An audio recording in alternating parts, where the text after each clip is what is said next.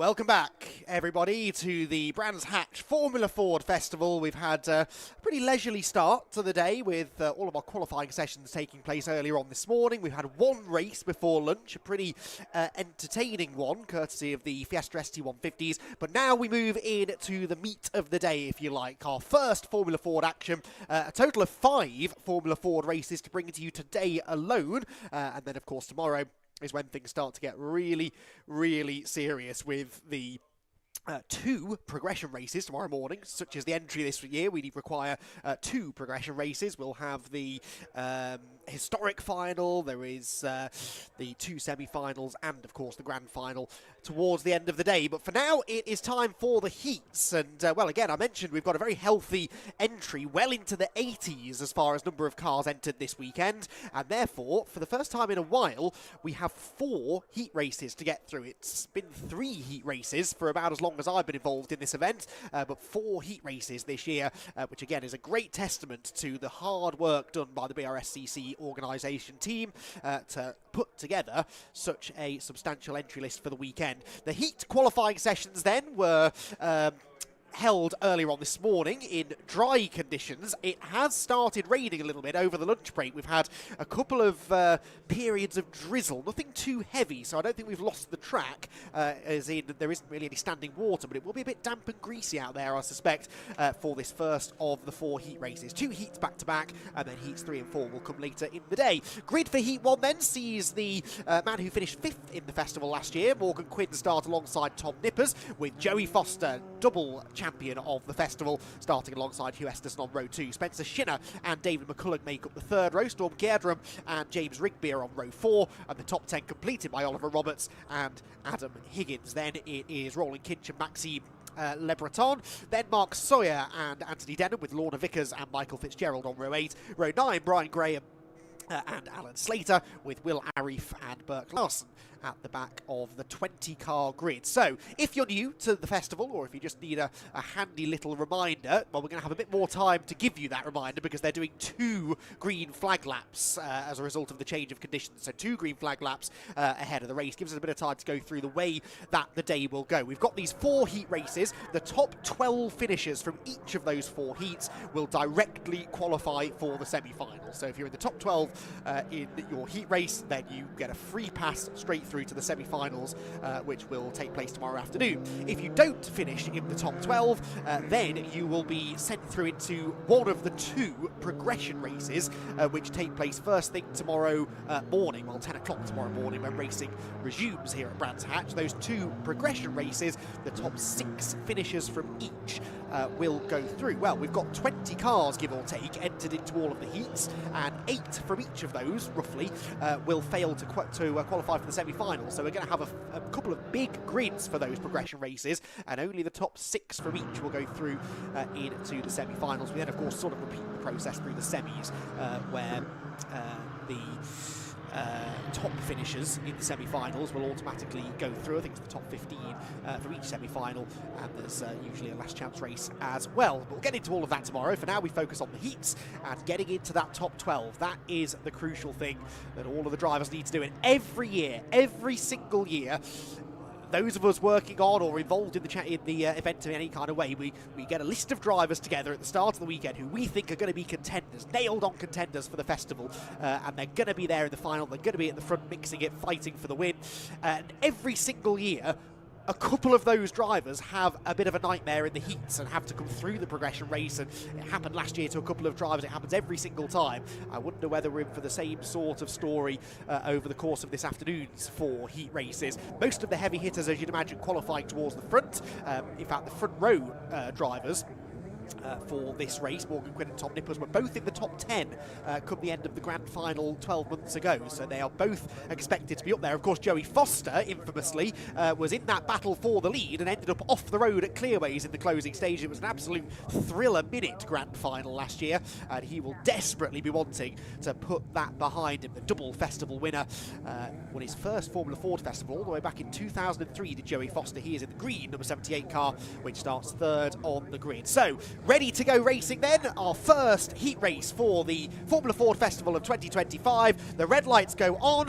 When they go out, we're away and racing. That happens now. It's a pretty good start by the looks of it from Morgan Quinn. Top Nippers, actually in the second phase of the start, draws level with the pole sitter, so maybe a bit of a bog down as he went through the gears there for Morgan, but he should be able to hold the inside line. Yes, he does at Paddock Hill Bend, and will retain the advantage. Nippers, though, is nipping at his heels as they go up the hill into Druids, and has found the overlap to the inside line. Top Nippers then for the race lead. Joey Foster is under threat from one of the Oldfield cars a little bit further back. Where is the grip, though, in these still quite greasy conditions? It looks like maybe it was on the outside line, because Morgan Quinn has been able to hold on to the lead, and Top Nippers has no choice but to settle into second position. So Morgan Quinn, car number 88 even, leads the way. The Van Diemen at the head of the field, and with Top Nippers right behind him, car number 189. There is Joey Foster then. He's under threat from Spencer Shinner, who's up one position from where he started. That means Hugh Esterson, who was fourth in the festival final last year, has dropped down into fifth. So across the line we go then. First lap in the books. They are only 10 lap heats this year because we've got an extra race to fit into the day. So only 10 lap heats. You do not have a lot of time to make your way to the front and get into that top 12 if that's what you need to do. Which is what everyone wants to do, of course, getting to the top 12. There's a big lunge up the inside from Spencer Shinner and tries to relieve Joey Foster of third position. They almost tangle wheels, which is always a danger in these open-wheeled, very open-wheeled Formula Ford cars. And they thankfully escape that interlocking of wheels, but they have now lost a bit of time to the leading two, who themselves are battling into Surtees. And that will, of course, bring them all back together again. So it's as you were. It's about an 8-car lead train. 12th position at the moment is Roland Kinch. Roland Kinch in the number 74 car, and the first one on the outside looking in is Denham, isn't it, who started around 12th position as well. Right, leaders then into Paddock Hill Bend, and Morgan Quinn holding that inside line, but right round the outside he's going to go Top Nippers. It's the high, wide and handsome line, and it's going to work very well, I think, for Top Nippers, but he can't get over to the inside line to defend into Druids corner. Here comes Shinner, Spencer Shinner, right round the outside of everybody. How's he done that? Spencer Shinner from 4th to second with a brilliant bit of driving up into Druids corner, and he slots in now behind the new race leader. Morgan Quinn, who was in the lead a lap ago, is only 4th now as they head down the Cooper Straight for the third time of asking, with Hugh Esterson right behind. And that was typical slipstreaming Formula Ford racing, wasn't it? The slipstream past the pits brought them all together, and then they had to try and sort it all out through Paddock Hill Bend and Druids corner. Everyone wanted the inside line, and Spencer Shinner went right round the outside of almost all of them. So he is in second position now. Joey Foster, after all of that hard work, is still only third, and Hugh Esterson now trying to relieve Morgan Quinn of 4th position. Now, I know that the top 12 is the thing that everybody needs to achieve in this race to get through to the semi-final, but if you're inside that top 12, every position you gain in this race is a row further forward on the grid that you will start in the semi-final, because we line the cars up for the two semis based on their finishing positions from the heats. So the further up in your heat you finish, the better your grid position is going to be. There has been a 10-second time penalty, by the way, applied to the number 15 car, which is Le Breton, isn't it? Maxime Le Breton, who is running in 11th position, so that will knock Maxime out of the top 12 on corrected times. So that's a bit of a shame. That, you imagine, would probably have to be for a jump start at this early stage of the race. I say early stage of the race, we're ticking towards the half race distance right now. And after all of the early shuffling, Tom Nippers now sets the fastest lap of the race, and he is showing a clean pair of heels to the cars behind. Now, it did strike me when I was standing in the queue to get some lunch in the rain only half an hour or so ago, that was going to be a real head-scratcher for the teams. Not standing in a queue to get lunch, but figuring out exactly what they were going to do with regards to setup, because that little bit of rain that we had, it has clearly made the track a little bit greasy. Because lap times at the moment are nearly a full second off what they were running in a dry qualifying session before.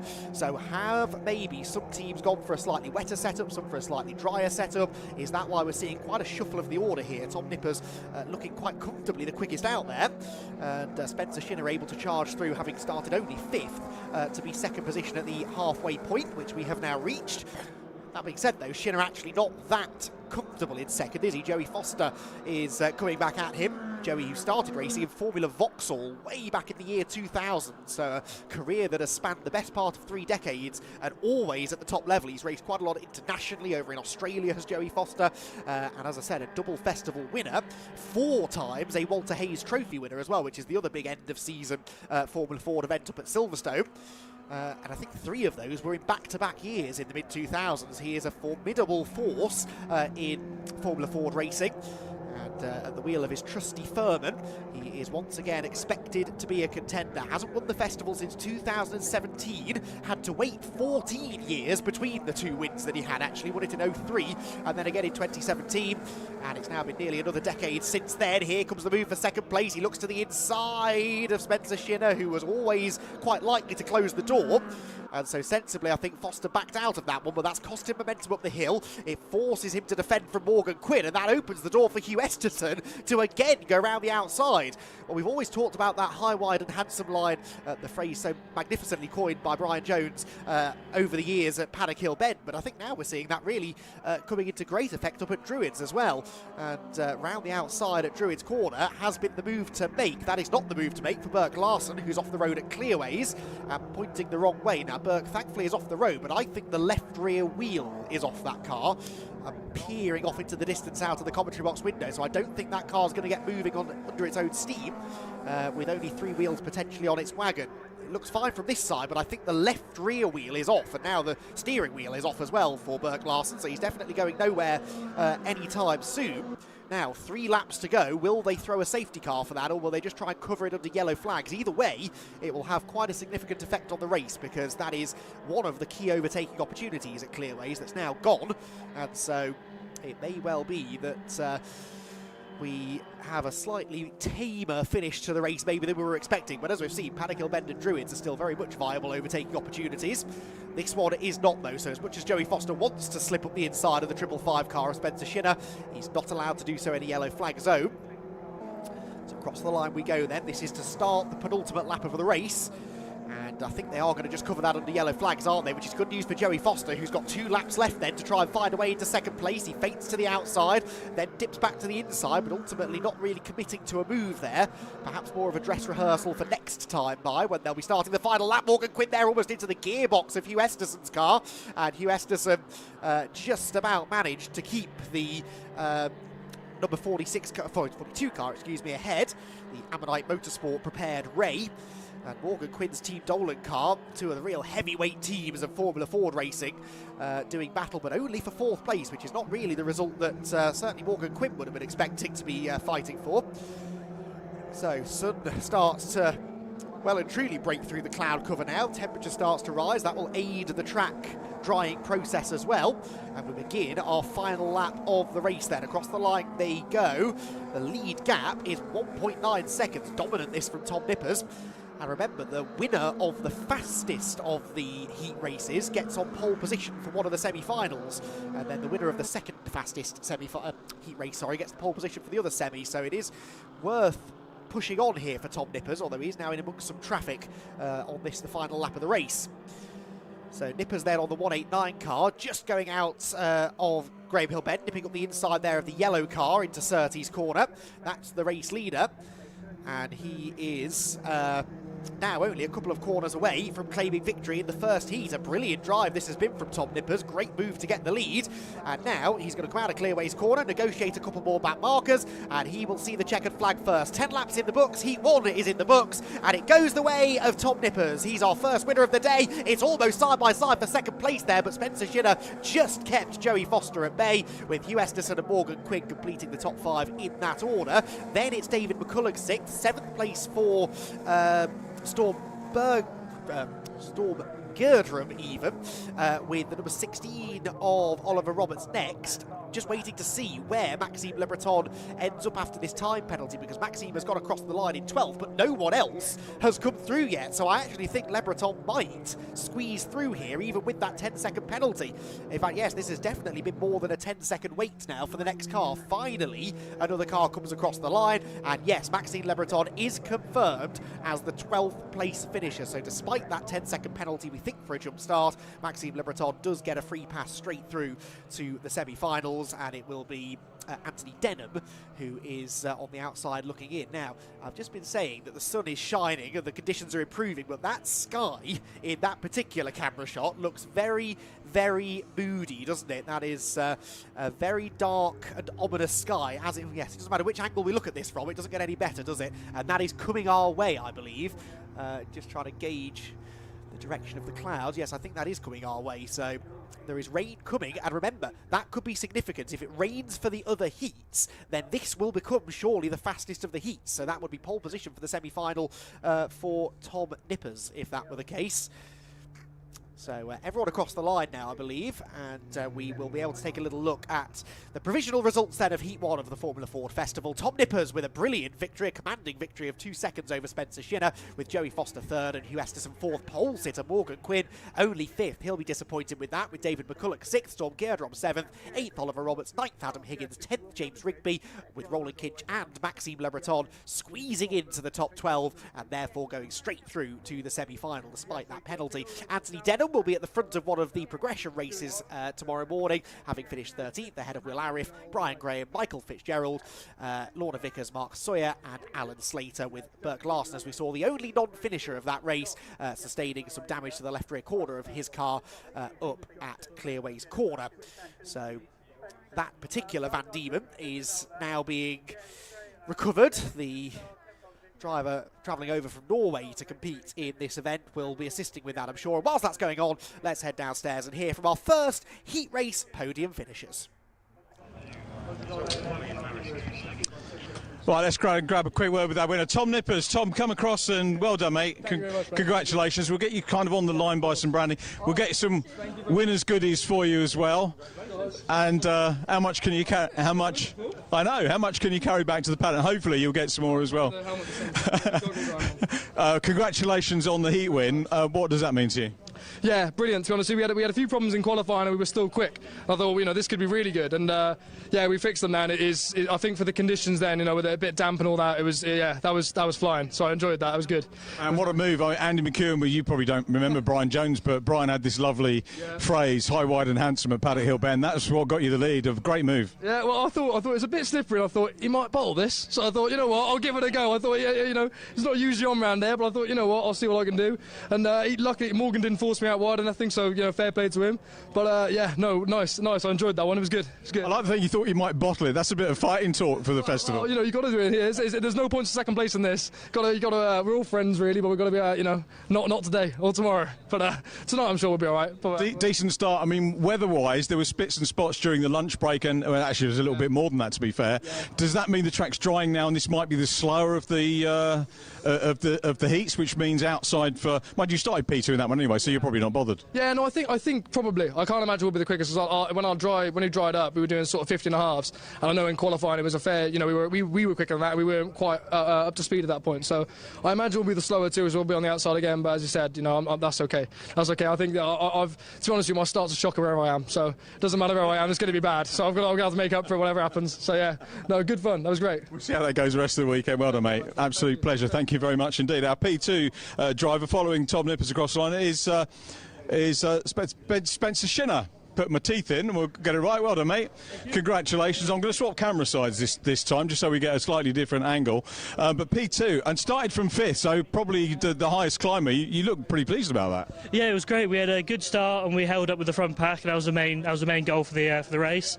And then I followed Tom around the outside down the straight, and he just put us in the right position. And then from then on, it was just trying to keep the pace there and keep track position. So it was really good.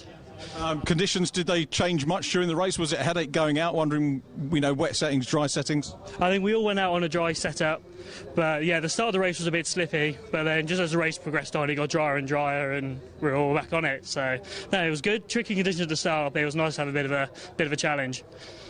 and a better starting position in the semi for you than you had in the heat, so that's real good progression. Yeah, definitely. It was just trying to focus on being in the right position for each race and for each, especially semi-final and the final, just making sure we're up at the front and hopefully we'll be able to keep up with the quick guys and they'll pull me along with them and we'll be in the right position for the final.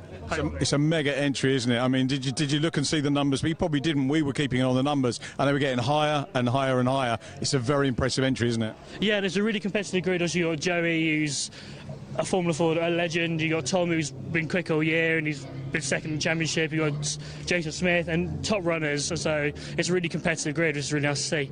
Nice one, Spencer. Well done. Hopefully we'll get some more podium interviews with you a little bit later on in the meeting. Spencer Shin of P2 and Joey Foster takes third position. Always great to have. It's like an annual catch-up now, Joey, isn't it? It's a real pleasure for me. Well done, and you know, putting Spencer under a heck of a lot of pressure there. Yeah, it's good to have a woods wheel battle with a fellow Cornishman around here. But yeah, he capitalised when obviously Tom got past Morgan at the beginning, and I kept my third place, but it all shifted around. And yeah, towards the end, I felt like I had the pace. My car came on strong halfway, but yeah, it wasn't quite meant to be at the flag. And I was just saying to Spencer, the entry this year, you know, probably 3-4 years ago we were pleased when we got over 50 entries, but you know, 80 plus entries and 4 heats, semis, and what a format we've got still. Oh, it's brilliant for Formula Fords. You know, this event, it just yeah, keeps everyone coming back, and well, it is. You know, everyone loves the racing, everyone loves being here. It's the good atmosphere in the paddock as well, and yeah, as I say, it just keeps building all weekend until we get to the final tomorrow. Is there one element that you can pick out of those that you described that just makes it magical and brings you back? It really is the close racing, I'd say. You know, it's you can't replicate that anywhere else.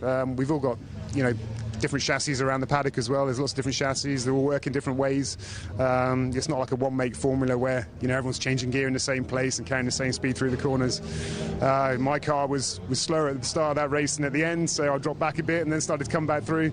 You know, it's and as I say, that really builds all weekend until we get to the grand final tomorrow. We're looking forward to that, but we've got plenty of racing to do. Joey, well done. P3, we'll catch up with you a little bit later on. Joey Foster, time to head back to Andy McEwen in the box. Cars are on the grid, ready for Heat 2. Thank you, Richard. Yes, well, if you enjoyed that, then the good news is we've got plenty more where that came from. 3 more heats to get through. This is Heat 2, as Richard quite rightly said, and we'll have Heats 3 and 4 a little bit later in the day. We're going to have a Fiesta Junior race in between, which is guaranteed excitement as well. So, same format as before, 10 laps the distance, but now a whole new group of actually 22 drivers taking to the track for this one. But still, it is just the top 12 who will progress to the semi-finals. We've got Jason Smith on pole position for this one. Jason Smith with a really strong qualifying effort earlier on this morning to set the fastest time of 49.884 was the lap time, which was all of, what's that, 9 1/1000ths of a second quicker than Jordan Dempsey, the Irishman who starts alongside. Now, Jordan Dempsey was a champion in Ginetta Juniors over in Ireland about 10 years or so ago now. Champion in Formula 4 over in China. He was the 2022 National Formula Ford champion in the UK and has been a front runner in the festival every year. I think he's only had 1 podium finish in festival grand final history, which was back in 2022, but he is a very strong runner indeed. Then you've got GB4 racer Callum Baxter with Ben Powney in one of the oldest cars that we've seen at the pointy end of the grid anyway, the number 37 car, the 1992 Jamin. Don't see that many Jamans race either really these days, but Ben Powney, I seem to remember putting in a bit of a giant killing performance last year as well. So Powney is going to be one to keep an eye on, I think, starting from 4th on the grid, and the rest of them then streaming in behind. This is how the grid lines up then. Jason Smith on pole with Jordan Dempsey alongside him. Callum Baxter and Ben Powney make up that second row ahead of Stephen O'Connor and Richard Simpson. Maris Schultz and Callum Grant together on row 8. Callum Grant, legend of historic Formula Ford racing, with Cameron Jackson and Leanne McShane next in line. Murray Shepherd and Andrew Noble then complete the top dozen ahead of Vincent J and Klaus-Dieter Hackl. Then all the way round, I should say, Dieter Hackl ahead of Vincent J, then Sam Street and Colin Williams, John Blanchard and Tim Fitzgerald, with John Hayes Harlow and Ben Barry next in line, with Phil Atwood and Simon Langman completing the 22 car grid.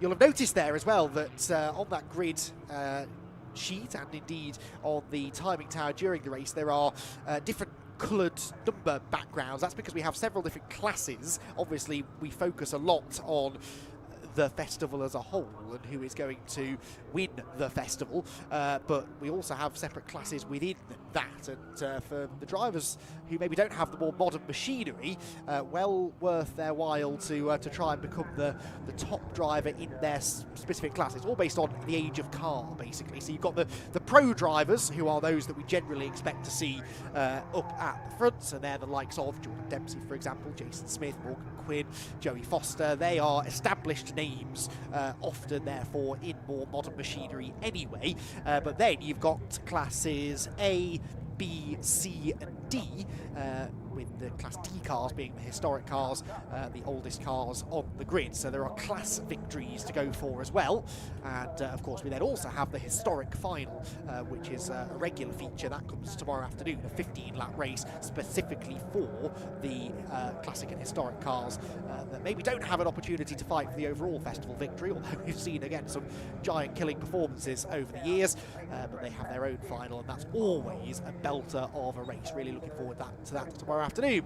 So cars line up on the grid then. The temperature's been pretty static all day, but it is starting to rain again, I can see out of the window. Just a few drops for now, and I fear that is this big black cloud that we've been tracking, now starting to descend upon the circuit. Now if that decides that it is going to break properly over the circuit, then conditions are going to get very treacherous indeed, and this heat race might start to get very dry. It's absolutely pouring down. It's just started pouring down as the start sequence begins. Are they going to delay the start? I don't think they are. No, the red lights are on, so this is a real voyage into the unknown. Torrential rain at Brands Hatch as heat number 2 gets underway, and Jordan Dempsey launches off the outside of row number 1 to immediately draw level with Jason Smith. Now, do they all get through Paddock Hill Bend? That is the question. They are on absolute tippy toes as they drop down the hill, but Jason Smith it is who hangs on to the advantage up into Druids for the first time. Dempsey in second, third for Powney by the looks of it. So Ben Powney again in the wet conditions, the older cars at less of a disadvantage, but look at that, these conditions are now absolutely treacherous. Of course these cars don't run on slick tyres, so they won't need to stop the race for a change of conditions, but the setups that the cars are running may not be optimal now for what is I think quite quickly going to become a wet racetrack.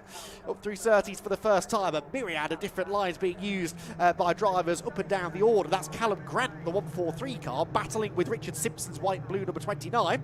Richard Simpson on the inside line doesn't have the traction off the corner and therefore isn't able to take the place away. You can see the grooves being cut into the damp circuit now by the tyres, so it is definitely starting to get a little bit quite a lot wetter out there actually. Jason Smith though, the pioneer, the first one to head into every braking zone and try and aim for every apex to discover how tricky the conditions are. He's hanging on really well for now.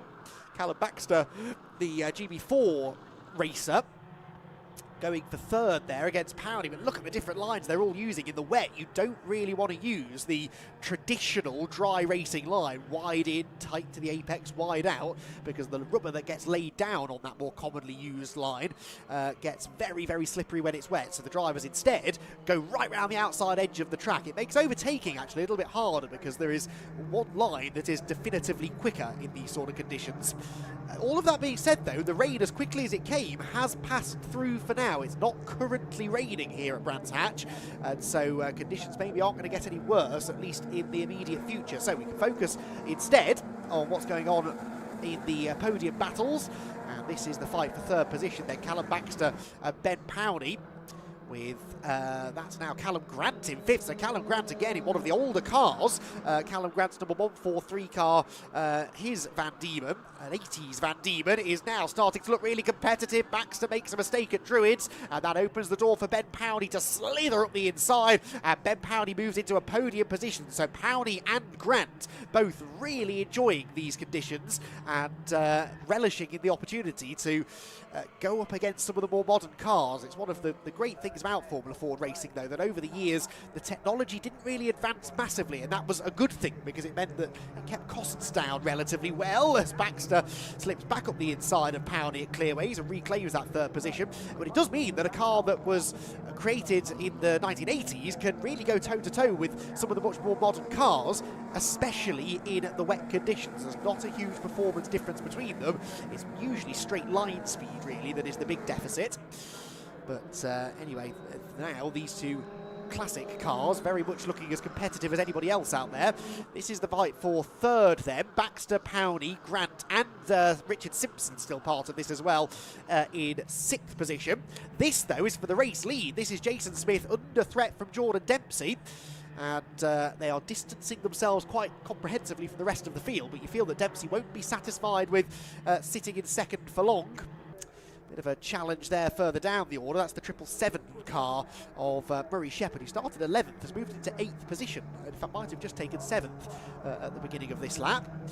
12th at the moment, by the way, is Klaus-Dieter Hackel. So Klaus-Dieter Hackel, regular here at the festival, in 12th position, but he's only a couple of tenths of a second ahead of Sam Street, who started 15th and has moved into 13th. So 2 places gained, but he needs 1 more to try and get into a progression slot. Fastest lap for Jordan Dempsey, by the way, 58.428 that time around. That I think improved upon his previous best lap time, which he'd set the lap before. So that tells you that the conditions are not quite as bad as they were, or at least they aren't getting any worse. Drivers are able to sort of drive around the conditions. They're finding their groove, finding where the grip is. Jordan Dempsey certainly is, as he continues to pile the pressure onto the race leader Jason Smith, who, as of yet, to his credit, hasn't made a mistake and actually has pulled away from him slightly on this lap. Here comes Callum Grant, meanwhile, alongside Ben Powney for 4th position, and Callum Grant's going to sweep right round the outside at Surtees. That is fantastically brave, but he goes through into 4th position, and immediately Richard Simpson sees an opportunity to kick Ben Powney, metaphorically of course, whilst he's down, and move up into 5th as well. So good opportunistic driving that from Richard Simpson. The number 29 machine up into a top 5 place now. Fastest lap, by the way, now for Jason Smith. So Jason Smith very much responding to the pressure being applied by Jordan Dempsey, who just hasn't been able to find a way through up until this point. There, meanwhile, is the 29 car of Richard Simpson now, of course, chasing after Callum Grant as the rain, I think, maybe has returned a little bit more vengefully, and conditions once again start to change for the worst. 110 car here coming through Clearways corner. That's Ben Barry. And behind is the Phil Atwood, number 77, I believe, isn't it? Yes, that is the Crossley. Now, leaders across the line. Again, rain possibly a little bit heavier. We are halfway through now this, well into the second half now of this second heat. I'm still thinking they're 12 laps. They are very much only 10 laps now for the heat races. So short, sharp races. You've got to get a wriggle on.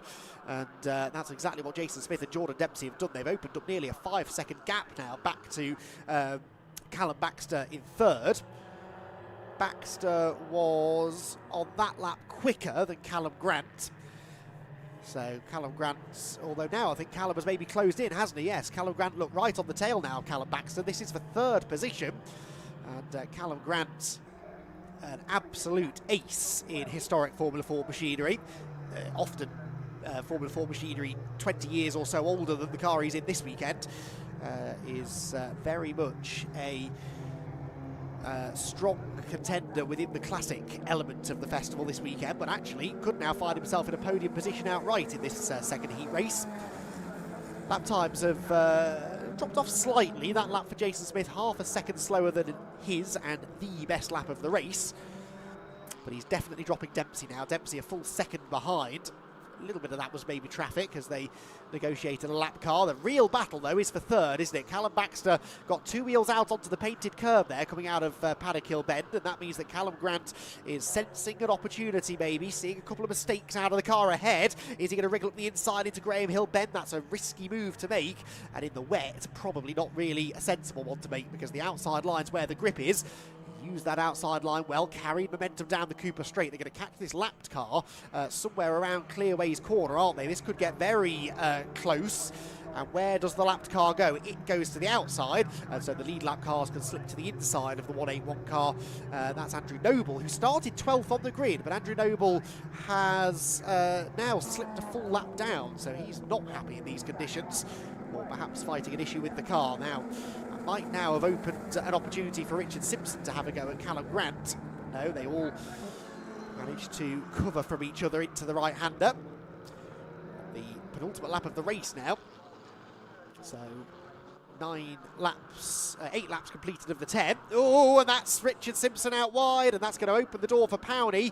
So Powney reclaims that 5th position. Simpson, though, he was so wide going into the corner that he's carried great speed off the turn and reclaims the place. Meanwhile, just ahead of them, Callum Grant is now ahead of Callum Baxter. So Callum Grant ahead of Callum Baxter, but Baxter is coming back to the inside of him into Surtees' corner. This for 3rd position, remember, a spot on the podium. And Callum Grant has the better line, the grippier line through Surtees, and is able to claim that 3rd place.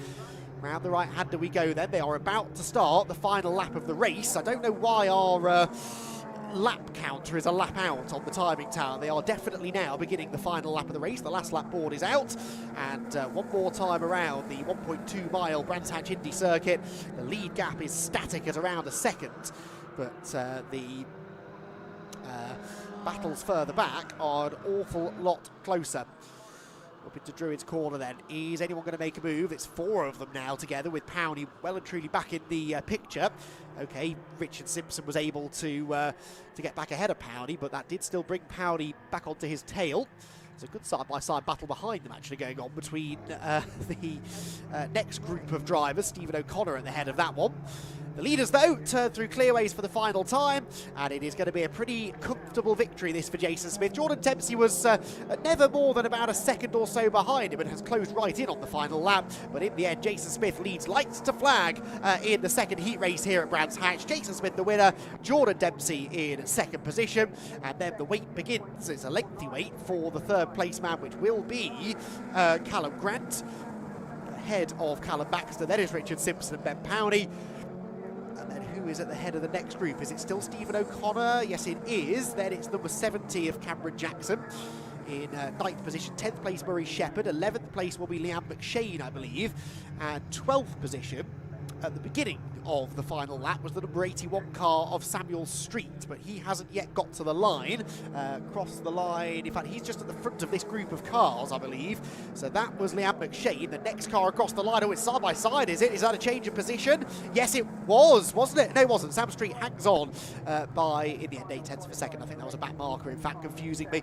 So Sam Street does get 12th position and is the last of the drivers to automatically qualify for the semi-finals tomorrow. So, changeable conditions. It is... there's a little bit of drizzle in the air. It's not currently raining as heavily as it was before. And again, we haven't sort of fully lost the track, have we? We've got no real standing water. A little bit of spray was being kicked up at certain parts of the circuit, but other parts it seemed to stay largely dry. So the track conditions are going to be a talking point, I think, throughout the afternoon. That black cloud is now directly above us, but not yet unleashing its full wrath upon the Brands Hatch circuit. We'll see whether that changes over the remaining hours of the day. So Jason Smith is the winner of the 2nd heat race here at Brands Hatch, and the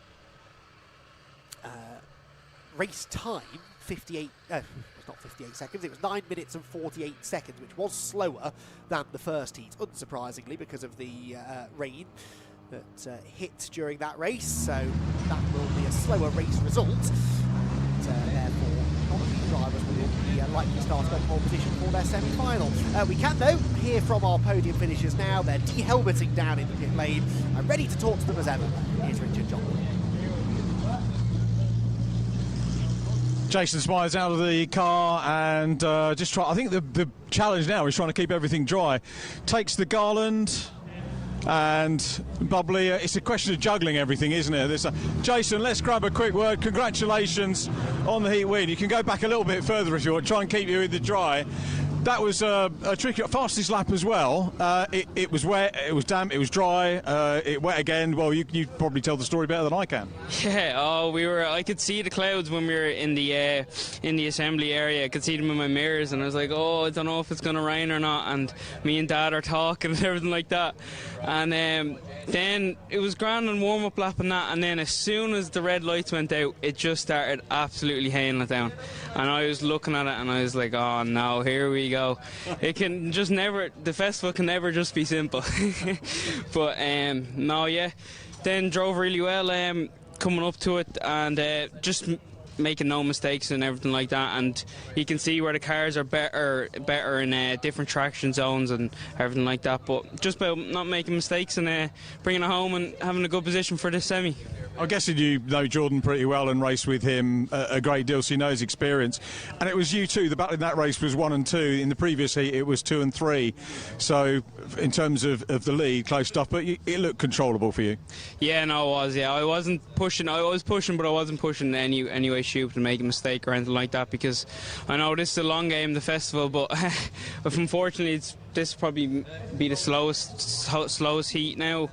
So hopefully it rains down more and everybody else will be wet.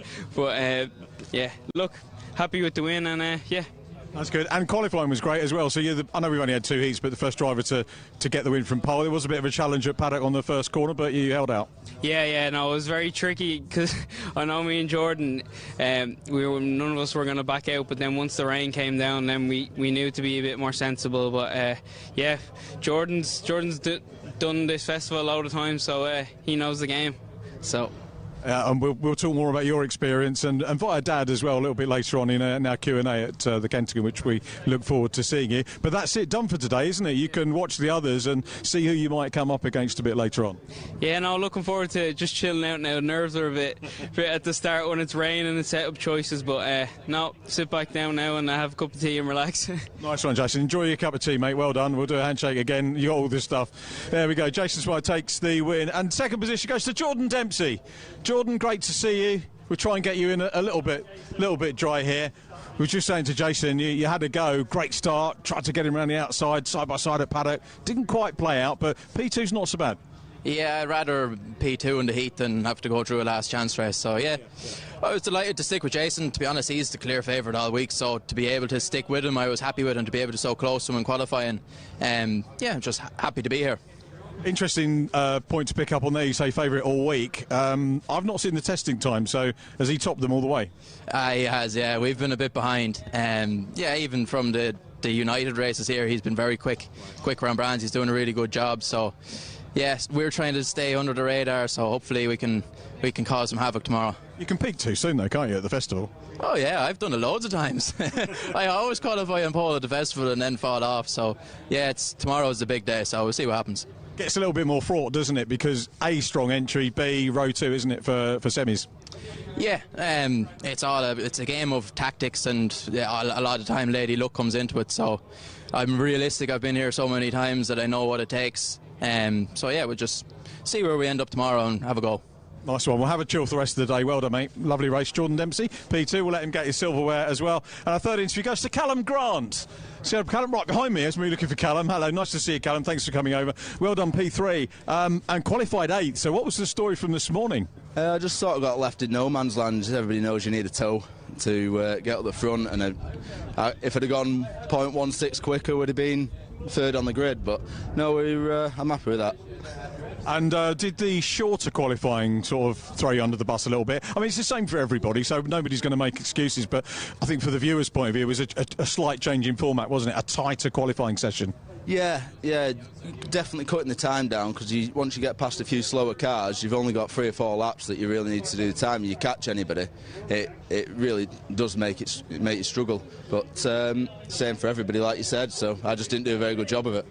Key thing is, you can overtake, and I said this to the lad that was third, in Heat 1. You've come from 8th to 3rd, so you've probably outperformed 3rd place in race 1. So you've got the ability and the racecraft to get through. Yeah, I think I've been racing for a long time now. As soon as I saw the rain come down, I thought I'd go straight to the outside at turn 1, and I managed to get 3 cars, which really helped. it helps being in a much older car when it gets greasy because we're a little bit softer, but I think I'll struggle in the dry. That's a pity. Well, you'll be doing a rain dance. We kind of want a bit of both, really, which would be quite nice. But frenetic race, wasn't it, for third place right the way through, really? Yeah, I just kept picking them off and waiting for mistakes and making an advantage out of it. But really enjoyed it, and I go out home happy now if that was the case. That's good. So well done, Callum. Great race. Congratulations. Callum Grant takes third position. We haven't got cars on the grid yet. I'm going to move sort of slightly towards. Are we all right to move towards junior paddock? We'll get and have a look. So we'll just weave our way through here, and we will have a look at the next race, which is a little bit of a breather from Formula Ford. So we will have the next two semi-finals, I'm getting ahead of myself, heats for you after a first of our Fiesta, or second of our Fiesta races, but the first for the juniors. So we're going to go up, and if we get time to interview somebody, great. If we don't, never mind, but at least you'll get a look at the cars in the area here, and what a season we've had for the Fiesta. I've just heard the whistle go, so we're not actually going to get them after all that. They're going to disappear. The whistle goes, and that means that the cars are just about to head out onto the racetrack. So we will head back to Andy McKeown to call all the action. I'm sure he's right over all of the point scores. Over to you, Andy. Yeah, thank you, Richard. Well, I'll do my best where with regards to points. It is reasonably close still in the Fiesta Junior Championship. 2 races to go.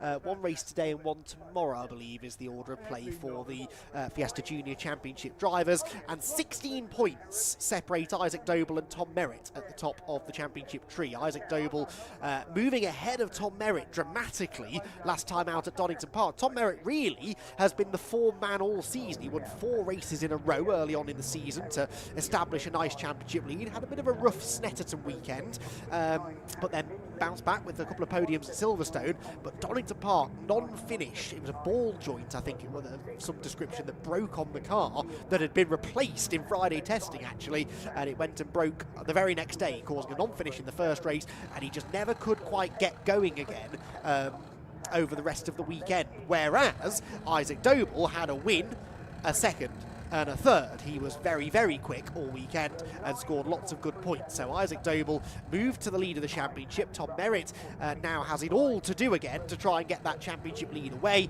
but we've seen some absolutely fantastic championship deciders over the years in the Fiesta Junior Championship, and this arguably the best year ever, really, for the championship, with its biggest grids and its most competitive racing that we've seen for a while.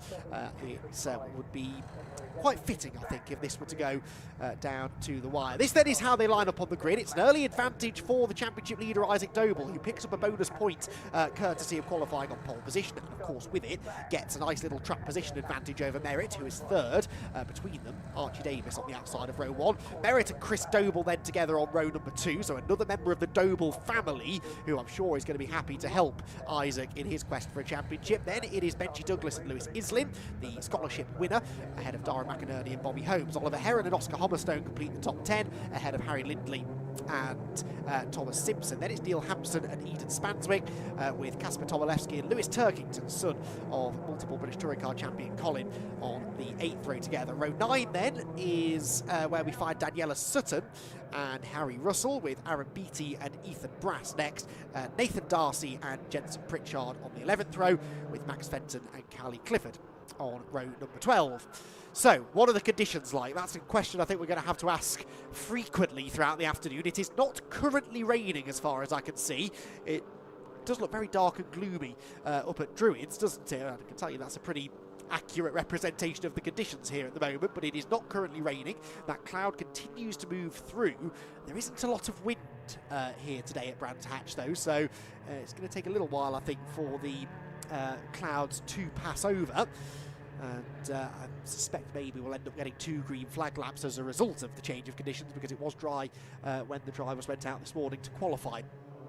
So, championship-wise, Isaac Doble then, 16 points clear. If he can beat Tom Merritt in this race, then it's almost a done deal, really, because of the dropped score situation going into the second race. We won't be able to confirm it, in all likelihood, until that second race, but it certainly would be one hand on the trophy for Isaac Doble, I think, if he were to beat Merritt in this one. Merritt's really got to beat Isaac in both of those races. He's 16 points back, so it doesn't take a ingenious mathematician to work out, which is why I'm able to work it out, that if he could beat him by 9 points in each race, or 9 points in one race, 8 points in the other, then that would give him the championship. How do the championship, the points, how does the point system, is what I'm trying to say, work for the Fiesta Juniors? Well, it is 50 points for a race win, same as all of our Fiesta Championships actually, same in the ST240s and in the ST150s.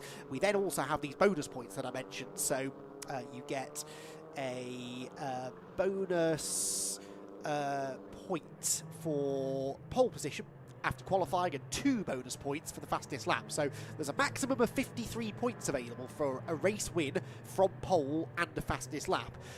It is then 46 points for second, 42 points for third, 38 for fourth, and then it goes down in 2-point increments from then on in. Top 23 finishers will score. So it's a potentially, if you win the race with the fastest lap, that's a 6-point swing between finishing first and second. It's a 10-point swing between finishing first and third. So the point I'm stumbling towards here really is that if Tom Merritt could win the race with the fastest lap and Isaac Doble were to finish only third, for example, then that deficit would more than halve between the two of them going into the race again tomorrow. So that's Merritt's goal: win the race, get the bonus points for the fastest lap, and just hope, basically, that Isaac Doble doesn't have a great weekend. I chatted very briefly to Tom Merritt's father, mother and father in fact, downstairs just before we came back on air after the lunch break, and they were saying that, you know, in Tom's mind, really he's fighting for second place in the championship. He's only really interested in, well, not only interested in being vice champion, but that's where his focus is, because he knows that largely his chances of winning the title are kind of out of his hands, aren't they? It all depends what Isaac Doble does. If Doble has a bit of a nightmare, then of course Merritt can go up there and steal it from him. But generally speaking, he's just got to go about his own business, try and win the races, and see where the cards fall. But it's I'm a bit doubtful when I hear racing drivers saying that, because I'm sure he's done the maths. I'm sure he knows what needs to be done, and he knows that he's got a chance still to steal this back away from Isaac Doble. So the penultimate round then of the BRSCC Fiesta Junior Championship, Isaac Doble on pole position, and alongside him on that front row of the grid is Archie Davis. Off they go, and it's a better start for Merritt, isn't it, than either of the front row starters really. So Tom Merritt will move up to challenge as they head towards Paddock Hill Bend for the first time, at the very least for second position. Is there grip on the inside line in the wet though? Not really. The car twitches sideways, and so Archie Davis hangs on, I think, around the outside to second place for now. Doble though, good run through the first corner, holds on to the lead, and that's exactly what he needed to try and do, and he actually does keep a car between himself and Tom Merritt as they drop down the hill for the first time. That is then Christopher Doble there in fourth. Chris was a title contender through the middle part of the year before having a bit of a rough time of it at Silverstone, I seem to recall. Ooh, speaking of rough, a couple of them getting a bit close for comfort on the run down through Graham Hill Bend for the first time. Then they arrive at Surtees, leading on that right rear tyre for the first time, and they're side by side there for fifth. That is the much improved Lewis Islin battling with Christopher Doble, but actually leaving the door nicely open for Oliver Heron, who started ninth in the white pale blue car with the black bumper. Didn't have a black bumper at the start of the weekend, I can assure you. He's had an off at some point, but he's going really well from ninth on the grid. He's now trying to take fifth position away from Lewis Islin as they go into Paddock Hill Bend. Chris Doble, meanwhile, is almost into the back of Tom Merritt, who really seems to be struggling in the damp conditions. That could be setup related. They will have not been 100% sure what the weather was going to do when they sent the cars to the assembly area, of course. So I wonder whether he's not got a setup that is quite to his liking at this stage, maybe. Doble looking like he's now under real threat from Oliver Heron, who I think is very comfortable with his car at the moment. He gets a great exit from Graham Hill Bend, and he's up the inside of Doble now, heading towards Surtees for the second time, this for fourth position. And through will come Oliver Heron, or does he? No, Doble stands his ground, as he's every right to do. Christopher Doble will hold on to fourth position at Clearways. Good stuff. Then you've got Dara McInerney popping up the inside of Lewis Islin, who, again, was the BRSCC Fiesta Junior Scholarship winner over the winter and earned his place on the grid, and he's really improved significantly in the second half of the year. And now here he is up there battling for top fives again at Brands Hatch. Heron goes through then, so Oliver Heron looking now. Oh, in fact, he's off the road. Oliver Heron, oh, just as I was saying nice things about him, bounces back onto the road. Christopher Doble sees the chance to get back to his inside, but Oliver Heron, I was about to say, could even have the potential to go and challenge for a podium, the rate that he's going, but well, he may still challenge for a podium, I suppose, but he's got a bit more work to do to get back ahead of Christopher Doble now before he can even think about chasing after the race leaders. There are the leaders, meanwhile. Isaac Doble, the leader, with Archie Davis second and Tom Merritt in third place. So Isaac Doble, championship leader, absolutely doing what he needs to do at this stage. Tom Merritt needs to find something extra, doesn't he, if he's going to have any chance of beating Doble, which he really needs to do in this one. A couple of drivers trying the wide line through clearways, but most of them seemingly quite happy to just run the dry line at this point. So track conditions obviously are getting better by the lap, as Tom Merritt sets the fastest lap of the race. Now, that's significant for two reasons, isn't it? First of all, that's 2 bonus points in the championship, but second of all, that tells me he's now finding his groove and he is chasing after the race leaders. Merritt on that lap of 59.9. Well, okay, he was only half a tenth quicker than the leaders, but that's the first time that he's been able to match the pace of the top 2 in this race. So it's only a 15-minute race. He's got just over 2/3 of that race to go. Can he catch and pass the 2 drivers ahead of him, which he really needs to do to keep his championship hopes alive? Ooh, bit of shuffling going on further back. Dara McInerney there defending from Lewis Islin, who wanted to get back through. Lewis's car winking at us slightly as he came down the back straight. Only one headlight fully illuminated. And he's got the 55 car now behind of Bobby Holmes as well. Holmes, who again has gained a few positions, I think, from where he started the race, joining in this ever-expanding group of cars battling towards the tail end of the top 10. So McInerney 6th, 7th Islin, 8th Holmes, 9th is Benji Douglas. Oscar Hommerstone is on the back of that group as well, as they all again try different lines into paddock. That's Islin going wide in, trying to go tight out, but again McInerney just sort of driving round the inside of the track to prevent Lewis from going through. Lewis throws it round the outside at Druid's corner. Now there should be some grip there, but is he left any space on corner exit? He is, in fairness, so good driving that from Dara McInerney. Could have squeezed Islin wide, but decided to leave him space, and as a result Lewis Islin is able to get through. So Lewis Islin then up into 6th position again, ahead of Dara McInerney, who, remember, overtook him at this part of the circuit a couple of laps ago. Is he going to do the same thing this time? No, because Lewis Islin covers that off nice and firmly. So they round the right-hander at Clearways and Clark Curve, and the leaders come across the line. That little run from Merritt a couple of laps ago hasn't really come to anything, and in fact Archie Davis now steals that fastest lap back away from him. So Davis and Doble both in the high 59 second bracket, with Merritt stuck in the 1 minute. So that's McInerney again peeking to the inside of Lewis Islin. This is a great battle for 6th position. Lewis Islin managed to see off that particular challenge. That delayed McInerney, who maybe got a bit of a helping hand there, did he? Yes, I think he did, from Bobby Holmes, who nuzzles up alongside the 507 car, but that's the outside line for Graham Hill-Bend. He'll look to try and get the switchback, but McInerney, we know, has had pretty pointy elbows in this race, and will likely cover that off as they head down towards Surtees. Yes, he does. So they stay as they were, but that has really allowed Islin to get away now. Very much brought Benji Douglas and Oscar Hommerstone even onto terms with them. Some good battles going on here a bit further back in the order as well. 287 at the front of this group, which is battling for 16th position, I think. This little gaggle of cars, big gaggle of cars really. 235 there at the inside is Jenson Pritchard. 207, which I mentioned just before, is a car that I can't actually see on the entry list, so a late entry maybe here this weekend. Not showing on the grid sheet either, interestingly, unless I'm misreading the number. 287, that probably makes more sense, doesn't it? Max Fenton, the black car towards the front of this group of battling drivers. Notice Daniela Sutton in this group as well. Daniela, last time I saw Daniela racing at Silverstone a couple of rounds ago, had an enormous accident at the end of the pit straight, and glad to see she was okay after that. She's got another new car then, I believe, as a result of that. So really good work by her family and team to get her back out on track for the final couple of rounds. Now this has all changed again, hasn't it? Because Dara McInerney's lost another place now, and Bobby Holmes has managed to get past him.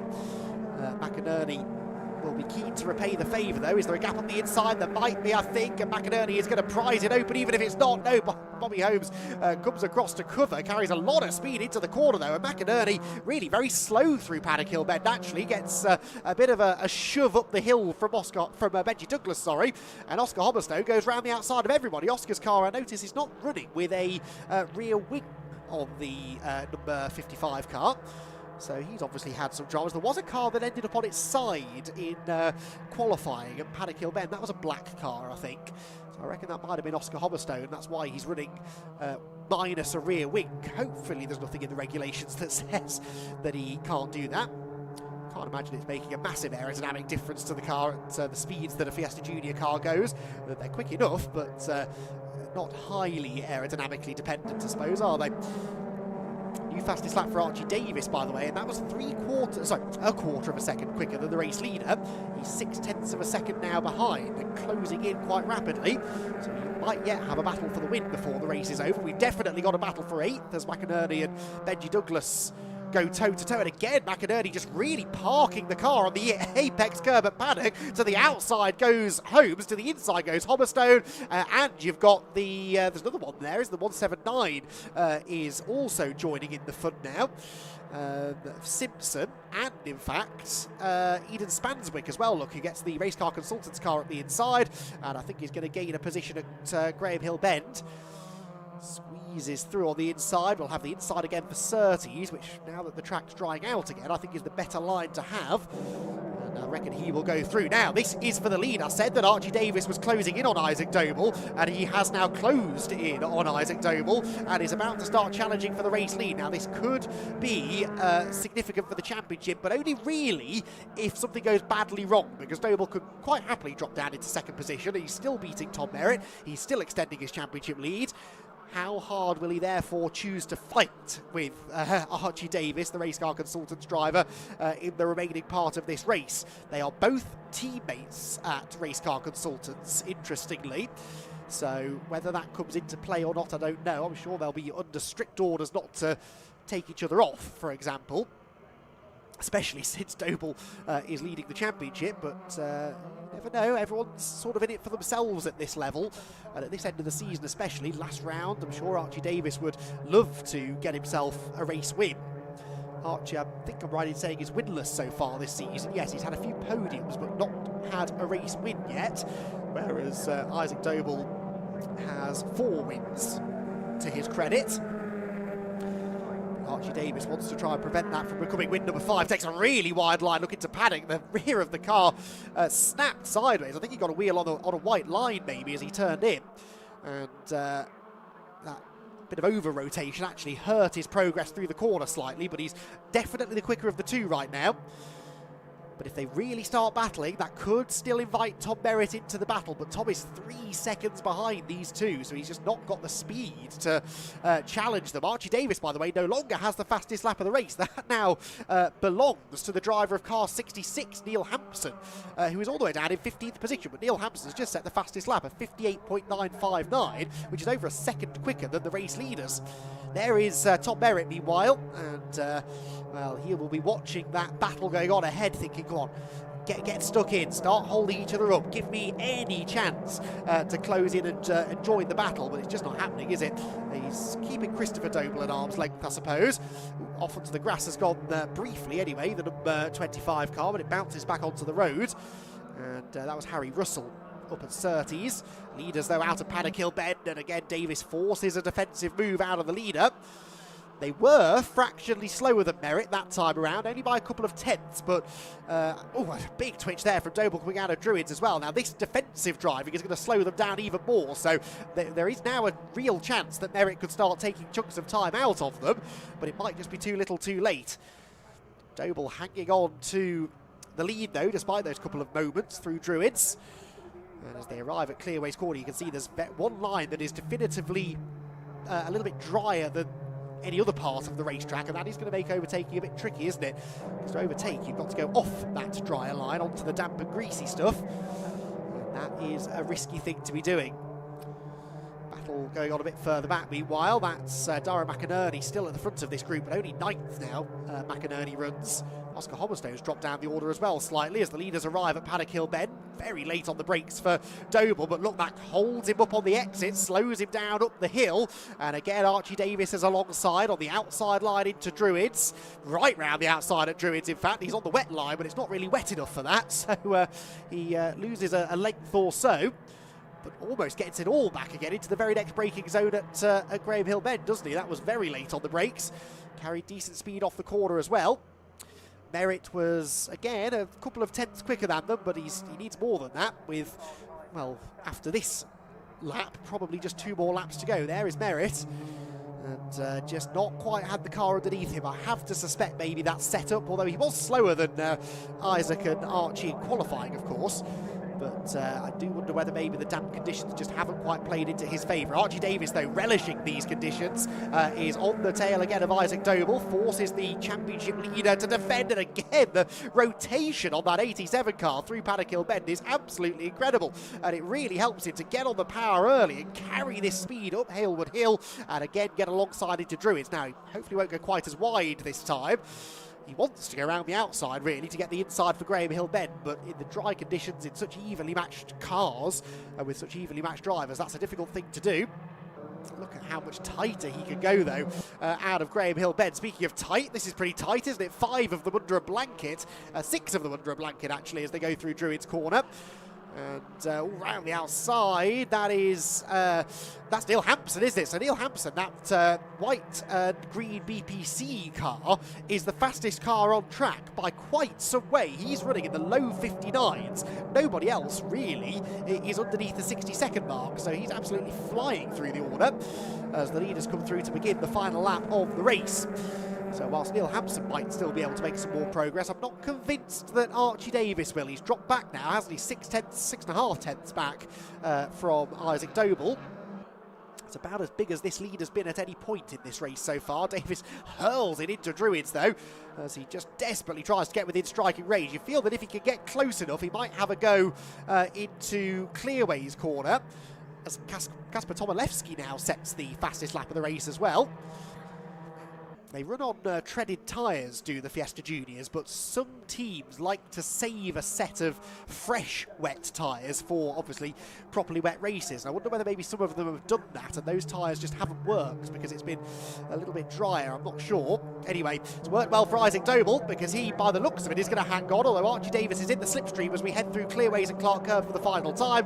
The checkered flag awaits, though, for a 5th time this season for Isaac Doble, who wins the penultimate round of the championship at Brands Hatch. Archie Davis 2nd, and Tom Merritt comes home in 3rd position with some shenanigans going on further back. That's Eden Spanswick out wide at Clearways, and the number 20 car now gets to the inside as well of him. That is Kasper Tomaszewski. So he and Neil Hampson, the 2 quickest drivers really in the closing stages. Across the line they all go, and Tomaszewski not quite able to get through in the end, but that was Spanswick not quite able to get through in the end, but Oscar Homerstone really dropped down there, didn't he? 15th position. In fact, he was behind both of them, and near dead heat at the line there between Daniela Sutton and the number 235 car of Jenson Pritchard. And by no, it wasn't. It was actually Daniela Sutton losing out by 35 thousandths of a second to the number 33 car of Aaron Beattie in a all-out battle there for 18th place on the line. The win, though, goes to Isaac Doble. Isaac Doble with another win, 5th of the year, extends the championship lead. He did not get the fastest lap, of course, but neither did Tom Merritt. So as far as the championship's concerned, he will score 50 points for the win.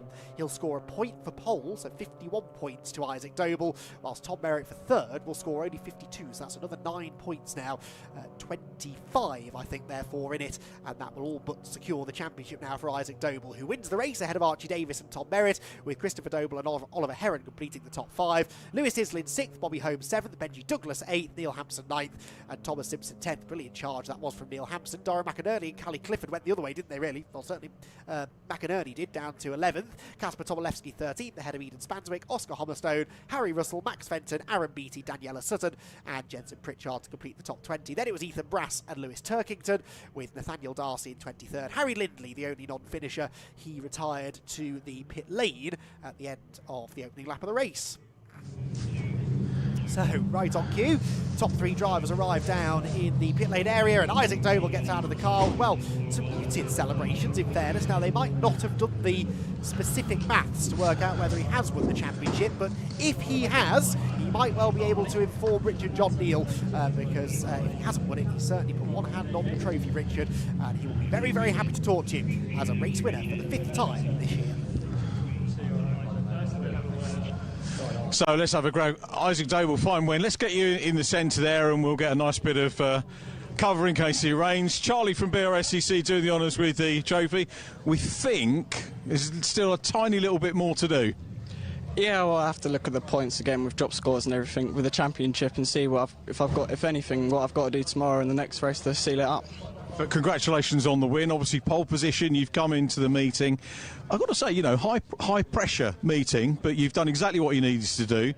Pole position. I mean, how difficult is it coming into, this is a top class championship, how difficult is it responding to the pressure, getting pole and then the win?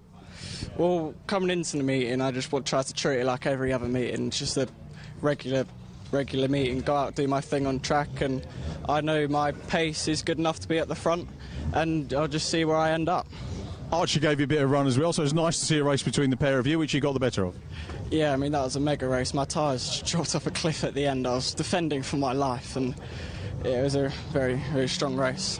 Isaac, well done. We've got cars coming onto grid for the next race, so we'll catch you a little bit later on, but enjoy your evening. Let's grab Archie Davies for P2. Archie Davies, P2. Over the other side. There we go. Archie, well done. Congratulations. It's going to be a quick one because we've got Formula Fords on. Handshake there from Charlie, and a good race. You certainly took it to Isaac, but it wasn't to be. Yeah, Isaac got a slightly better start than me, gained a gap, and then midway through the race I started gaining on him.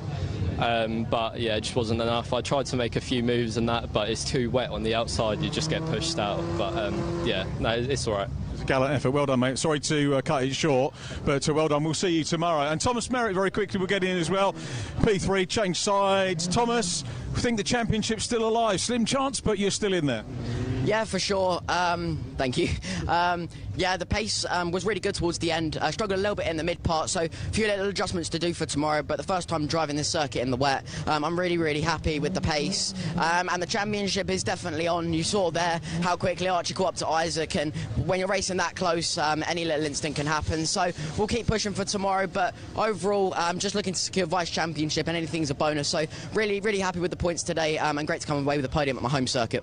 Nice one, well done, mate. We'll let you get away, Thomas. We'll see you tomorrow. Have a good evening. Thomas Merritt there in P3. That's our top 3. Sorry to rush through it, but we have got Heat 3 for the Formula Ford Festival on track, and Andy McEwen is upstairs, and he'll have the grid. I will, indeed. Looking forward to this one. Back to Formula Ford action then for the next couple of races. The third and fourth heats, then the final 2 heat races for this Formula Ford Festival. And again, if you missed the heats earlier on today, this is the top 12 finishers who automatically progress through to the semi-final. Now, this one is a bit of an interesting one because Rory Smith, the winner of the festival back in 2020 and 2023, so double festival winner, starts on pole position, and I think it's fair to say quite a lot of the drivers that he maybe will be expecting to really have to fight for the festival this year have been put into other heats. That's not to say this won't be a competitive race, but I think he'll be quite happy the likes of Jordan Dempsey, Morgan Quinn, for example, were put through into other heats. Rory Smith has Alex Walker for company on row 1, ahead of Charlie Mann and Connor Willis. Then it's Felix Fisher and Darwin Smith, with Brindley Kinch and Leroy Stewart, on the 4th row of the grid. Then it's Noel Robinson and Callum Dunbar, with Mark McKenna and Andy Charsley, row 6. Row 7 for James Harridge and Rick Morris, ahead of Oliver Chapman and Peter Daly, chairman of the BRSCC. Bob Hawkins and Ben Turner are on row 9. Row 10, Harrison Morrow and Jonathan Nash, with Christopher Edwards at the back on his own, 21st on the grid. So 12 more spots in the semi-finals up for grabs. They're getting 2 green flag laps because of the change of conditions again, although it has largely dried out again now, I would say, after the pretty heavy rain earlier on. I'll tell you what though, if that's the last of the rain today, then I think we can count ourselves very, very lucky that we didn't really lose the circuit. We didn't get to the point where it was standing water, aquaplaning, you know, really, really difficult conditions. It was challenging, don't get me wrong. I'm glad I was commentating on that second heat earlier on rather than racing in it, but it's not quite as bad as maybe it looked like it was going to be. The track conditions largely dry again now. So Brands Hatch, which always looks so gorgeous at this time of year with the leaves starting to change colour, and it's just, there's something special about being at Brands Hatch at this time of the year, particularly for the Formula Ford Festival, that is just really, really special. So yeah, very excited to see what the next couple of heats have in store for us. It is a bit cooler, isn't it? They're noticeably actually 3 degrees cooler than it was when we kicked off after lunch. Expected to stay much the same. There's a threat of some rain later, according to that graphic, but it really does depend which weather forecast you look at, doesn't it? So cars then line up on the grid. We're not going to miss Alex Walker's car, are we, with the fluorescent yellow highlights on it, even on the wheels as well, I believe. Yeah, little yellow markers on the rear wheel, just to help to really distinguish that car from everyone else. The 2 red and white cars there, Rory Smith, the double festival winner, and Charlie Mann behind. Charlie Mann in the number 25 car starts 3rd, ahead of Connor Willis. Felix Fisher, I think, could be one to watch as well in the number 8 car. Further back, the likes of Rick Morris, who of course was a star of the Formula Ford Festival back in the day, and had a lot of success here, particularly in recent years in things like the historic finals and whatnot. He is going to be starting from a little bit deeper in the field, 14th, but definitely one of those drivers looking to break into the top 12. So red lights then about to go on, and the 3rd heat of this Brands Hatch Formula Ford Festival gets underway now. And it is a brilliant start for the pole sitter, isn't it? It's got to be said. Off goes Rory Smith. It's 3 wide further back for 4th position. Felix Fisher, Connor Wills and Darwin Smith all getting themselves together. But it is Rory Smith who leads, no doubt about that. Alex Walker 2nd, 1 car wide over the exit curve. Gets very, very sideways. That was scary stuff. That was Darwin Smith, I think, who keeps his foot in it, though, in fairness. Keeps on coming around the outside and eventually manages to find a gap in the line. That was pretty brave stuff. Drops in behind the 8 car of Felix Fisher. The white and yellow, and off goes. Who's that? That is the 69 of Brindley Kinch. Brindley Kinch, one of the Ammonite cars with a spin. And that's the first time, really, today, I'd say, that we've seen somebody who, you'd say comfortably, should have been able to get into the top 12, have a drama. Now, at least it's happened on the opening lap. Oh, there's another one slow at Surtees, I noticed as well, further back, but they managed to carry on too. Yeah, he's got the rest of the race to try and gain these positions back. We'll have to see where Brindley Kinch is when he comes across the line. How far outside of that top 12 is he? 17th position then for Brindley. No, he's not actually. Sorry, no, he's not even come across the line yet. Now he does in 20th position, so almost last, 20th of 21 cars. The only one behind him still is the number 92 of Ben Turner, which I think is the one I saw slowing at Surtees that time by. So drama then for Kinch, and he now really has his work cut out to try and get through the order. Don't want to have to rely on that progression race, because even if you win the progression race, you're going to be starting the semi-final 25th on the grid, and with relatively little chance, therefore, of getting a good grid position for the final. So you will really want to try and get not only into the top 12, but as far into the top 12 as possible. Bit of wheel banging there across the timing line, and that again is, I believe, another moment for the 47 car of Darwin Smith. It was, wasn't it, with the 99 car trying to squeeze it on the inside of Connor Willis. Connor started 4th, Darwin started 6th, and they now found themselves battling over that 6th position. There's another lunge there, I think, as they went out of shot into Druids, and finally Willis goes back through. So it's been a very punchy heat, this one, hasn't it, so far? We're only a couple of laps in, and big wobble for the 33, that was, of Leroy Stewart heading into Graham Hill Bend. But this is very, very lively stuff. And, well, I sort of thought this 3rd heat might be one of the quieter ones, just because you would put the smart money on Rory Smith to win quite comfortably. And, well, he is leading quite comfortably, but behind him there's all sorts going on.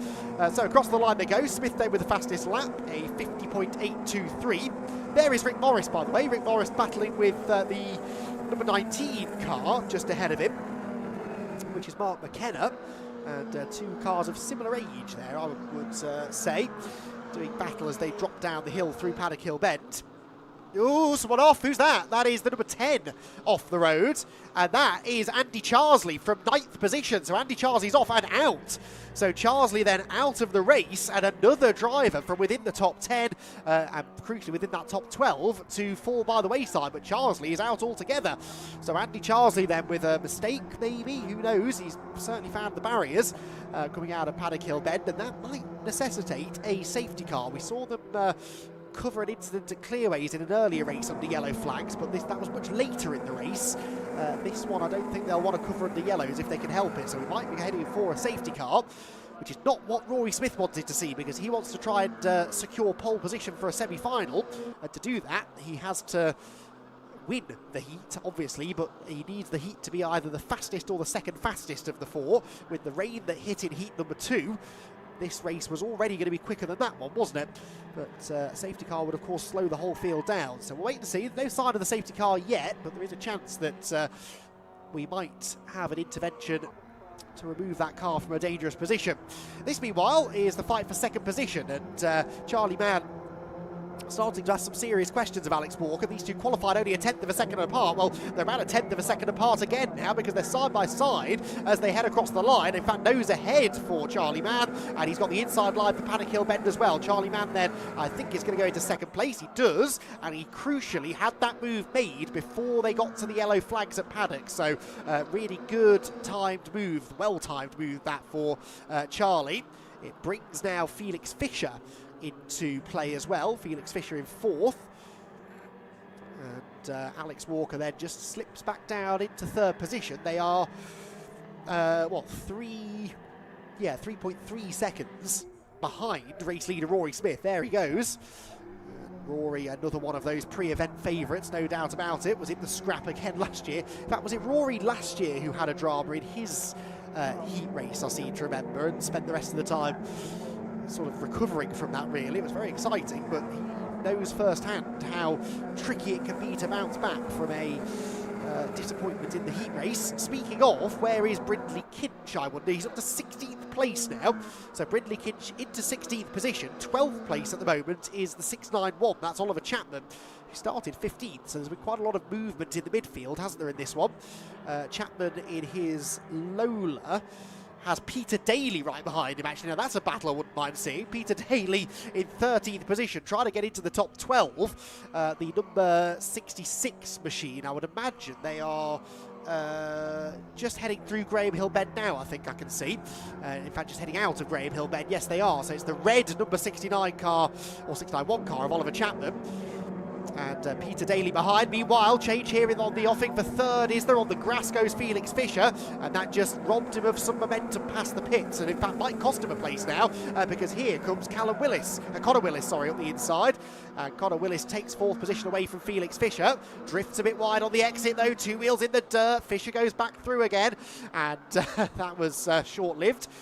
And it was in a yellow flag zone as well, was it not? Because I could see a green flag on corner exit, and we'll wait and see. Not really a lot that Felix could do, I suppose, because Connor Willis went off the track in front of him. So down in towards Surtees corner comes this enthralling 3-way fight for the bottom step of the podium. It's really allowed Charlie Mann to get away now. As round the right-hander at Clearways they head. As they head down into Paddock Hill Bend. No, this is the battle I wanted to see. Good work, Mr. Director. Number 69 is Oliver Chapman. He is the cut-off driver, if you like. He's in 12th position, and look who that is behind him. That is the recovering Brindley Kinch. So Brindley Kinch, who was as low down as 20th at one point in this race, is now in 13th. He needs just one more overtake, and there is the overtake. He's gone through, and that is 12th position for Brindley Kinch. So Brindley Kinch then gets himself back into a transfer spot. Peter Daly now tries to resume his battle that he'd been having with Oliver Chapman, but it is no longer for a transfer spot into the semi-final. This is now only for 13th position. It would be pole position, I suppose, for one of the progression races potentially, so worth trying to get the position. So challenging though for these drivers. These are not high-tech cars, so they don't have, you know, digital displays that tell them what position they're in, what their lap times are, who's around them. They are largely unaware, I suspect, these drivers, of exactly what position they're in.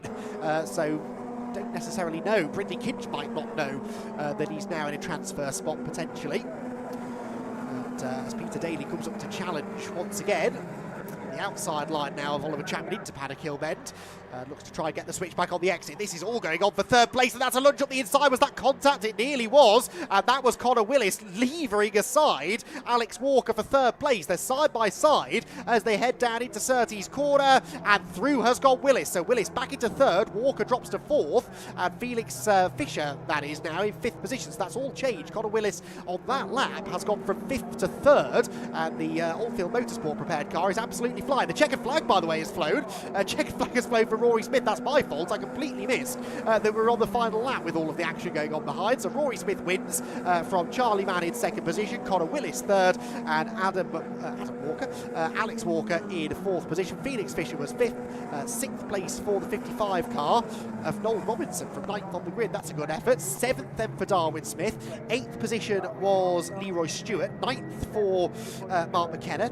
10th Rick Morris, 11th James Harridge, and Brindley Kinch squeezes in with a 12th place finish, having just about managed to avoid the progression race. And that means that any progress he can make in his semi-final tomorrow is an extra grid spot for the final. He still has a chance to get back into the sort of position that he was running when he had that spin on the opening lap of the race. So that was very, very interesting race, and a very lively race at that. Rory Smith dominated it somewhat, although Charlie Mann was closing in on Rory in the closing stages, I noticed. So Charlie Mann might feel that had he got into second earlier, he would have had an answer possibly for the double festival winner. But as it is Rory Smith back in a familiar spot. Top step of the podium here at Brands Hatch, ahead of Charlie Mann and Connor Willis. Alex Walker and Felix Fisher were next, ahead of Noel Robinson, with Darwin Smith, Leroy Stewart, Mark McKenna and Rick Morris to complete the top 10. Then it was James Harridge and Brindley Kinch 11th and 12th respectively, the last two drivers to automatically progress to the semi-finals. Then it was Oliver Chapman who fended off the BRSCC chairman Peter Daly. Callum Dunbar was 15th, ahead of Bob Hawkins, Ben Turner, Harrison Morrow, Jonathan Nash and Christopher Edwards, with Andy Charsley dramatically out of the race at Paddock Hill Bend. He will have to, well, first of all, get the car fixed for tomorrow's progression races, and then we'll have to try and come on a charge. So Rory Smith is our winner. Let's get Rory to get his helmet off, balaclava off. We'll get him, I was going to say in the dry, but that's probably the driest, fastest race we got. Rory, well done. Thank you, congratulations. Let's get over here. Spoils of victory first. Garland from Tony and Charlie with the rest of it. Yeah, you've got to juggle everything now. But you've been juggling a lot more, really, in terms of the track action. We think fastest heat so far, so that's going to be good because conditions drying up, but then that might change because we've got another heat. Okay. Yeah, I'm surprised actually, because I think was the heat this morning, was that not fully dry? So I'm surprised to be quickest. Yeah, I mean, when we went out, we were expecting a lot wetter than that, to be honest. So the car was set up much more for the wet, and the pressures are much higher than I would have liked them to have been. So when I got that gap from Alex, I was just cruising because I was just trying to save everything and just trying to not put any more temperature through the car and that sort of thing. So yeah, pleased, and we're through, so couldn't ask much more. You enjoy the rest of the day's racing and watch a little bit of classics later on. Festival, always a magic weekend, and you know, I know you dearly love to get your hands on that overall title again. Yeah, that's it. I mean, I'd love to win it, but I'm just so pleased at the level of competition this year. You know, there's 10 guys that potentially could win this weekend, and it's so healthy and it's so great, and it's what I love coming racing for. So yeah, it's great to see. It's a mark of the title, isn't it, that it's taken so seriously and we've got such a fantastic entry? Yeah, exactly that. I mean, the 80-odd cars entered this weekend is just unbelievable. I don't think there's anywhere else in the world, any other racing series in the world which shows anything like that. So it's brilliant, and it's credit to Alan Bowles as well for really putting the effort in to get those cars out. We grabbed a word with him earlier. Yeah, he's done a super job for sure. Talk us through your year. How's it been? I haven't seen you all year because I've been working on other things, but how's the season been for you? Yeah, it's much the same as it is with me usually. It's sort of been a bitter year. I've done a few Formula Ford races. I've done some historic stuff in Formula Atlantic as well. I'm just trying to enjoy it, to be honest. Just go out and enjoy my racing and win as much as you can. I love the challenge of engineering the car and the driving and keeping myself sharp. So that's what I'm here for, really. We keep saying that there needs to be a junior formula, really, to get youngsters in Formula Ford, isn't there, really? Yeah, that's it. I mean, you know, a lot of the really quick guys here this weekend are guys like myself that have done it quite a few years and over, and it just shows how high the calibre is for this event. And if you get those youngsters in and they can learn from us and race with us, then, you know, like, the world's their oyster. They can go and do whatever. So yeah, definitely that'd be great. Well done, Rory, winner of Heat 3. Good to see you. Juggling stuff again. Well done. Thanks very much. We'll see you tomorrow for semi-final 1 or 2. We're not quite sure where we get there. Second position goes to Charlie Mann. I've got a feeling, Charlie, is this my first podium interview? We've known each other a while. Yeah. Is it a first podium interview? I think I came third in the heat here last year, so second, but yeah. That's good with me. Well done. So decent start to the festival. Yeah, it was a little bit nervy, to be honest, because we had a stripped thread in our rear roll bar, and Dad was trying to put it back on just before we went out, so we were a little bit late to the grid, but yeah, we got it right, and yeah, the car was mega, to be fair. The car was really good, and yeah, we just held second, and we weren't too far off Rory, so that's always a good place to be. So with that sort of late problem, was that fully sorted, or does it give you a little bit more for the semi? It was sorted, so basically the bolt wouldn't go in the rear roll bar, so we had it disconnected initially, which you would for the wet, but we were connecting it because it dried up. We couldn't get the bolt to thread in, basically, but Dad managed to bodge it in there, and it held up for the race. So yeah, we got lucky, and the car was mega. We're really pleased. Bodge it, good technical term, isn't it, for the engineering motorsport we've just been talking about with Rory. But how do you prepare mentally for this event? Is it a fun one that you look forward to, or do you put yourself after a season? It was United FF you did this year. Yeah, I mean, I love this sort of event. The more scrappy and tight the racing, the better for me. I've always loved close quarters racing, and I excel in that more than like a smaller grid with cars further apart. So yeah, the closer the racing, the better. And yeah, we love this event, and just to be in the top 10 is a mega achievement. So if we can get higher than that, we'd be delighted. That'd be really good. You got the evening now to settle down and think about semi-final. I was going to say semi-final 2 because it's Heat 3, but it doesn't work that way. No, it doesn't. No, well, you can never quite make a plan for the semi-final. You just got to see what you've got, and fingers crossed it's dry. But yeah, see what you got, and yeah, go from there. Nice one, Charlie. Well done. Congratulations on P2. We'll let you get the spoils of P2. And Connor Willis in third place. Connor, well done. Congratulations. And well, what a superb last lap that was. Talk us through. Yeah, it was. I had a poor start. A little grid spot was a little more wet than expected, and so maybe I was a little enthusiastic with the revs. But yeah, got through the start and kind of looked where my opportunities could arise, where maybe I was stronger than the other drivers, and then the last lap all came to fruition and kind of made it happen. So I mean, I'm still processing it all, but yeah, it was so much fun. One of the things I love about Brands, and maybe you do too, is that, you know, overtaking, it's not possible everywhere, but you do see it at different points on the circuit. We saw a move for the lead in Heat 1 around Paddock, and I think you made your move up into Surtees McLaren. Yes, I think it's a great track for racing. I think every corner has a passing opportunity if there's a little mistake or anything, but especially with the weather conditions, not really knowing if it's going to rain or dry. And so some parts of the track were wet, damp, and some parts were dry. So it was really about just kind of, when you pass, finding the dry lines and making sure you have all 4 tires on a dry patch of tarmac. I'm guessing the knockout style of this event is in your mind, but when you're racing, are you just racing to get the position, or are you mindful that you've got to complete the move safely because it does have that big effect on where you're going to start tomorrow? Definitely all the above. You need to be really smart out there. At the start, I was 3 wide and I was in the middle, and so I made the decision to kind of back off a little bit, and yeah, so that's kind of a decision there. But then the last lap, I gained 2 positions, so it's just kind of playing where you were with smart and yeah, weigh the kind of good and the bad. And how much you're going to be looking at, you know, who joins you in the semi? Is that a little study for tonight? Go away and have a look and see who joins you in that group. Definitely going to be watching some live stream, and then yeah, looking at some data, some lap times and things, and studying, see how close we are. Nice one, Connor. Well done. Great drive.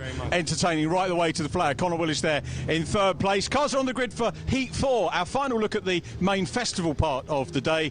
And with the grid, and I look forward to our final heat of the day. Let's join Andy McEwen. Thank you, Richard. Yes, cars already gridding up for what I think could be a really, really good race this. I mean, they've all been good races, the heats so far, but this is a particularly tasty-looking grid, isn't it? With double festival winner Niall Murray on pole position, sort of mirroring, in a way, Rory Smith, who was on pole position for the last heat, also a double festival winner. The difference is that Niall's wins came now a decade ago, 2013 and 2016. The Irishman won the festival. He's got Ronan Doherty alongside him, with Luke Cooper in the Swift third alongside Ben Cochrane. Then it's Anthony Amato and Tom Hawkins, row 3. Row 4, Abdul Ahmed and Adam Fathers, with Drew Cameron and Arno Deuce completing the top 10. Row 6 then James Colborne and Gaius Ginn ahead of Richard Higgins and Gerhard Heischelt. Then it's Oliver Buckton and Stuart Kestenbaum, with Matthew Sturmer, Russell Giles, Kevin Teager and Ian Geary, with Sigborn Marlem at the back of the grid. So it is another 21 car grid for another 10 lap heat. Try and do a better job of keeping track of the laps this time as well. That's a third heat. So enthralling was it that I completely missed it was the last lap. But they are short races, and that sort of is part of the challenge for the drivers as well. The race is over before you ever really get going, and you've just got to really try and not lose too much track position at the start. Oh, and not do that. Do not spin off on the green flag lap. That is Ben Cochrane, who has just lost it on cold tyres on the warm-up lap. So that is, well, unbelievable. It's always a little bit embarrassing, but to do it in a situation like this is particularly so. He's beached the car, and he is going nowhere. He will therefore, I guess, be a non-starter, the Oldfield Motorsport driver, and that is crucial. He was 4th on the grid. He was another of those drivers who genuinely was in contention for this weekend, and Ben Cochrane has got it all wrong. The car is well and truly beached in the gravel, and that will need the assistance of the marshals to get going again. Now, the marshals are sprinting out there as quickly as they can. It's not a long way off the edge of the road, and they're not the heaviest of cars, these, so there is a chance, I guess, that they might be able to push it. Let's see. Marshal power. Oh, is it budging? It's not budging, is it? No. And I think they're stepping away and saying now, basically, no, we need outside assistance. The race is, well, the race is red flagged, but the race hadn't actually started yet, so I don't really think that means anything. But anyway, they're going to delay the start of the race, is the point. And we will not be able to restart the race or start the race whilst that car is there. So we'll pause proceedings for a few minutes whilst Ben Cochrane's car is recovered. But that is so surprisingly easy to do, isn't it? I say, isn't it, as if everyone has experience of doing this, but even if you've done a bit of sim racing or anything in the past, you'll know that it's very easy when you're weaving the car around and the tyres are ice cold. It's very easy to do exactly what Ben Cochrane has just done there. Spun up the rear tyres, and the car shot off to his left, our right, as we looked at it, and beached itself in the Paddock Hill Bend gravel trap. So the tow rope is attached. They're now going to start pulling the car out. It's easy when you've got a four-wheel drive pickup truck to yank the car out of the way. It should be cleared in no time. They will have to do another green flag lap, though, as a result of this. Now, the good news is we started early today. We started very early, actually, about getting on for half an hour early. This race was supposed to start at 3:16. Well, we're actually we're more than half an hour ahead of time at the moment, so we can afford a little delay like this. Ben Cochrane gets going. Now, is he going to be allowed to start the race? That's my question, because he's been able to continue thanks to outside assistance for the marshals, but the race hadn't actually started yet. So I reckon if he is confident that there's no damage to the car, which there shouldn't be, I reckon he might be allowed to start this race. Whether from original grid positions, I don't know. We'll see where he goes. He's certainly in a hurry to get back round. Oh, don't do it again. That was very spirited weaving as he headed down the back straight, of course, trying to get the gravel out from underneath the car. But he's got dirty tyres. He was on the wet part of the road. He very nearly lost control again. So he's accelerating out towards the grid. He's not pitting. Now, is he going to try and reclaim his fourth position? Yes, he is. Straight up the middle of everybody. Now, I don't know if he's supposed to be doing this, but Ben Cochrane has decided that he is going to restart where he was originally starting. And in fairness, yes, there's a marshal there to point him into position. So it would appear that that is well within the rules, and he can breathe a massive sigh of relief now that he's been able to restart, to take the start of this race from fourth, having spun into the gravel trap on the warm-up lap. So, green flag lap, then we'll get back underway again, and we're going to keep it at a 10-lap race. There's no need to shorten the distance. I wonder wonder whether he's going to be a bit less enthusiastic with the tyre weaving this time. Didn't get a great launch off the line, did he, with all of that dirt? But he'll want to try and clear that dirt off the tyres and get the bits of gravel from out underneath the car that will have gathered with that moment. So drama for Ben Cochrane, but he's able to continue on his way. And can you imagine if we get to Sunday evening and we're talking about Ben Cochrane fighting for a victory in the grand final, which is a possibility. He qualified 4th, as we've said. He's a quick driver. Imagine if he is up there battling for the win tomorrow evening, and we can look back on this as a real dodged bullet, can't we, for the driver of car number 93. So, we'll try this again then. Niall Murray, who's been there, seen it all, done it all in Formula Ford racing over the years. The driver of car number 5.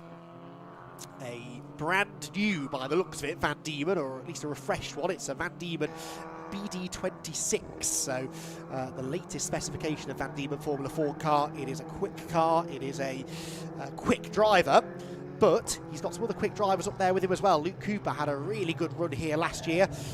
Luke, who's done a lot of his racing over at Castle Coombe, but is doing two green flag laps now, are we? Okay. There are shrugged shoulders and arm waving from the starter, the marshals gantry. I don't think they knew that they were going to do 2 green flag laps, but anyway, the drivers have carried on. Yes, Luke Cooper, more than capable of winning the Formula Ford Festival. Never has before, but he's always in the conversation come Sunday afternoon. And in between them, Ronan Doherty, who is in the number 129 car, Team DDR Van Diemen, a 2000 spec Van Diemen, so a 25-year-old car, but very little's changed really in Formula Ford over the last 20 years, as the factory support for the National Championship faded away. So less and less money was invested into the cars, and they weren't really bothering to develop brand new cars, were Van Diemen or Swift or Ray, as they had been back in the day, and so really not a huge amount to choose in performance. But anything that was built after the turn of the millennium should be of a reasonable standard. Ronan Doherty, another Irishman. In fact, an all Irish front row, isn't it then, for this one?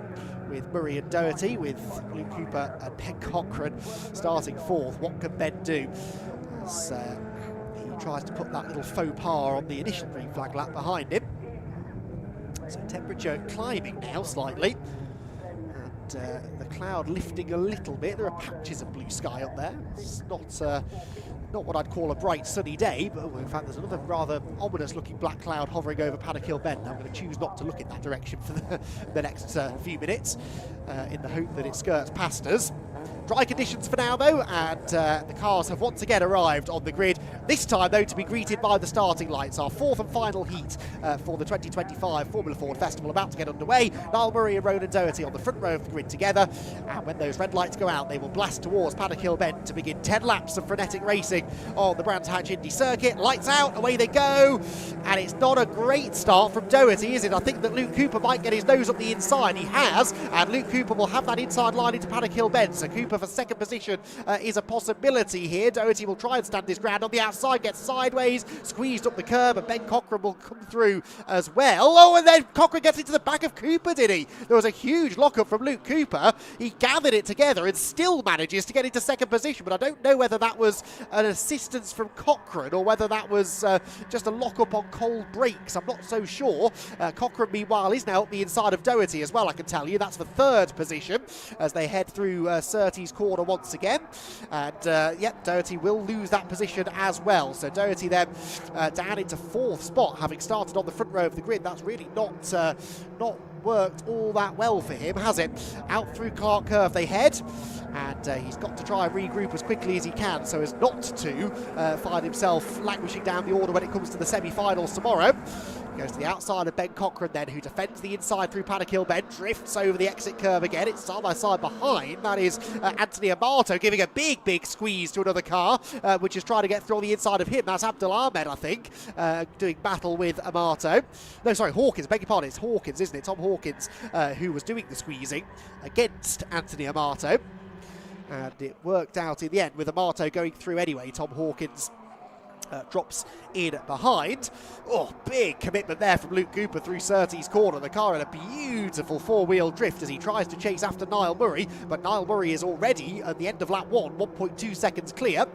And I reckon that gap might have gone out again on lap number 2. Let's have a look then. Murray does a 50.75 and it's a 50.87 for Cooper, so the gap is 1.3 and Niall Murray is starting to escape. He's broken out of slipstreaming range, I would say.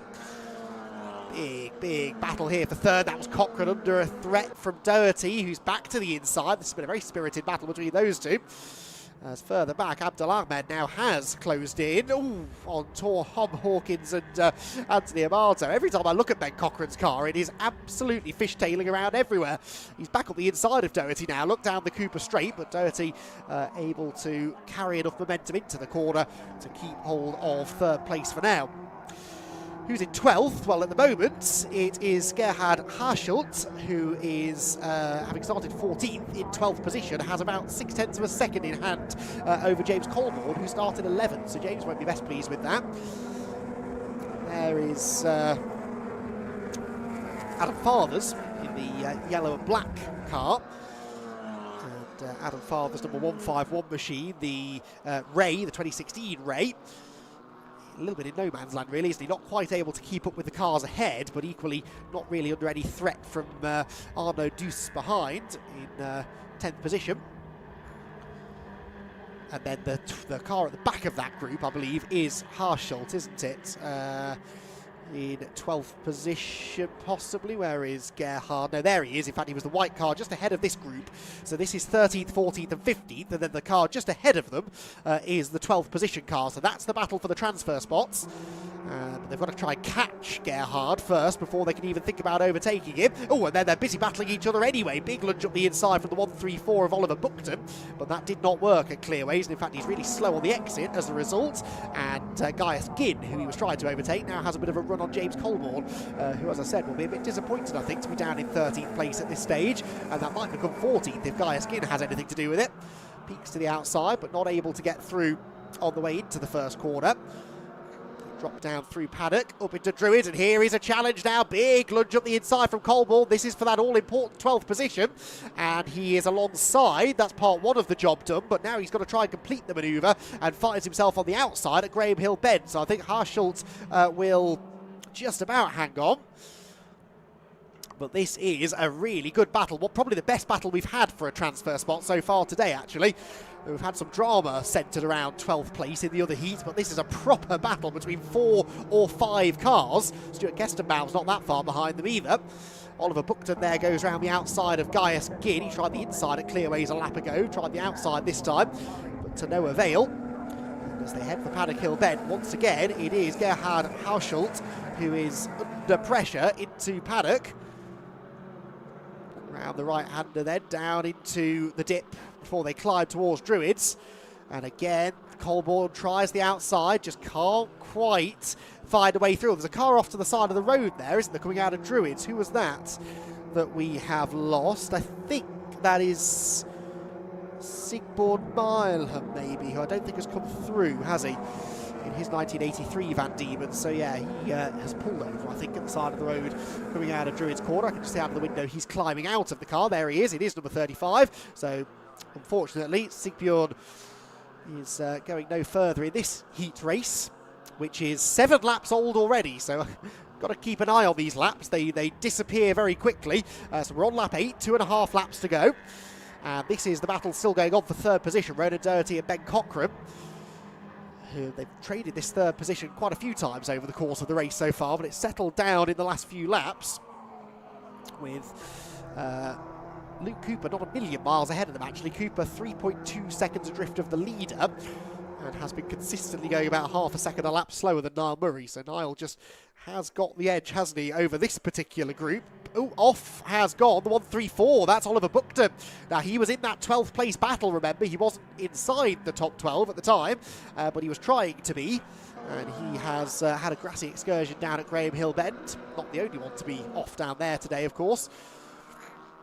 This podium battle continues to rage on, and they are spurring each other on, aren't they? Catching now Luke Cooper slightly. So we're on the 8th lap. They've still got 2.5 laps to go. I think I got my counting wrong, didn't I, last time? I said 2.5 laps when it was 3.5. So we are on lap 8. We're going to have 2 laps to go at the end of this one, and they are definitely catching Luke Cooper. So Luke Cooper's pace in the second half of the race just fading slightly. Be interested to hear from Richard, if we do get the chance to talk to Luke, whether that's set up, whether he's made a mistake, or what might have led to this. But he's definitely not going as quickly compared to these two as he was in the earlier stages of the race. So Doherty and Cochrane spurring each other on with their battle has now almost brought them within striking range of Luke Cooper. But more so Doherty, of course, who is the first to arrive on the gearbox of the second placed car. This is then Anthony Amato and Tom Hawkins battling over 5th position a bit further back, and Abdul Ahmed not far behind them either. And there's a great scrap between Adam Fathers and Drew Cameron as well, just coming down the hill behind them too, side by side. This though is where we need to focus, because we're about to start the final lap, and Ronan Doherty might still have an opportunity to move back into second position. That is a row further forward on the grid, remember, for the semi-final, so it's well worth going for this. And he started second as well, so you won't really want to finish lower than he started. Across the line he goes. He is now only 3/10 behind, so he will have an opportunity, but it will probably be at the end of the lap up at Clearways, and it's relatively easy to defend that one, and Luke Cooper certainly will know what he needs to do to keep hold of the position. Missing the apex at Druids is not what he needs to be doing, though, and that cost him a little bit of time. It means that they're absolutely together now as they drop down into Graham Hill Bend, and Ronan Doherty, you feel, is definitely going to have a go at this. Out of Graham Hill, down the Cooper Straight. There's a car length in it as they start going down the straight. By the end of it, though, the slipstream has brought them absolutely back together again. There, meanwhile, is Niall Murray. Niall Murray heading for the line, and he is going to claim the victory in heat number 4 in utterly dominant fashion. I don't think there's been a change behind them. We'll catch up with the second place battle in a moment. Murray then gets the victory. Checkered flag waves for the double festival champion. And for second position, it is a bit of a drag race to the line, but just about Luke Cooper will hang on from Ronan Doherty in 3rd and Ben Cochrane 4th. Anthony Amato will be 5th, Tom Hawkins 6th, Abdul Ahmed 7th, 8th for Drew Cameron, although he's at the front of this group, having got ahead of Adam Fathers on the previous lap. I said they were side by side, and Cameron got ahead of Fathers for 8th, Fathers 9th, 10th for Douglas, 11th then for Richard Higgins, and who is going to be 12th, I reckon? Is it James Colborne? It is James Colborne, yes. So he got to the front of that group in the end. Gerhard Hauschultz ended up dropping down the order quite significantly and finished only 14th. So big sort out in that group towards the bottom. And it is then James Colborne who ends up squeaking in to the top 12. So good racing, and Niall Murray pretty dominant. I think you look at the 4 heat winners that we've had, and they are sort of the 4 expected heat winners in some ways, aren't they, I think? But we've had some really good racing. Really enjoyed the 4 heats, and we've got still more Formula Ford racing to come later on, of course, courtesy of the feature race for the classic cars. Niall Murray then the winner of heat number 4, Luke Cooper 2nd and Ronan Doherty 3rd, ahead of Ben Cochrane and Anthony Amato. Tom Hawkins and Abdul Ahmed were next, then it was Drew Cameron, Adam Fathers, Arnaud Deuce, Richard Higgins and James Colborne in 12th position, managing to move through into a transfer spot at the expense of Guy Skinner, Gerhard Hauschultz, with Oliver Buckton, Stuart Kestenbaum, Matthew Sturmer, Russell Giles and Kevin Teager, the last of the finishers. Ian Geary retired to the pit lane late in the going, as Sigpure Marlem pulled over at the side of the road, exiting Druids midway through the race. His car needs to be recovered, so we've got a bit more time than usual, I think, to speak to our podium finishers who are down in the pit lane area, and ready to have a chat with them is Richard John Neal. Let's have a word with Niall Murray, who comes down onto our virtual. Well done, Niall. We'll just get you about there. Garland from Tony, winner's hat, bottle of bubbly and trophy from Charlie. That one went pretty much to plan, didn't it? Because pole position, so great qualifying, and then, you know, nothing too much to worry about in the race other than getting on with the job. Yeah, only when I was sitting in the assembly area I thought to myself... Thought we were going to get crowned then. I probably should have done a practice start before now. I haven't done a start in one of these in over 2 years, so yeah, it wasn't the best start in the world, but look, I still got away anyway, and yeah, just put the head down and banged in the times and pulled away a little bit. So yeah, we're very lucky that it stopped raining and that there was a delay, so the track dried up for us. So I don't know if we were quicker than Nippers, but you know, it would have been close, I suppose. Yeah, I haven't looked at the final time yet, but we'll have to see how that one pans out. So it's quite good that Ben Cochran spun it off then on the green flag lap. Yeah, exactly. Gave us another lap to warm the tyres, and also gave the track another lap to dry up. So yeah, it was fully dry there. We were on a bit of a compromise setup because it was obviously wet when we left the garage. But yeah, happy enough to do a couple of 50.2s is good. Look, it gets serious tomorrow. You know, Jason, Jordan, Rory, they're all very, very fast. So yeah, it'll be good. It does. I mean, it does get serious tomorrow, but it's serious today, isn't it? When we think of the strength we've got in the heats now, and 4 heats, incredible. I've been banging on about it all day, but it really is good.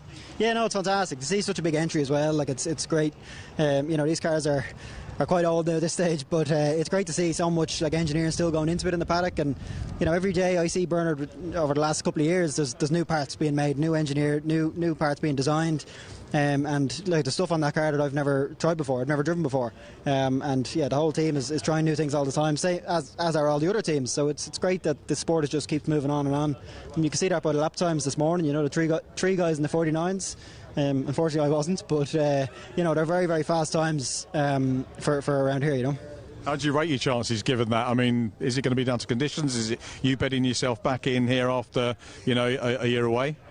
Yeah, look, I kind of matched Jay. I struggled on Thursday against him, but you know, went home early, looked at the video on the data, and came out Friday, and I matched him. You know, we both did the same times. I was maybe a tenth quicker in one of the sessions, but look, in qualifying, I wasn't trying not to read too much into it, being a couple of tenths off, because the guys all got toes to do 49, and also there was a car dropping oil down for my session. So yeah, it's hard to know whether that's just excuses or reality, you know. But look, as I said, you'll see tomorrow. The race is different as well, isn't it? Exactly. Yeah, the race is where the experience plays out. So Niall Murray, a pleasure to see you back on the top step of the podium. We'll see you tomorrow. Have a good evening. Niall Murray, our winner. Second position goes to Luke Cooper. So let's get Luke over and to look around. From one interview to another, the young people, you tell them they have to do loads of media. Got cars on tracks. I'm sorry it's going to have to be quick, but I was told we had time, but we can't. Well done, P2, decent race. Yeah, really happy with second. We need to find a bit more pace if it's dry, because Niall was quite significantly quicker than us there, but I'm happy to get second out of that. Just keeps us in the mix, and it looks like it might be wet tomorrow. It does look like it might be wet tomorrow. Andy McEwen was asking about a little bit of pace drop-off. For me, it looked like you did a 51 on lap 8, so it wasn't huge, but Ronan started to close. Yeah, there was a couple of back markers which hindered me a bit, which allowed him to get a lot closer, but yeah, I'm really happy to get a second out of that. Nice one. Congratulations, Luke. We'll see you for the semi-final tomorrow, and we'll grab a quick word with Ronan Doherty. So Ronan, well done. Nice to see you. Good drive, closing in on Luke, keeping him really honest there. Yeah, I had a horrible start. I had a great practice start on the green flag lap, the second one. But yeah, my start was very bad, and then I had to get past Ben, and just not enough laps, ran out of laps, maybe 2 more. I could have chinned him, but... Yeah, you could have done with him off the back or from pit lane, couldn't you, really, after he spun it? Yeah, that would have helped me. I would have lost one less position, you know, and lost a bit less time. And then I was a bit messy. It took me a few laps to settle in, but it was eventful enough for my first ever race at Brands, you know. Oh, was it first one? Okay, well, that's not so bad. First time for everything, I guess. So, yeah, no, I'm loving the track so far. Got plenty of testing, so just need to find 2 or 3 tenths in the dry to compete with Niall and the likes as well. Well, good luck. We look forward to your continued progression. Well done, Ronan. Thanks for chatting to us. Sorry it was a quick one. Cars on the grid. Back to Andy McEwen. Thank you, Richard. Yes, cars on the grid, 2x2 formation, because it's the Airtech Motorsport Fiesta ST240 Championship. The thought behind that, I think, being they're going to end up side by side anyway. You might as well start them side by side, because this is always an entertaining addition to the weekends. We'll get on to the championship scores in a moment, because actually I don't think we've really got to worry too much about that in regards to the ST240s, because Alistair Kellett, who's got pole position, is in a very commanding points position as well. Jason O'Connell starts alongside him with John Cooper, great to have John Cooper back on the grid after his monster accident at Alton Park earlier this year. He's got George Foxlow for company, then Gary Miller and Connor Blackburn ahead of Graham Colfer and Simon Horriman. Luke Waugh and Harry Hayes complete the top 10. Row 6 then is Sean Reynolds and Morgan Kidd, with David Nye and James Pope on row 7. Row 8 for Maggie Webster and Marco Ritchie, with Ricky Glendenning, Simon Waugh and Matt Chambers at the back of the grid. So 19 of them then to take the start, and as I said, Alistair Kellett, a very, very comfortable championship lead. He is on 683 points. Oh, hello. Another spinner on a warm-up lap, I think it was, wasn't it? This time Graham Colfer, the culprit. Now, he hasn't dropped right to the back of the queue, which means that he is allowed to retake his grid position. The problem is he's got to negotiate cars that are weaving around furiously to generate some tyre temperature. He's done that nicely, though. 683 points after drop scores for Alistair Kellett. His nearest rival is Gary Miller on 615. That is 68 points the difference. Now, there are just over 100 points still available, but Alistair Kellett has some quite meaty dropped scores, I think. 36 and a couple of 38s, so he's basically got one hand on the trophy, and I suspect after this race he will be feeling fairly confident that he will be the champion. I think we're getting another green flag lap, aren't we? Yes, second green flag lap to come, which gives me a bit more time to talk about John Cooper. I touched upon it when we were going through the grid, but John Cooper, who has been a front runner in this championship for a number of years, actually raced at Donington last time out as well. That's when he made his return to the championship, but I wasn't at Donington, so I didn't get a chance to make mention of it. But he last raced with us at Alton Park, where he was involved in an absolutely terrifying accident heading down the Lakeside Straight after a bit of contact, really unfortunate contact with Gary Miller whilst they were debating the race lead, I seem to recall. He was sent into a series of flips and barrel rolls. It destroyed the car. He did a bit of damage to his back, and thankfully John Cooper is back out racing with us. Like I said, he returned at Donington Park last time out and was immediately on the podium. In the first race, he finished third in race 1, second in race 3. Didn't finish the middle one, unfortunately, but yeah, so nice to have John Cooper back. And he's lost none of his competitive edge, has he? Because he's qualified third for this first of 2 races this weekend for the ST240 Championship. So one of only 2 double headers, actually. The Alton Park event, because that's a one-day event, that was a double header, but all of the other events have been 3 races. 3 at Snetterton to start the season off, where we had a win, actually, for John Cooper in the first race. Race 2 was won by Gary Miller, race 3 was won by Zach Lucas. Then we went to Alton Park, where Gary Miller won both races after that collision with John Cooper. Then it was 2 wins at Anglesey for Alistair Kellett, and it was amazing that was Alistair's first win of the year, or first wins of the year, plural. It took him till race 6 to win, which is very unlike reigning champion Alistair Kellett.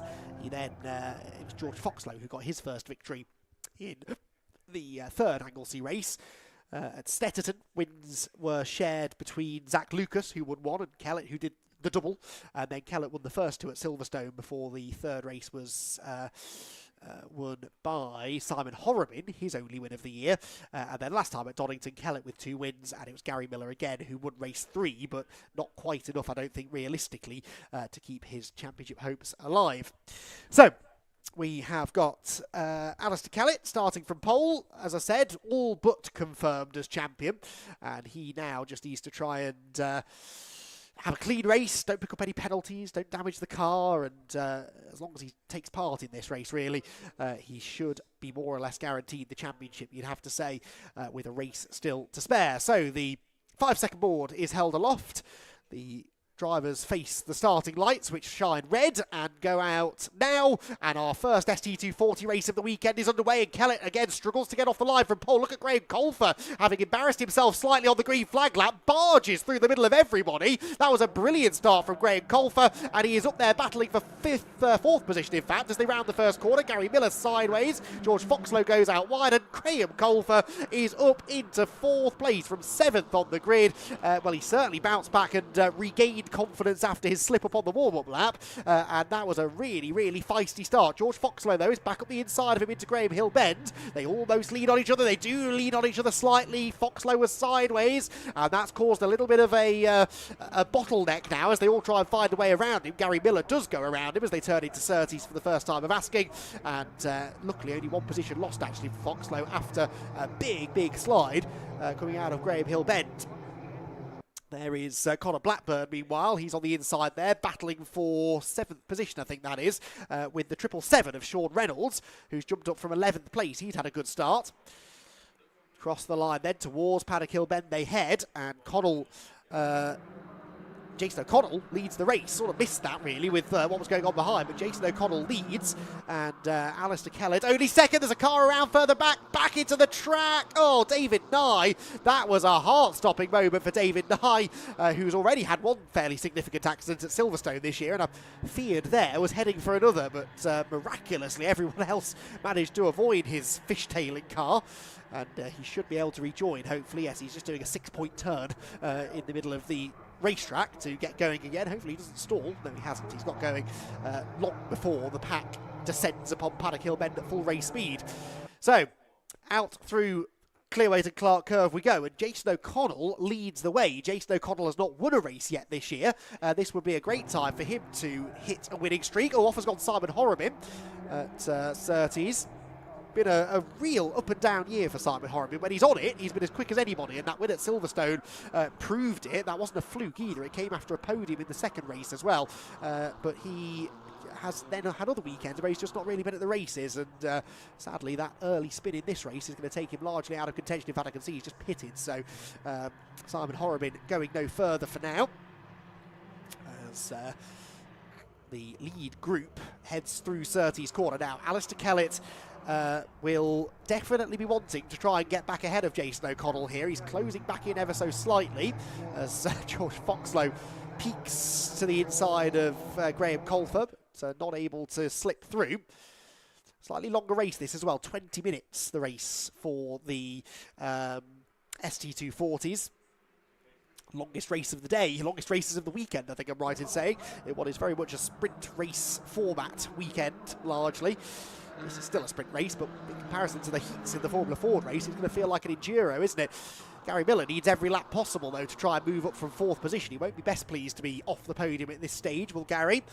He's been a race winner and perennial podium finisher all year long, and finds himself down in 4th position now, staring at the back of John Cooper's car, not running in John's normal colours. For fairly obvious reasons, I suppose, because his original car was destroyed in that Alton Park accident.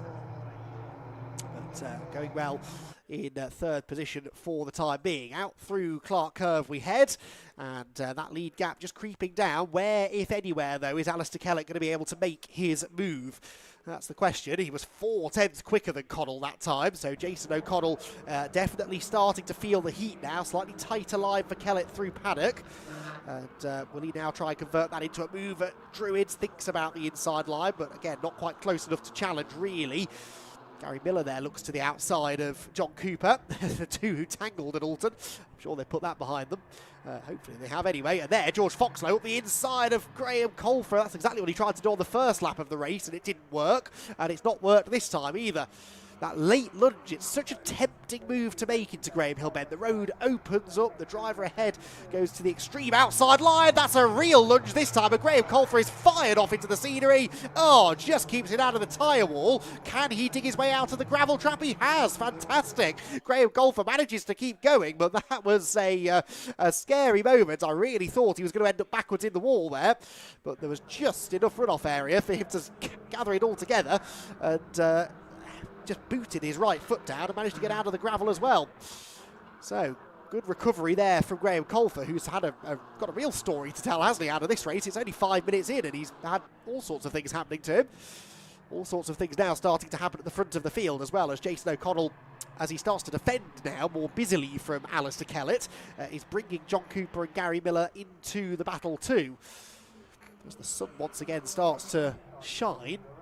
It seems that every time that happens today, though, there are dark clouds looming in the background, and that's exactly the case once again for now, conditions about as good as they have been all day, really. O'Connell maintaining this lead. Hard to see, though, where Kellett is decisively quicker than him, isn't it? Kellett is quicker, no doubt about that. We saw that from the lap times earlier on, but not really in any of the key overtaking areas. He closes in through paddock, doesn't he? That's a good spot for him, I think, to try and maybe make a challenge, but then the door's closed quite efficiently by O'Connell when we get to Druids, so just nothing really that Kellett can do. Takes a wide line into Graham Hill Bend. Looks to try and cut back on the exit, carry speed down the Cooper Straight, which he has. Is he alongside? He's looking to the inside, but no, again, that is covered off successfully by Jason O'Connell, who's defending very nicely. And Alistair Kellett is not the kind of driver to go for a really risky move, is he? He's a very calculated racer, is Kellett. Oh, he's got a problem, has he? Kellett's got a problem. He's wide and slow at clearways. Through has gone Cooper. Through has gone Gary Miller. And Kellett then gets back up to speed. That was very odd. Always looked like a missed gear, possibly, for Alistair Kellett. And it drops him down into 4th position now, off the podium. So all this talk of him building up maybe to have a go at Jason O'Connell, and now he's down into 4th place and struggling maybe to keep George Foxlow behind. He's outbraked himself. Look at Druids. Foxlow gets to the inside, climbs the curb a little bit. That loses him some traction on corner exit, and I think Kellett will retain that position on the inside into Graham Hill. But yeah, something a little bit odd going on with Alistair Kellett's car. He's very wide over the curbs coming out of the left-hander. So we'll see whether the same thing happens. At first I thought he just made a mistake and run wide, but the car was so slow on the exit of the corner. Foxlow now looks up the inside. And that is, I believe, Alistair Kellett's old car that he's racing with. And yeah, this time Kellett accelerates off the corner as he should. So I'm really not sure what was going on there. But anyway, car seems okay now. John Cooper briefly sets the fastest lap, only to be beaten by Gary Miller, but they are both quicker than O'Connell, aren't they? So Jason O'Connell might be the race leader, but he's not the fastest driver on track, and he's soon going to be under real threat from John Cooper, who, as I said, had that win at the start of the year, but then his season never really got going with him having to sit out the middle portion of it.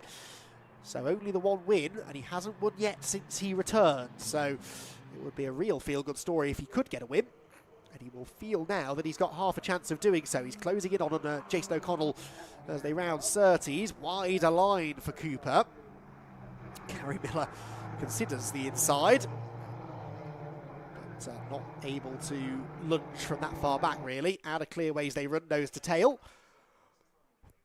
Kellett in 4th is now starting to look a bit racier, isn't he? Let's see what the lap times are. Yeah, 53.8. So Kellett, the fastest driver that time. It's not the fastest lap of the race, but he was faster than the cars around him. And he's dropped George Foxlow now, who you'll notice runs his car without... Whoa, hello. Oh, big moment. It's still a moment for the number 15 car of Marco Ricci. That was a good catch from Marco as he went through 30s. Very easy to lose the rear of the car through there, especially if you've got it set up a little bit too stiff, which perhaps was the case for him. Oh yes, I was about to make mention of George Foxlow's car. You'll notice the front of his car sits a lot higher off the ground than all of the cars around him. Look, you can see it there. A huge amount of daylight underneath his car. That's because he's one of the only drivers, I think, these days that doesn't choose to run the front splitter. There is nothing in the regulations that says you must run the front splitter on these cars. You're perfectly entitled to, but you don't have to. And he chooses not to. Now, he probably feels that gives him an aerodynamic advantage down the straights, but you would imagine loses him a little bit of front-end grip through the corners. It's never seemed to faze him, though. And George Foxlow is a driver who's got quicker and quicker as the year has gone on. Picked up that win, of course, at Anglesey, which is a very front-end centric circuit, so if it is losing in front downforce, it certainly didn't slow it down there. But he's just detached now slightly from the leading group of 4, who themselves are getting closer together because Alistair Kellett set the fastest lap last time by, and he's now on terms with Gary Miller. But where is he going to make the move? We are halfway through this first race of the weekend, and the two title rivals, not that it's much of a battle at this stage, but they are the top 2 drivers in the championship, run absolutely together now as they cross the line and head for Paddock Hill Bend. Miller noticeably quicker into the corner and carries good speed off it, actually. This is a good run from Gary Miller. Is he going to try and throw it up the inside of John Cooper? No. Cooper very late on the brakes though. I think he saw that challenge was coming and decided that he didn't want to risk leaving the door open at all for Gary, who has got him defending again now into Graham Hill Bend. Watch the exit speed that Miller's got. He took the wider line in, tighter line out, and they are side by side, I think, as they head down the Cooper straight.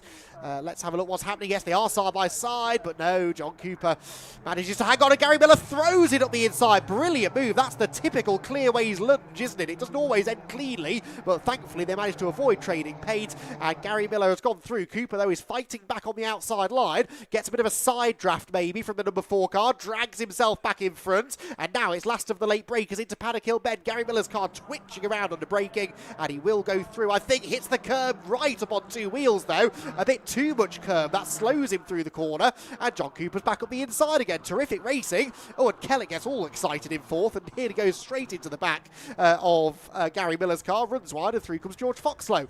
So that was all going on there, wasn't it? Multiple changes of position for 2nd, and then another mistake for Alistair Kellett, who does seem to be struggling under braking, doesn't he? Just can't get that car stopped. That's, what, the 3rd or 4th time now we've seen him running quite significantly wide. Now, all of this battling for 2nd is massively helping the race leader Jason O'Connell, isn't it? Because he was a full 2nd ahead of this lot at the beginning of the lap. That's the biggest lead that he's had all race. So Jason O'Connell might have even extended it further this time, actually, because they were still battling onto that lap. Yeah, it goes up by another 10th, so it's over a 2nd now for the first time. Can the drivers behind regroup and go back after him? John Cooper keeping Gary Miller at arm's length this time. It's actually George Foxlow, isn't it, now, who looks the most likely to make a move, maybe, especially if Gary runs wide, but no, cuts it back to the curb halfway through the corner. It's an interesting corner, Druid. It's a bit like Clearways, actually. There are multiple ways you can attack it. You can diamond the corner off, aim for the early apex, drift wide in the middle, cut back to the late apex, or you can take a more traditional line. It's an interesting part of the track to go and watch from is Druids, because, as I said, drivers will be carrying very different lines through there, especially when they're in a pack like this, just trying to do something different to the cars around them. If you're just following the wheel tracks of the car ahead, you're obviously not going to be able to find a way through. So see whether Foxlow maybe starts hunting around for a different line now to try and generate a bit of momentum against Gary Miller. The lead gap back under a 2nd now, so John Cooper, now he's shaken off Gary Miller. Looks like he has got a bit of speed in hand, hasn't he, over race leader Jason O'Connell. That's the 188, by the way, of Maggie Webster. Different livery on that car than the last time I saw it, I think. So maybe she's got some new sponsors on board. Maggie Webster is closing in, I think, on Simon Waugh ahead, number 22. And behind is the 26 car, and that is Harry Hayes, who started 10th, did Harry, and is all the way down in 15th now. So Harry Hayes has had a challenging afternoon.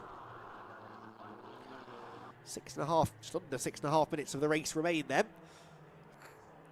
And Maggie Webster with a bit of defensive driving to do now. Good looking car, that, isn't it? Stands out nicely in the crowd, and having a nice little squabble for, it might be positions outside the top 10, but still worth fighting for the drivers involved. Maggie has had a bit of a rough season, I think it's fair to say. She started to make some nice steps forward in performance at the end of last year, but just hasn't fully been able to translate that this year into any really strong results. But she's had some good battles with drivers over the course of the year, and learning a lot about her racecraft, if nothing else.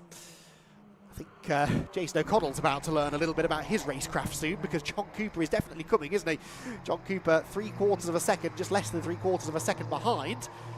And that's coming down by a couple of tenths a lap, isn't it? Gary Miller is about the same, or was about the same distance behind. You can see quite clearly there, though, that Cooper is now closer to O'Connell than Miller is to him.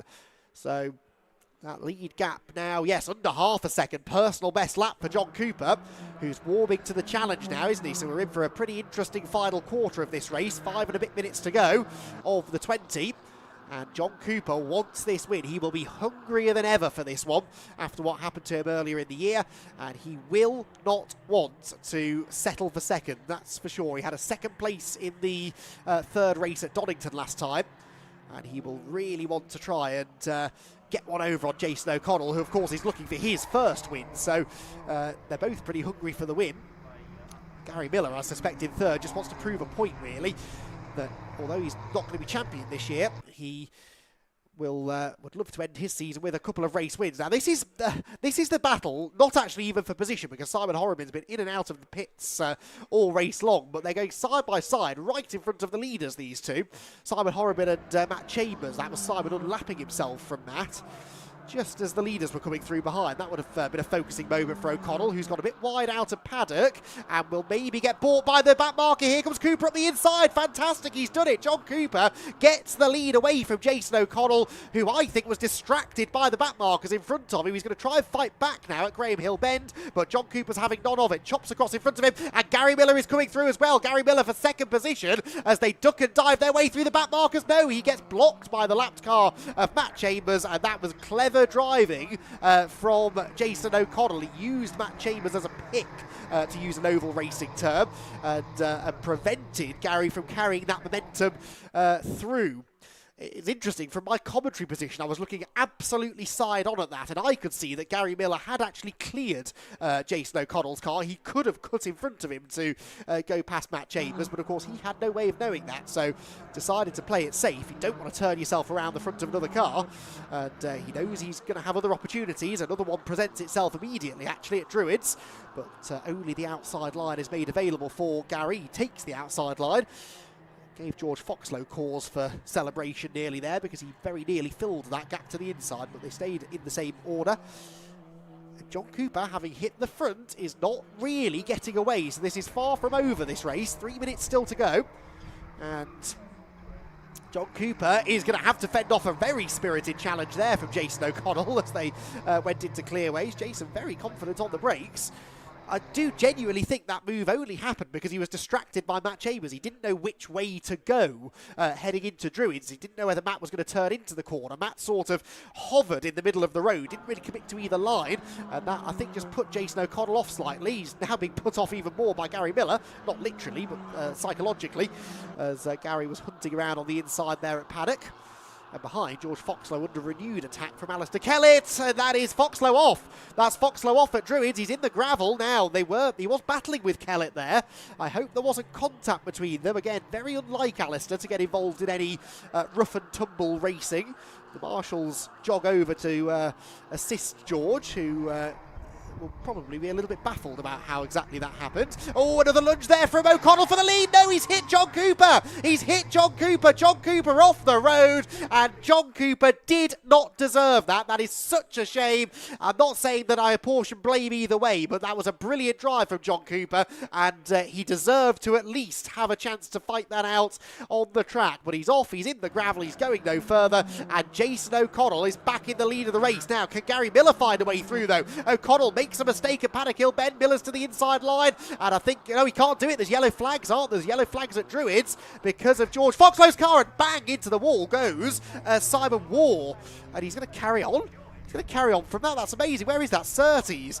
I was absolutely amazed to see him rejoining the circuit. That was into a yellow flag zone as well, which will be frowned upon. So we've got yellow flags now at Druids. Yellow flags up at here as well, where Gary Miller is almost into the side of Jason O'Connell's car. Yellow flags at clearways because of John Cooper's car off the road, of course. But, O'Connell's got a problem. Jason O'Connell slows exactly as Alistair Kellett did earlier, and Kellett is in second. The checkered flag is out. They're going for an early finish. The checkered flag is out, and Gary Miller on the final corner steals the victory from Jason O'Connell, who made a crucial error in that final turn. He outbraked himself, he ran wide, or maybe it was another gear issue like I suspected had been the case for Alistair Keller's. Another off now at paddock. That's number 15, which is Marco Ricci. So what on earth is going on here? This is a truly bizarre conclusion to the race, with 3 or 4 cars off the road at once, and a couple of them fairly significantly. So a sensible call, I think, really, by the race control to call the race early. Well, just in the nick of time for Gary Miller, I suppose, because he'd only just got that lead away. I don't think they saw the checkered flag, so they're coming back through, not at full speed, admittedly, but they're coming back through just to cross the line again. I don't think they'll get in any trouble for that, because it was an early call to end the race. But, sorry, that wasn't even Gary Miller. I'm talking absolute nonsense. It was another red car. There is Gary Miller, who very much is aware that the race is finished. He's very aware that he's won the race, and well, Jason O'Connell. Now, Jason O'Connell was he just pulling over there to gesticulate at John Cooper, maybe? I don't think he would be angry at John. I think maybe he would be apologising to him, but he took a very wide and slow line through clearways, a bit like he did on the last lap of the race when he lost the lead to Gary Miller, who ends up picking up the win in what was a topsy-turvy final few minutes. Alistair Kellett second, somehow. Jason O'Connell third. Sean Reynolds was fourth, with Luke Waugh in fifth. Morgan Kidd sixth. Graham Cole for seventh. Then James Pope, Ricky Glendenning and Maggie Webster to complete the top 10. Harry Hayes was 11th. David Nye was 12th. And in 13th position we have Simon Waugh, although he was, well, limped across the line with all of that damage. Marco Ritchie did not finish. He's off at Paddock Hill Bend. Matt Chambers a lap down in 15th. Conor Blackburn 16th. Simon Horriman multiple laps down in 17th. Whilst, of course, John Cooper and George Foxlow both failed to finish the race. Foxlow going off at Druids, Cooper going off at Clearways. A dramatic conclusion to the Airtech Motorsport Fiesta ST240 race, and I suspect plenty of time to debrief with the drivers here for Richard. Let's head down and hear from them now. Well, what an ending to the race we had there. Gary Miller coming through. You just never know what is going to happen in racing, and the Fiesta Championship delivering entertainment for everybody here at Brands Hatch and on the stream. Gary just having a quick word with Alistair Kellett, the two drivers P1 and 2. We've got so many stories to cover there. We've got, I don't know if we're going to get AM-class podiums as well. Gary, we'll get you down and have a quick natter. Thank you very much. Congratulations, we'll get you on the line, in the middle, bit of branding in the way there as well. I was just saying, you never know what's coming. I mean, you was very strong pace all the way through that, and then it just kind of opened up at the end. Yeah, I just had to keep my nose clean on that one, to be fair. I needed to get a finish to make sure a second the championship, and McAllister's barn an absolute disaster. It's gone tomorrow, so the main thing was to stay out of trouble and to not be seeing the stewards later on. So that's what the game of the game was today. And you sound like you used to going and seeing the stewards. I'm sure that's not the case. we've had our love-hate relationship this year, let's say. But yeah, no, look, it just kind of opened up in the last two laps and everything got a bit leery, and yeah, it worked out in the end. So I was quite happy to sit there in third, and Alice was behind me, and I seen Foxlow in the gravel. So I said, right, that's all I need to bring it home now. So, but then on the last lap, it just opened up again. So yeah, delighted, yeah. I've not had the chance to work on you guys through the year, the way the calendar's fallen, but I've watched the championship, and you've been strong, particularly in the early part of the year.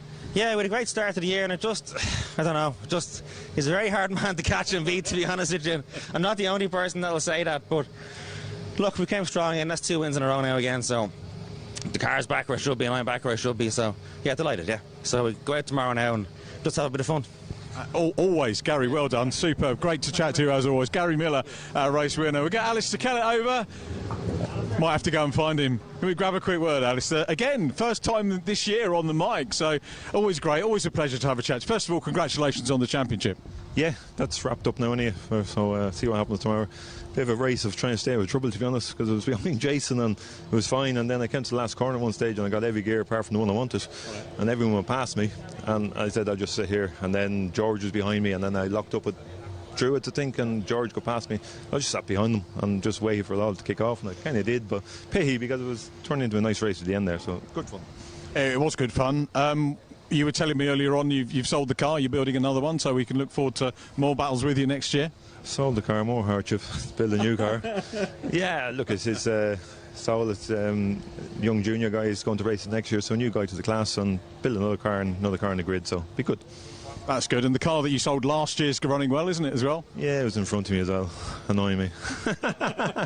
Yeah, no, George is driving very well all year. I think he no ABS, he locked up and went straight on and Drew was there. Other than that, to be honest, I was just happy to sit behind him, because all I needed to do was finish, so done that now, so we'll see what happens tomorrow. I mean, people see you very much as, you know, the man to beat. Start of the season, obviously Gary was leading the championship when I was looking at it, and you haven't won a race. I kept expecting to see Alistair Kellett as a race winner, and you did, but was it like third, fourth meeting, something like that? But you were racking up the points though. It's something like Angus here, I think. I'm not sure. It's the car was fine. Like, I mean, it's just, I think it was a bit me, and everything else qualified a bit bad, and just I think I was just probably happy enough to have a bit of fun. And then in Angus it all came together, got a couple of wins, and then I think I had 2 wins most weekends after that. So it was good. Yeah, it's a good championship, brilliant, very close. Like, see qualifying thousands between the first couple of cars, so it's all good. Quality drivers, though. Well done, mate. Congratulations. Thanks for having a very quick chat with us. And Jason O'Connell in third position. Let's grab a quick word. Again, a driver I've not even met before, Jason O'Connell. So let's get you down for a quick chat. We've got a... I thought we were going to get you... Have you had your trophy already, Jason? I didn't get it yet, no. All right, okay. Great to meet you. Not met you before. Congratulations on the amateur title. You've kind of walked that. I think halfway through the season you could have probably collected the trophy. So it's been a good year. Very nearly your first outright there, though. Yeah, obviously I really wanted that win more than anything, and back marker just got in the way coming into the second corner, and John got up my inside, lovely move, and then I just was keeping with John and I went for a move at the last corner. I really wanted to win, and they kind of locked up on the brakes. We came together, which is really unfortunate because I didn't want to hit John, but we came together. It's just unfortunate. I really wanted to win and I just went for it, you know, and it's unfortunate the way it all happened. We've got another race tomorrow, though, where you can go for the overall. Yeah, we'll go for tomorrow and try again, yeah. Hopefully, we'll see. What's your background? Because I don't know very much about you. I've not seen the name before. Yeah, no, I've done 2 seasons in Ireland in the Fiesta Z-Techs, which are like 80 horsepower, and it was a massive jump up to one of these, and first round was Snetterton and took a big news. It probably took me 2 weekends really to get the hang of the car, and now I just love it. Like, you know, they're so rewarding to drive. The slicks give you so much grip and confidence. It's a brilliant class and brilliant tracks. It's just really good fun now. I always get fed up asking this question, but I need to. Are we going to see you back next year? You will see me. I won't be doing a full championship next year, maybe the year after, but there's other things on the cards next year, so I'll do a few rounds definitely, but I won't be doing a full championship. Oh, it's a shame we won't get to see you full time. I think it's going to get stronger. I think Albert Webster's coming back. You won't know Albert, he's in the minis, but he's coming back. Right, yeah, no, I heard it's a really strong class, so I will do a couple of rounds hopefully, and then the year after I aim to be back and do a full season. That's the plan. Jason, we look forward to that. Well done, many congratulations. Great drive, mate. And Jason O'Connell, what a year Jason O'Connell has had. Wrapped up the amateur class, as we said, nice and early. I was going to dive down into Park Foamy for an amateur podium. We haven't got time because we've got the Production Cup runners, including the Silver Lake DS3 Cup on track. So over to Andy McKeown, who'll tell you all about the classes newswear. Thank you, Richard. Yes, cars are slowly grinning up after, I have to say, a very, very efficient clean-up from the Brands Hatch Marshals. That is a prime opportunity, I think, for us to give them a little bit of love, as they well deserve, because I was honestly expecting that to be a 10 or 15 minute delay with 4 cars in different locations around the track needing to be recovered, but they did a brilliant job of getting them out of the way really, really quickly, and we are ready to go now with our next race already, which is, as Richard said, the Fixed Wheel Production Cup, which has a number of different classes. So you've got the DS3s, of which there are, I think, 3 of these Citroen DS3s, which we're hoping to run as its own championship for 2026. More on that later. Then you've got the class A, B, C, D and E cars, which are all split on, I believe, a power to weight ratio, but there are going to be battles across all of those classes for us to enjoy over the course of the 15 minutes, and a few familiar names as well out there. I noticed Elliot Lettis on the entry list. Elliot Lettis, who we've seen racing in the City Car Cup, having a little bit of a play in one of the Citroen DS3s, which is nice to see. We've got Jake Wardle, I think, in his Fiesta Junior car. Is it Jake Wardle? I'm sure it said Jake Wardle on the front of it.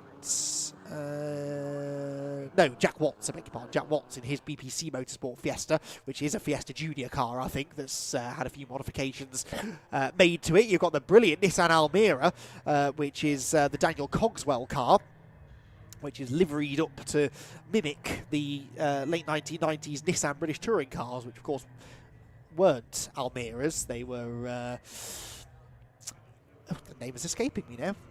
The Nissan... Wow, I can tell it's been a long day. Anyway, the 90s Nissan touring car, which I'm sure everyone in the YouTube comment section is now spamming, telling me what it was. Absolute brain fade there for me, I'm afraid. My favourite era of touring car racing in the UK. And I can't remember what the Nissan was. Anyway, you know what I mean. the brilliant livery on that car, great looking car. Primera, thank you Dave Goddard, thank you. You can always rely on Dave Goddard to be able to help me out with, I was going to say any historical fact, that's really something I should have just known, but yes, Nissan Primera, but it is a Nissan Almera GTI that Daniel Cogswell is driving, and it will be starting mid-grid, I think. Where's he lining up? He is 8th on the grid. Dave Tyson's got pole, though, in the Peugeot 308, so Dave Tyson 1.1 seconds quicker than Rich Hockley in his very rapid Honda Civic, with Colin Dunn and Jack Watts together on row 2. Then Martin Cully, who we see out quite often in the Club Sport Trophy races over the course of the year with BRSCC. He's got David Mycock in his Renault Clio on row 3. Row 4, Elliot Walker and Daniel Cogswell, with Barry Cully and Liam Browning. Row 5, row 6, Theo Longman and Greg Rose, with Jude McGreevy at the back of the 13-car field. Henry Swanson and Andrew Thompson, by the way, starting at the back because they were disqualified, I believe, for technical infringements after qualifying. Right then, 15 minutes on the clock, away we go, and not a great start from the pole sitter Dave Tyson. They're going to be 4 abreast. David Mycock there tries to slip up the inside of the Peugeot, which then finds its feet and manages to get back through possibly into 3rd position as they drop down the hill. That is Jack Watts around the outside. Oh, and off in front has gone Hockley. Rich Hockley, the race leader, has got off, having made a brilliant start, and he's lost it, I presume, on cold tyres and spins over to the right-hand side of the road. So Rich Hockley with a calamitous run through the first corner, a brilliant start, and then got it all wrong coming out of the turn, and he's got it all to do again now as he tries to charge back through from the back of the field. It's still side by side though between Dave Tyson and Jack Watts. Dave Tyson only now will wrestle the lead back away from the Fiesta driver and puts the Peugeot out in front of the BPC Motorsport prepared Ford Fiesta, and he should now be able to clear off really, because he was comfortably quicker than everybody else in qualifying, and the everybody else was headed of course by Rich Hockley, who is now at the back of the field. So I think Rich is where most of our attention will be centred. You can see him in the background blasting around the outside of one of the Citroen DS3s.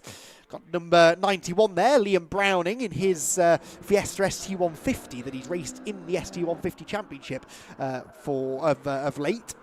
Not, I don't think, racing in it this weekend though, interestingly, sticking with the Production Cup, as Hockley now does nip back up the inside again. So Rich Hockley, not the first driver, in fairness, to spin in slightly embarrassing circumstances today. That's moderately better than doing it on a warm-up lap, I suppose, but it has given him a lot of work to do now, carving his way back through the field. I wonder what further progress he can make. Rich is a Class A car, by the way, which is the same class as Dave Tyson. In fact, they're the only 2 Class A cars racing, so yeah, if he's going to have a class win, he's going to have to get all the way to the front of the field, unfortunately. There is Liam Browning. Now, Liam Browning's Ford runs in... doesn't have a class listed next to it, interestingly, on the entry list, so I can't tell you what class he's in. But he's battling away with the Mini there of Elliot Walker, which is a Class C car, so that should give you some idea of maybe what class the Fiesta is in. Martin Cully, by the way, has been in and out of the pit lane. Not sure why he came in, but went straight back out again only moments later.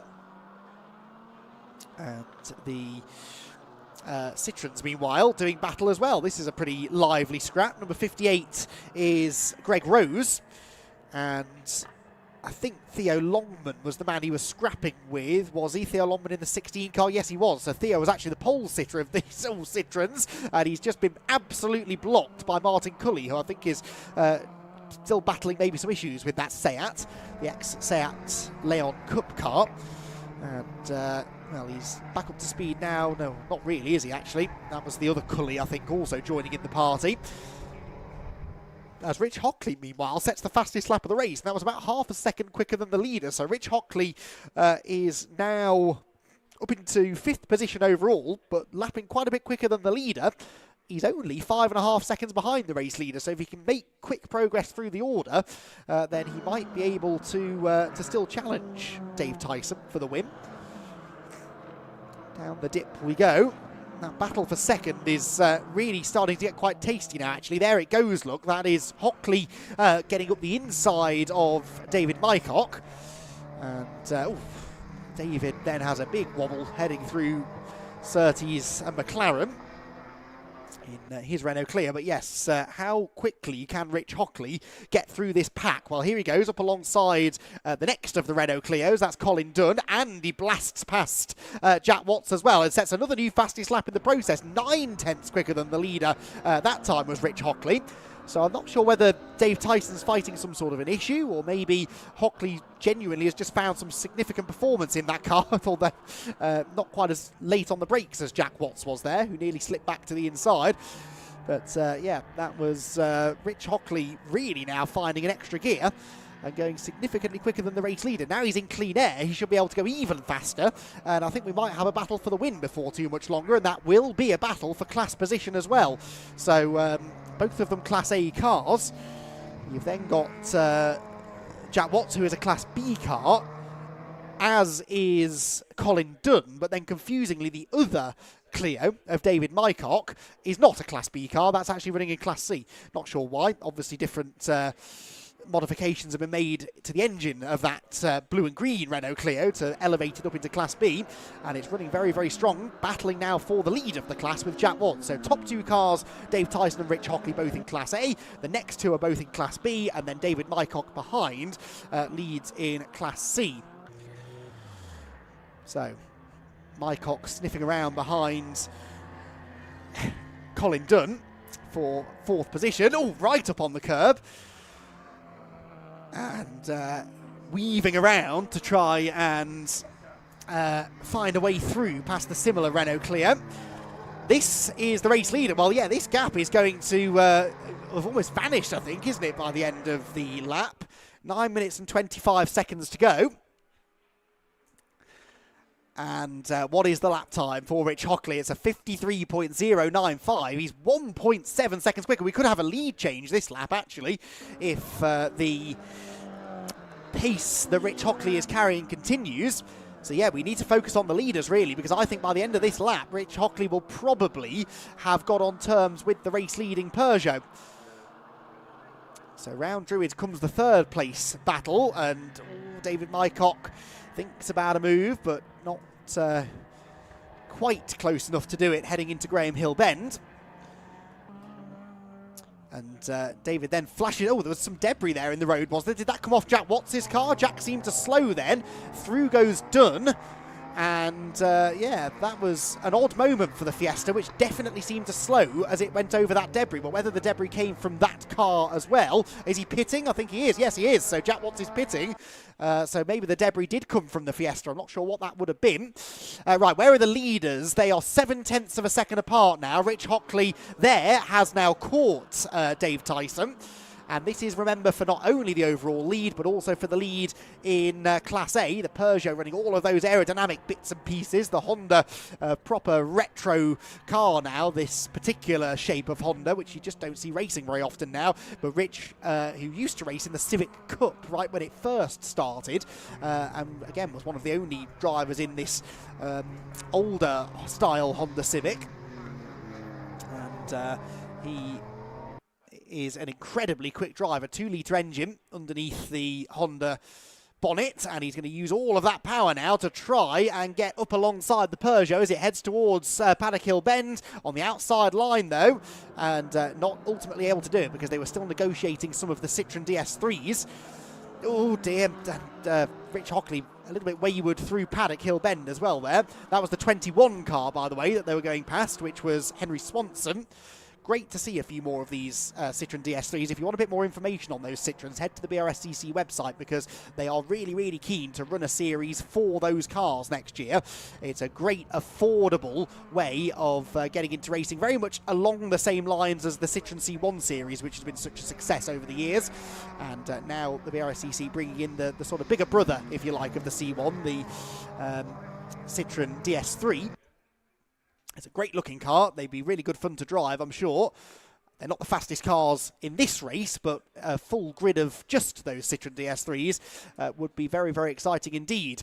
Right, Rich Hockley's pace has now seemingly deserted him. I don't think he's getting through the traffic quite as effectively as Dave Tyson, as Jack Watts rejoins the race now after that little pit lane visit.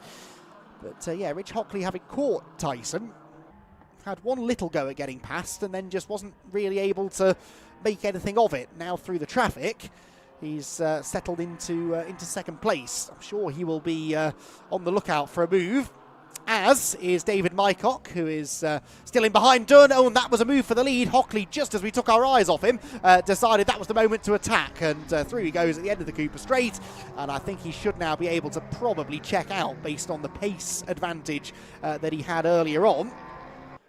Out through Clearways and Clark Curve, Honda leads Peugeot.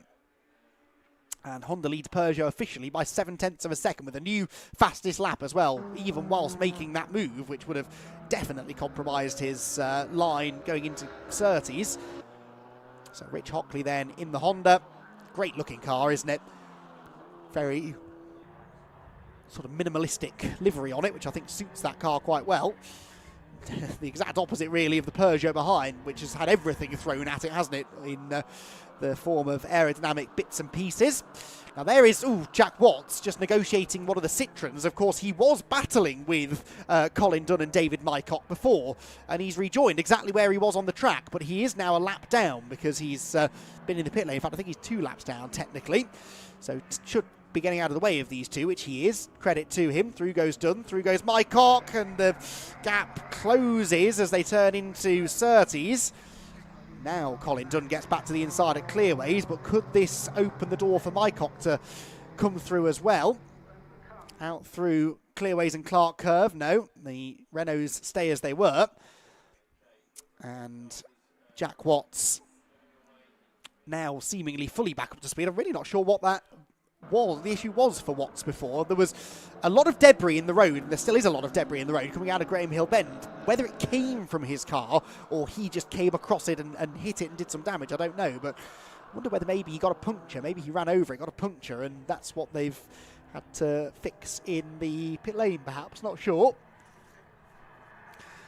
So down through Graham Hill Bend they go. Another look at some of the Citroen action, and number 21 Henry Swanson, who's leading in the DS3 portion of the race. It is Longman leading by some 6.7 seconds at the moment over Greg Rose. And there goes the lunge up the inside from the 21 machine of Swanson. This is the 3rd in the DS3 Cup, and that was a successful move. Novice cross on the back of the 21 car of Henry Swanson. These Citroen DS3s would make a brilliant first racing car, wouldn't they? Because they're fairly substantial, but they're not enormously powerful. They're not enormously difficult to drive, I would imagine. I've not actually driven one yet, but would like to get behind the wheel if an opportunity presented itself. But they are great little cars, and I think if you're looking to get into motor racing, you could do a lot worse than getting into a Citroen DS3. A lot of people go down the Citroen C1 route, but those cars are actually really quite tricky to drive. And to extract a lot of time out of, whereas the DS3 looks a bit more user-friendly, doesn't it? So, can Mycock find a way past Colin Dunn? That's the question that remains for 3rd position. Oh, as we've got more Citroen on Citroen action. Citroen on Peugeot action, actually. Getting my French marks mixed up. That was the little Peugeot 107 of Jude McGreevy being overtaken. Not for position. McGreevy is actually last in the race in the Class F Peugeot, the only Class F car entered. Now, this is the lead battle, and I'm surprised, really, to be saying that it's a battle. I thoroughly expected Rich Hockley, when he got to the lead, to check out, but Dave Tyson's rising to the occasion now, and Hockley isn't going quite as quickly as he was before, although he's not far off the pace, only about 0.3 off the fastest lap that time around. But Dave Tyson's really upped his pace, and he is sticking with Rich Hockley now quite nicely. 2 minutes still to go. And there is a potential for another positional change still before the end of the race. The problem that Tyson will have is that his car doesn't seem to have the ponies in a straight line, does it? And he's going to really find it difficult, I think, to overtake a car that is quicker than him in a straight line, especially if he overdrives like that through the corners and runs wide at Graham Hill Bend. Because that's the temptation, isn't it? When you're up against someone who's got a bit more horsepower than you, the temptation is very much to start overdriving through the corners to make up for that. So out of Clearways and Clark Curve they head again onto what will be the penultimate lap of the race. And Dave Tyson then with a handy little, Rich Hockley with a handy little lead, 1.2 seconds. Some back markers ahead though. This could still present an opportunity for Tyson, who takes a very odd line out of paddock. And Hockley possibly a little bit delayed there by one of the Seats. Was that Barry or Martin Cully? Barry Cully that was, I think, wasn't it, number 11? And as the leaders pick their way through the traffic, the gap seemingly now goes out again, so I think Rich Hockley, barring any dramas, should be in a pretty good position now, with 1 lap to go at the end of this one. Trying to spot if there are any real battles going on through the order. I think everything's pretty much settled now, really. So the closest battle, really, is Martin Cully versus the Theo Longman Citroen, which is just ahead, actually, of the race leader. Rich Hockley about to put a lap on those two. They were 9/10 apart. They're now 8/10 apart. No, excuse me, sorry, they're a bit further up the road. That's the 58 Citroen of Greg Rose, who gets out of the way of the race leader Rich Hockley, but not quite so effectively out of the way of second-place man Dave Tyson. But Hockley doesn't seem as fast now, does he, as he was in the early part of the race. It might be that he's just sort of managing the car a little bit, but remember, he was slower than Tyson in qualifying, so we know that Dave's got it in him to go quicker than the Honda, but he's just not quite going to have time to do anything about it in this race, is he? The checkered flag awaits. Rich Hockley bounces over the curb, and he will accelerate to the line then. Rich Hockley negotiates the back markers, and he is going to take the checkered flag. A charging drive then after spinning from the lead at the first corner. He charges back through and claims the race victory with Dave Tyson in second, both of them Class A cars. It will be Colin Dunn, I think, who is going to come through in third. He's some way back though, so we've already had Andrew Thompson through, and there is Liam Browning, who is dicing away with David Mycock. But in the battle of the Clios, I think Colin Dunn is going to fend off Mycock, isn't he, and claim third overall, and more importantly, a class win in Class B. And then Barry Cully will come through a little bit further back. In fact, Barry Cully, I think, is Martin Cully, isn't it, who's going to come through in 9th position. So across the line goes the Cupra. Martin Cully in 9th position, and Rich Hockley, our race winner. 17 laps completed in the 15-minute window, and a pretty convincing victory in the end for Rich Hockley, only by 1.1 seconds, but a solid win, a really good result for him, and he gets the overall and Class A victory. It is then third position and a winning Class B for Colin Dunn, ahead of David Mycock. Andrew Thompson was next. Mycock, by the way, a winner in Class C as well.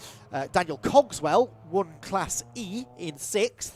7th position then for Elliot Walker. 8th Liam Browning. 9th was Martin Cully even. 10th for Swanson. 11th place then for Greg Rose. 12th for Jack Watts. 13th for Theo Longman. And 14th Jude McGreevy, the only Class F runner, and therefore a race class winner as well. Right, quickly, Richard, save me.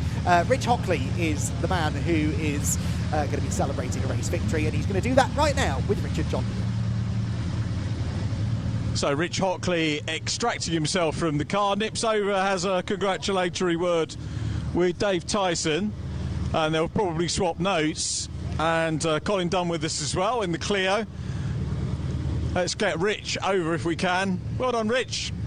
Nice one. We'll get you over for a quick chat. Pretty sure I remember this car from the very early days of Civic Cup, which Andy McKeown was talking about.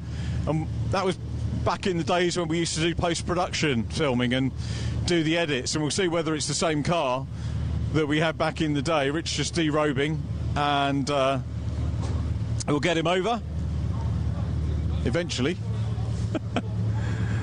Let's go and drag him over. Let's get you over. Well done, Rich. Nice drive, congratulations. And we'll get you here. Spoils of victory to be handed out. And you made it difficult for yourself in the early stages, though. What happened? Yeah, just a little bit. Cold tyres, didn't warm enough in the green flag lap. Went into like just first corner, and he just stepped out, held it, and then it flipped back, then flipped back the other way. I was like, this is going all wrong. To be fair, we've seen a lot of that today. It's not just you, mate. Got a good start, but it just all went downhill after that. I was talking about the old days of Civic Cup. I think we used to do post-production, edit it before the days of live streaming. And that's the original car, yeah? The original Civic Cup cars, yeah. You obviously enjoy it, and it goes well, doesn't it? Yeah, it's had a few mods over the last 14 years, but yeah, it's getting there now. What are the major mods? It's basically everything's been rose jointed. It's on a sequential shift, so it's nothing like the Civic Cup car used to be, but it's fun. You know what I mean? It's fun. Production Cup looks like good fun as well, with all the different classes. You've got some traffic to deal with as well at various times. Yeah, obviously back markers play a big role in it in the race, but luckily I got through. Gave a bit of a gap between me and second place, so yeah, I'm happy with that. You've had, I think, is that 5th class win and 3rd overall, if I've done me sums and research correctly. You're better maths than me. I don't know. I just keep racing. That's all I'm bothered about. Obviously enjoying the Production Cup. Production Cup, amazing people. Andrew runs it excellent. You know what I mean? He's a great bloke to race under. I have heard this. Yeah. He's a friendly guy, so I'm going to keep coming back. It's a great bunch of lads to race with, so yeah, really happy. Nice, well done, Rich. Congratulations. Here's to win 6 tomorrow. We'll see you for that tomorrow. Dave Tyson in P2. Let's get you over, Dave. Well done. Yes, thank you. Good stuff. Well done. Bit of camaraderie. I love this. Do you know what? It's the best camaraderie we've seen out of on camera today. So well done, guys. Because the cars are probably quite similar in power, but very differently built. Yeah. So, I mean, that thing, don't get me wrong, it's mega, it's a missile. But where I can probably get on it is on the brakes. So when Rich caught me on the brakes, I was a bit better. But his drive out of Clark and that is absolutely immense. So, a bit of a challenge for tomorrow. We've got to try a few different things, have another dig, haven't we? We have, yeah. Tell us very quickly about the 308. So it's a 308 Racing Cup, used to race in Europe and stuff. It's based on a 308 GTI, just with a different gearbox in it, basically. Nice one. Thanks, Dave. Well done. Car's on the grid for the next race, so hopefully we'll have a bit more of a chat tomorrow. Dave Tyson, P2, and Colin Dunn in 3rd place. Colin, good to see you. Well done, and a class win. So congratulations, mate. Yeah, talk us through your race. Yeah, it was a busy race. We had a good race with the Fiesta at the start, Watts. Unfortunately, he shed a wheel arch liner or something down on the back here, so he ended up having to come in to get that sorted out. And then Dave Mycock, who's the Class C Clio, gives a real good push for most of the race, but I think, I don't know whether he backed off a little bit at the end or if his tyres were going off, but we just pulled a little gap to him. Much to do overnight, or are you just going to park it, have a barbie and then come back tomorrow? Just have a little bit of a check where the wheel arch liner went under my car just to make sure it's not done anything, but apart from that it should be alright. Nice one, Colin, well done. Thank you very much. Good to see you, hopefully see you on the podium tomorrow. Colin Dunn completes our podium. I think we're going to have a chat with the DS3 drivers tomorrow, just to try and mix things up a bit and make sure they get a fair shout. But next up, it's the Pre-82 feature race, or the first one of 2, sponsored by Jeff Page Engineering. And to tell you again a little bit more about it, here's Andy McEwen. Yes, thank you, Richard. More Formula Ford action then. The Pre-82 Formula Ford 1600 Festival feature race, which is a slightly deceptive name because it's not actually a feature race, it's 2 feature races. They've got a race today and a race tomorrow, but you take the point. This is an opportunity for some of those pre-1980s cars to really take centre stage. A lot of these drivers will be competing in the festival proper as well. They've had, I would imagine, probably almost all of them competing in the festival proper as well. And this is 2 races, part of, sort of inspired, if you like, by the Jeff Page Engineering pre-92 Super Classic Formula Ford Championship, but this is a pre-82 set of races, and we'll see a lot of these cars as well out in the historic final tomorrow afternoon as well. The grid then as follows. James Rigby's Van Diemen is ahead of Cameron Jackson's wonderfully named Winkleman, not of the Claudia variety. Ben Powney and Mark McKenna together on row 2, ahead of Rick Morris and Oliver Chapman. Oliver Buckton and Anthony Denham then on row 4. Row 5 for Harrison Morrow and Colin Williams, and the 6th row of the grid is Jonathan Nash ahead of Matthew Sturmer. Stuart Kestenbaum is alongside Alan Slater with Christopher Edwards and Russell Giles. Row 8, row 9, Simon Langman and Phil Atwood, with Kevin Teager and Ian Geary on the 10th row. Row 11, and the back of the grid for Timothy Bennett and Michael Saunders. So, that's how the grid lines up. This will be a timed race, just to break from tradition slightly compared to the other Formula Ford action this weekend. A 15-minute race as opposed to a race over a specific number of laps, as it will be for all of the other Formula Ford races. So 15 minutes and competitive. And another spinner on the green flag lap. That was another car that went around at Paddock Hill Bend on cold tyres. They've managed to keep it out of the gravel trap, thankfully.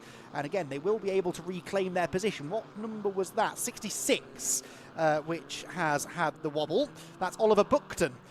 Now we've seen, am I imagining things? Have we not seen Oliver Buckton out in one of our heats before? I thought we did, but in a different car.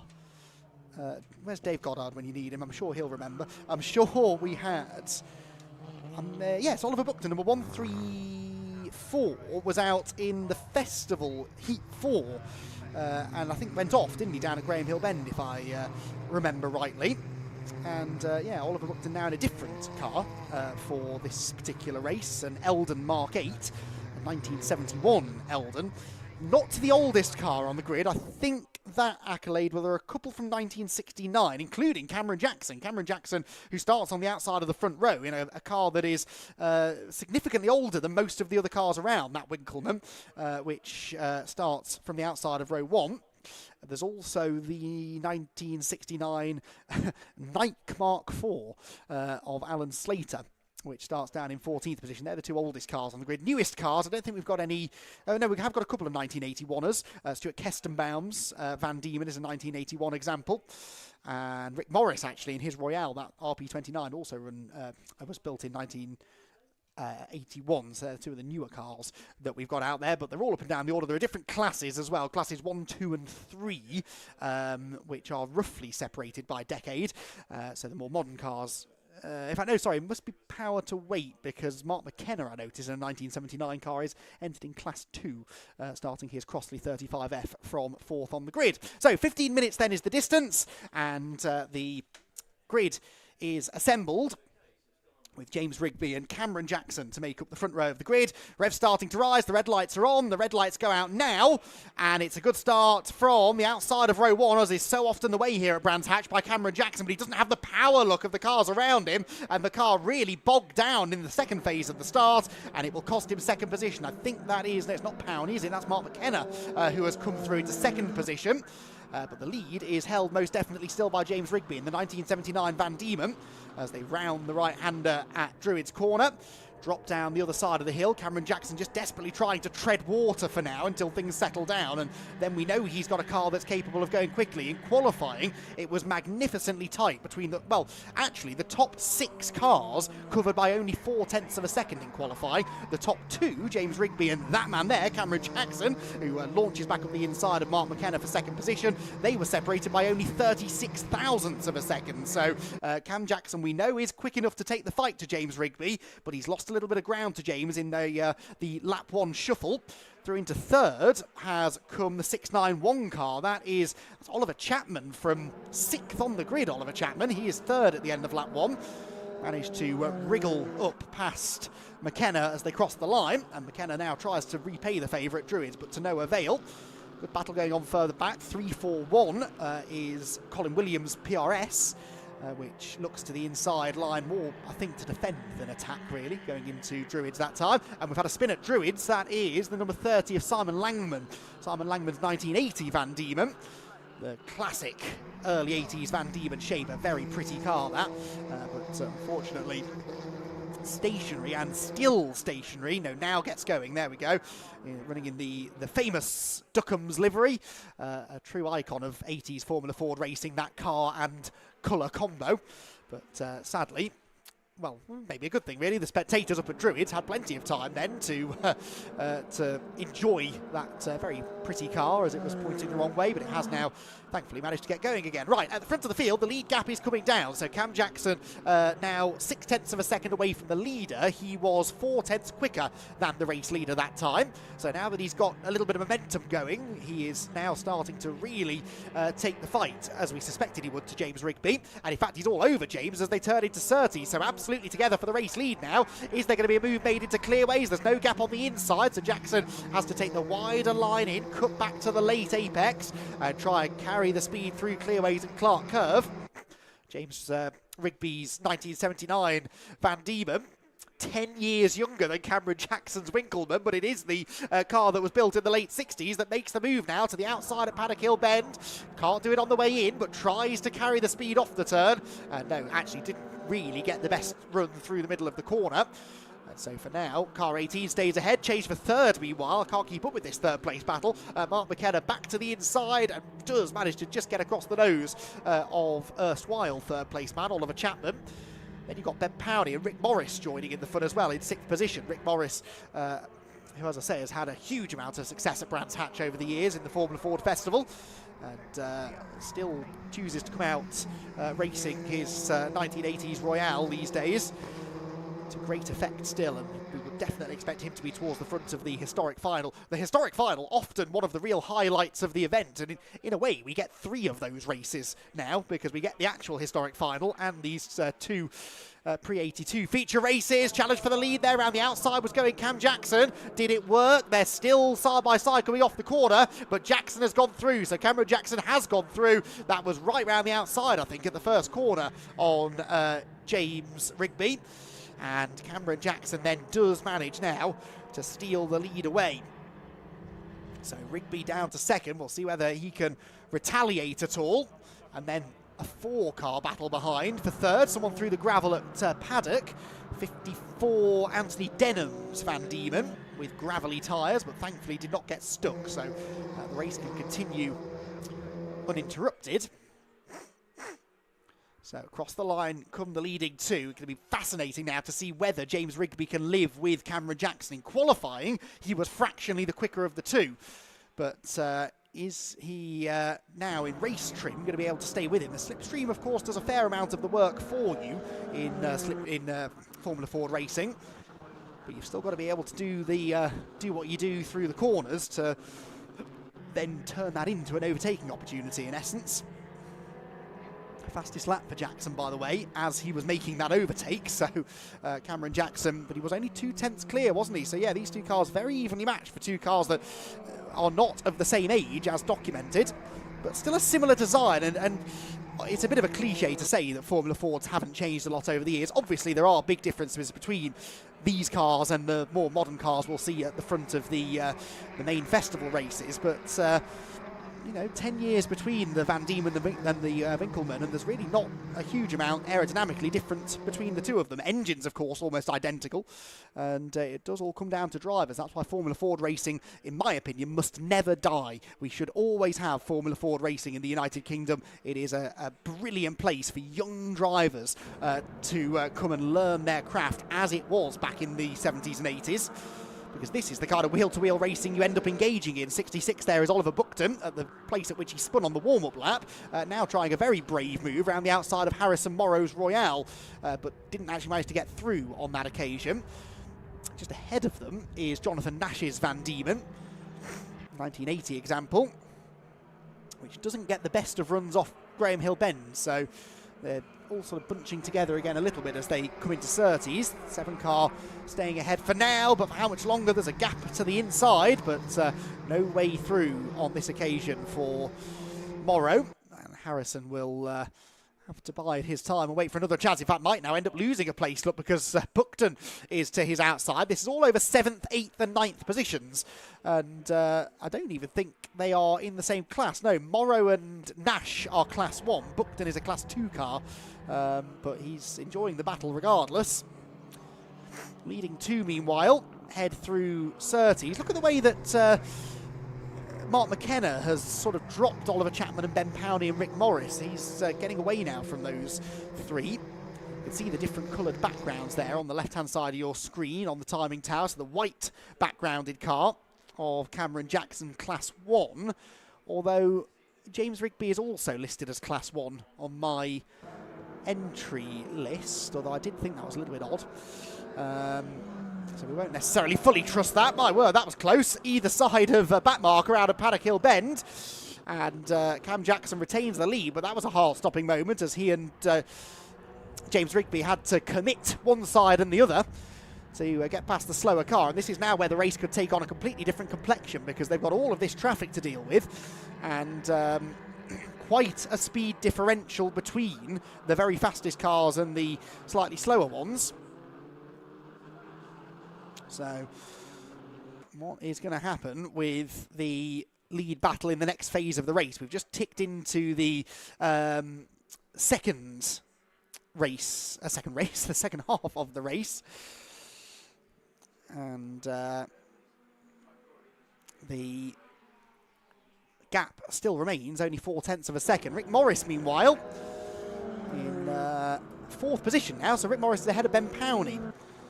And so Rick Morris picking his way through the order nicely. He's going to set off after Mark McKenna now, if he can. Not a huge amount of difference in age between their two cars either, so Rick Morris, I think, if he can get there, might be able to give Mark a run for his money, except he didn't get out of Graham Hill Bend very well. Look at this for the lead, though. This is exactly what we hoped we would get from these pre-82 feature races. A proper ding-dong battle between Cam Jackson and James Rigby. Rigby wants that lead back that he held earlier on in the race. He's proven that he's capable of staying with Cameron Jackson, but not actually been able to find a way back past. It actually seems to me like Cameron's car is quicker in a straight line, so I put his poor start down to a lack of power. I actually don't think that was the case. I think just a slightly iffy second phase of the start going up through the gears. But now, in a race situation, it does seem that he's got slightly the legs on Rigby's car down the straight. Ooh, that's a very odd line out of Druids for Rick Morris, who's trying to keep Ben Powney at bay. This for 4th position. Both of them Class 1 cars as well, I believe. And as they head through Clearway's corner, the Rick Morris machine is having to get very, very defensive indeed. Across the line, Powney and Oliver Chapman in this as well, 3 of them together. 4th, 5th and 6th places. They're allowing McKenna, though, to just distance himself from these two once again. They plunge downhill through Paddock Hill Bend, climb back up the other side into the right-hander at Druids. And as they drop down through the left-hander at Graham Hill Bend, the leaders, I can tell you, are still as close together as ever they were. Oh, good exit there from Powney. Good exit from Powney. He's up the inside. Oh, no, not quite up the inside into Surtees. Frustrating this for Powney because he seems to be getting off the corners quite well, a little bit better than Rick Morris maybe, but just can't quite get the overlap in the right place. For the lead, meanwhile, Slipstream brings James Rigby back alongside Cameron Jackson. Again, proving me a liar, because there was nothing wrong with the straight line speed of that car then, was there? He's very sideways at Paddock Hill Bend, tries to cut back to the late apex. There's a back marker ahead, and that is going to delay the race leader, because the back marker didn't really know that they were there. That's the 87 Eldon Falconer of Ian Geary, which had a bit of bodywork loose in qualifying this morning. But a really unique looking car with those rear view mirrors that stick right up above the top of the car. And he didn't really know which way to go there, did he? So the leaders, therefore, didn't really know which way to go, and nearly caused a bit of a stumble for Cameron Jackson, who's not really put a foot wrong since he hit the lead. But can he stay there for another 3 3/4 minutes? Across the line they go. I don't think Rigby is quite as close as he was a lap ago. So Rigby with a bit of work to do to get back within striking range. But look, more traffic up the road and no defence offered up there into Druids by Cameron Jackson. So Cameron Jackson almost ended up opening the door invitingly there for James Rigby. But I'm intrigued to see how they get through these 3 back markers, because this has got the potential to decide this race, really, this far into it. Only 3 minutes left, so if Jackson can gain an advantage out of this next half a lap or so, it could prove to be a meaningful one. He dives up the inside of the Russell Giles-driven Van Diemen, but he's being followed every inch of the way by Rigby at this point. The gap has extended slightly between the two of them, but not significantly. And Jackson now, I think, is going to catch the next back marker at Paddock Hill Bend. Oh, well, it's on the exit, actually. Oh, no, on the apex. Right on the apex. That definitely will have held him up. But unfortunately, Rigby wasn't close enough to capitalise. So it has been an advantage, really, for Jackson there. Rigby launches to the inside and gets a little bit closer again to the leader through Druids. But yeah, a little advantage there for Jackson. In the end, not a meaningful one particularly, because they're only a length or so further apart than they were. And in fact, that gap came down nicely through Graham Hill Bend. More traffic now as we head through Surtees. And this is a car moving quite slowly. Oh, the Duckham's car is off again. That is at Clearways, is it? Yes, it is Clearways. And driver getting out, but that is going to be yellow flags at one of the prime overtaking opportunities on the circuit, isn't it? That's a shame. Meanwhile, good battle going on here with... we've seen this battle earlier on, haven't we? Oliver Buckton in 8th position, trying to find a way ahead of Jonathan Nash. So yellow flags out at Clearways, and that's going to make life very difficult, not only for those battling for position, but also if you come up against a back marker. You are not allowed to overtake anybody in a yellow flag zone, whether it's for position or to put a lap on them. Now, why I think that could be significant is if the leaders come across any back markers in that part of the circuit, that could really delay one or the other of them. They haven't actually got a lot of traffic in front of them, though, so they might be all right between now and the checkered flag. Oh dear, someone going very slowly through Paddock Hill Bend. That was a very close call. So Langman out of the race, as we've documented. That was, who was that? Phil Atwood, I think, in his Crossley, who was right in the middle of the road going quite slowly. The leaders have gone through, by the way, with just enough time for 2 more laps, I think. 2 more laps to go. And there are the leaders. Still Cam Jackson ahead. But James Rigby will not give up. He just hasn't got any traffic up the road. That would really be his one chance, I think, if Cameron Jackson were to get delayed in traffic. But they don't have a lot of back markers that they're going to catch now. It's a pretty clear racetrack for these two. They're going to see a last lap board this time by. It's fascinating how the gap seems to ebb and flow, though. At certain parts of the track, it seems that Jackson's getting away, and then in the space of 1 or 2 corners, Rigby seems to close back in. He's driving with full commitment in that number 18 Van Diemen, but just can't get close enough to make a meaningful move. Final lap begins then, last lap board is out. They just about had time to get a 18th lap in this 15-minute time certain race. And as they head for Druids Corner, Cameron Jackson, the front of that car looks a little bit wonky to me. Again, throwing the technical terms out today. Maybe slightly lower on one side than the other, but it's not really affecting his performance. He's driven magnificently to get the lead away, having lost it off the line. And now, Rick Morris is around, and he's not the only one. He's tangled with... that was Chapman, I think, wasn't it? Oliver Chapman that he's tangled with up at Druids. So they both have ended up pointing the wrong way. This is going to be a bit of a drag race to the line, you know. James Rigby has done well to close back in, and he's got the slipstream. We know how powerful that's been. Can he get there in time? I don't think he will. Pulls out right at the last second. It's very close at the line, but by just over a 10th of a second, it is Cameron Jackson that gets the win, with James Rigby in second. Set the fastest lap of the race on the final lap of the race, did James Rigby in his pursuit of the race win, but just couldn't quite get there.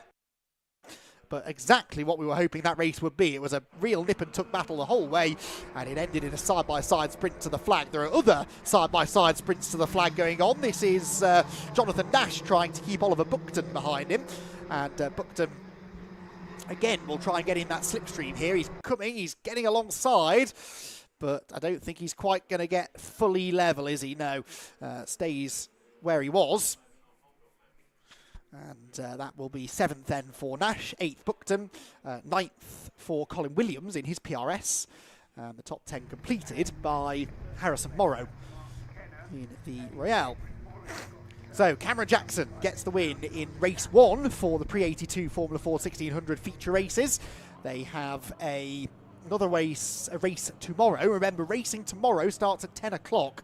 Got one more race to go today, but 10 o'clock, slightly later than usual start, and the clocks go back as well, so enjoy your lie-in in the morning. That was a good race win, not for Alan Fincham. I don't know why Alan Fincham is showing as the race winner, because Alan Fincham, as far as I'm aware, didn't even take part in the race. But Cameron Jackson did, and he was the winner, with James Rigby second, and Mark McKenna in third, then Ben Powney and Oliver Chapman, with Rick Morris, Jonathan Nash, Oliver Buckton, Colin Williams and Harrison Morrow completing the top 10. 11th, Stuart Kestenbaum. 12th was the 163 of Matthew Sturmer. 13th, Alan Slater. 14th, Anthony Denham. 15th Russell Giles, Chris Redwood 16th, Ian Geary 17th, with Kevin Teager, Phil Atwood and Michael Saunders the last of the finishers. Simon Langman and Timothy Bennett, both non-finishers. So, hooks all round down in the pit lane. Richard John Neal is in amongst all of the celebrations and ready in a moment to speak to our race winner. Thanks very much, Andy. Yep, the drivers just congratulating each other. What a super race that was to watch. And I think we're going to mix the presentations up with the interviews here. The drivers, I'll tell you what, I'm going to G them up a little bit. So let's see if we can, because we've got races to go on. Well done, guys. Cameron will get you over and get your trophy. And we'll get Jeff and Alan to come in and make the presentation as well. Jeff Page back with us. And just so that we've got time to hopefully have a chat with our top three before the ST150 final. Cameron Jackson, the winner. Superb drive, Cam. Well done. Takes the handshake and the trophy from Jeff Page and winner's hat and bottle of bubbly from Alan as well. There we go. Cameron, I'll go this way. I think we're probably shooting to the sun a little bit, but cracking race. Yeah, no, it was really good fun. James was right behind me the whole time, so depending on what happened in traffic and where we caught a few back markers, but yeah, I really enjoyed it. It was great. And giving away 10 years, that original age of that car. Yeah, ours is a 69 chassis, but I think they were quite ahead of their time. It's one of the best chassis I've ever driven. How did you find it, and how did you find out about it in the first place?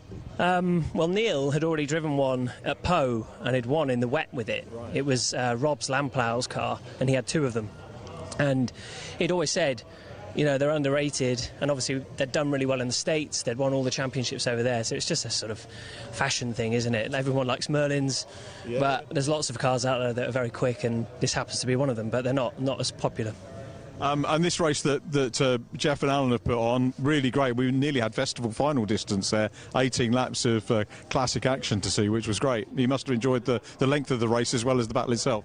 Well, once I got in the lead, I wanted it to be over, actually. A nice short race would have been great. But no, it was great. We had some side-by-side action after that, and just trying to pick our way through some of the traffic. And, yeah, he was keeping me honest all the way. Nice one, Cam. Look forward to seeing you again tomorrow. Let's move on to P2. Jeff, if you can do the honours for P2. James Rigby in P2. So we'll flick around so that we're going to have the light. We'll get you there. Well done, James. Congratulations. Lovely. That was good fun. And here we go. Let's have a quick word with James. Super stuff, and obviously qualifying well for the main festival as well. So what a decent day for you.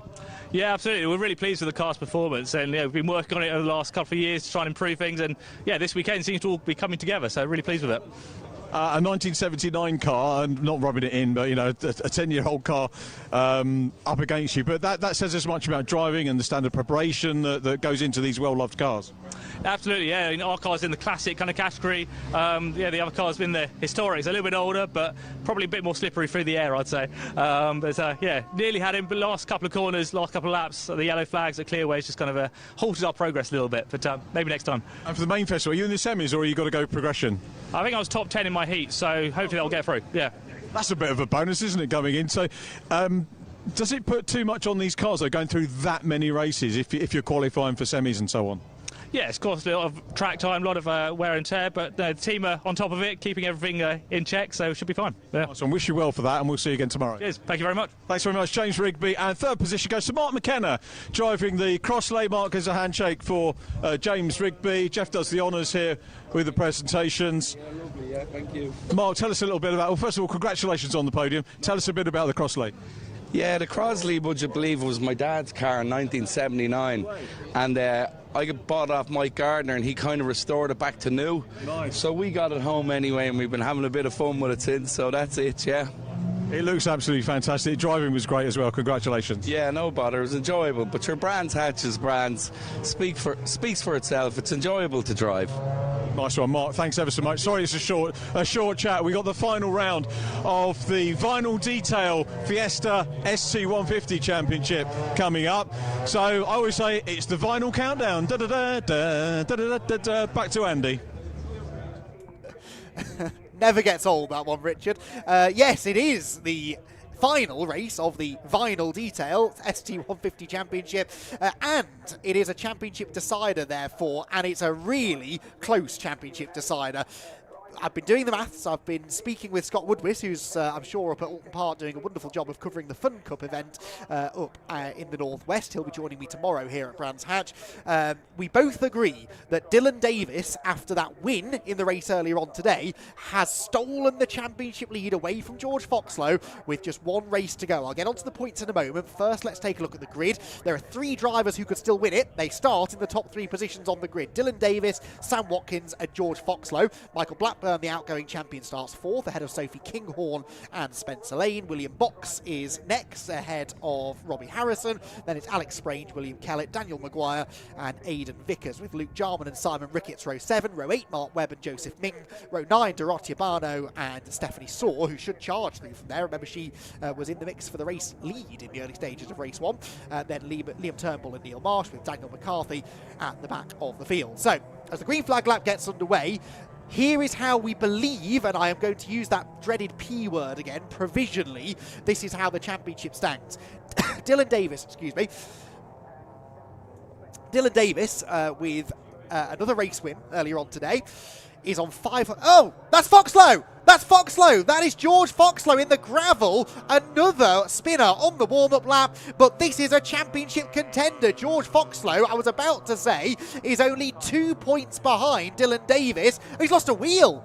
He's lost a wheel. Would you believe it? That is heartbreaking for George Foxlow, and that is his championship done. He will not be the champion at the end of the year because he was 2 points. He can't believe it. Look, he's getting out of the car, and is it a left front, I guess, that's come off perhaps? I'm not sure, but he trudges away. Absolutely inconsolable, I'm sure. He lost the championship lead earlier on this afternoon. 2 points back he was coming into the race. It's the left rear wheel. The left rear wheel has come off. That is most bizarre.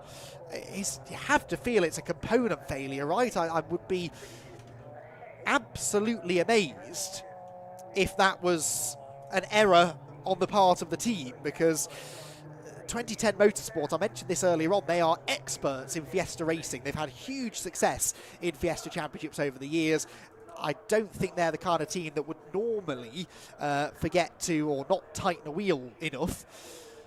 But anyway, George Foxlow out before it even starts, and the start is delayed, and that's such a shame because it sort of knocks a little bit of the drama and the tension out of this race. There is still a chance that Sam Watkins could win the championship. He is 9 points behind Dylan Davis, well, unfortunately, George Foxlow, who's battled so hard all year long for this, is not going to be champion at the end of the year. Absolutely heartbreaking. It's one thing to lose the championship at the last round, but he's not even had a chance to fight it out on track, which is where it really should have been settled. I bet Dylan Davis and Sam Watkins could not believe their eyes when they saw that happening. But so George Foxlow then will pick up a 0, which will become a drop score, in fairness. But yeah, even if Dylan Davis didn't finish this race, he would still be, of course, 2 points ahead. What we need to work out now then is so Sam Watkins can beat Dylan Davis, but it's basically going to require Sam to finish 1st or 2nd, I think, and Dylan to not score, I reckon. Let me just do some maths live on air, which is never a good idea. Just trying to work out where.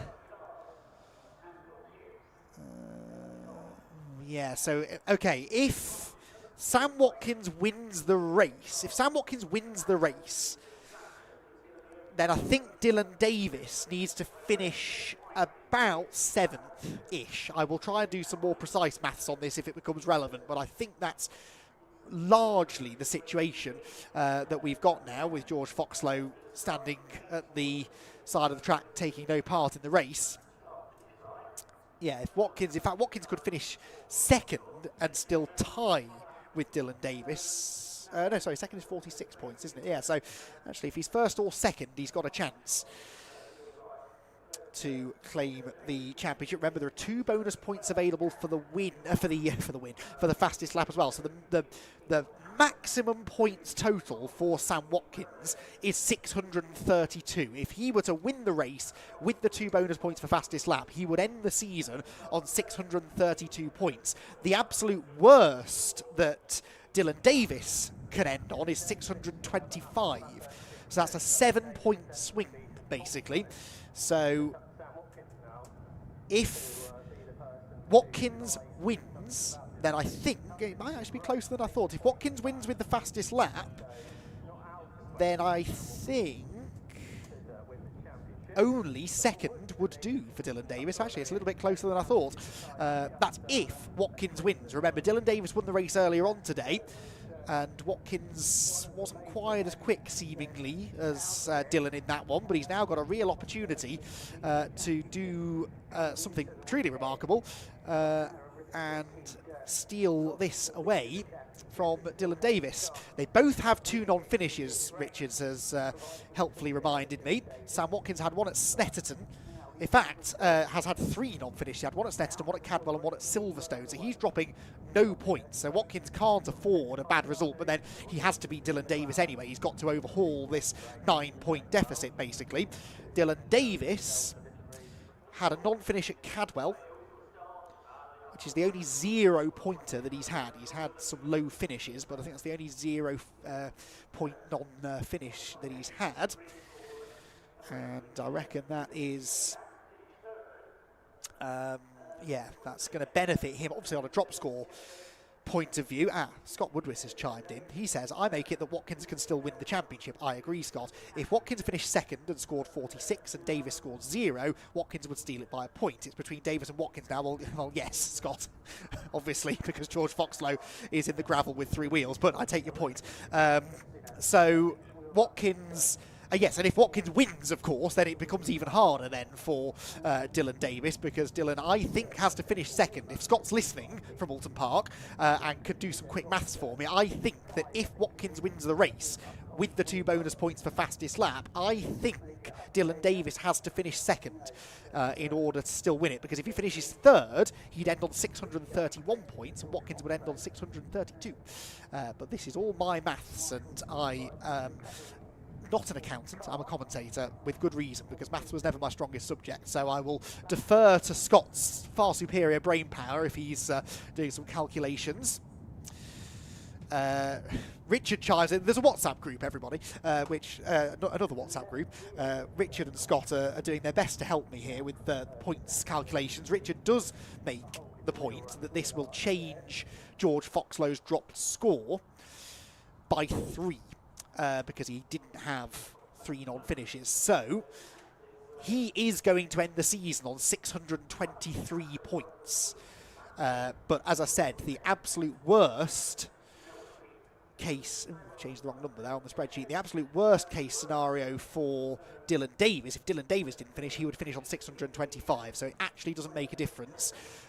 Because even if Dylan Davis didn't finish now, he would be guaranteed to finish ahead of George Foxlow on dropped scores. I hope you're understanding all of this. I'm not, and I'm the one trying to explain it, but drop scores are a complicated business. They're a necessary business, though, particularly at club level, and that's really why dropped scores have stuck around for as long as they have. It's basically so that if you have to miss a couple of events, through budget or prior commitments, we're not talking about professional racing drivers here, aspiring professionals maybe, but for many of them at club level, they have a day job that occasionally prevents them from coming and racing. So you can miss a whole event and still be able to fight for a championship. That's the idea.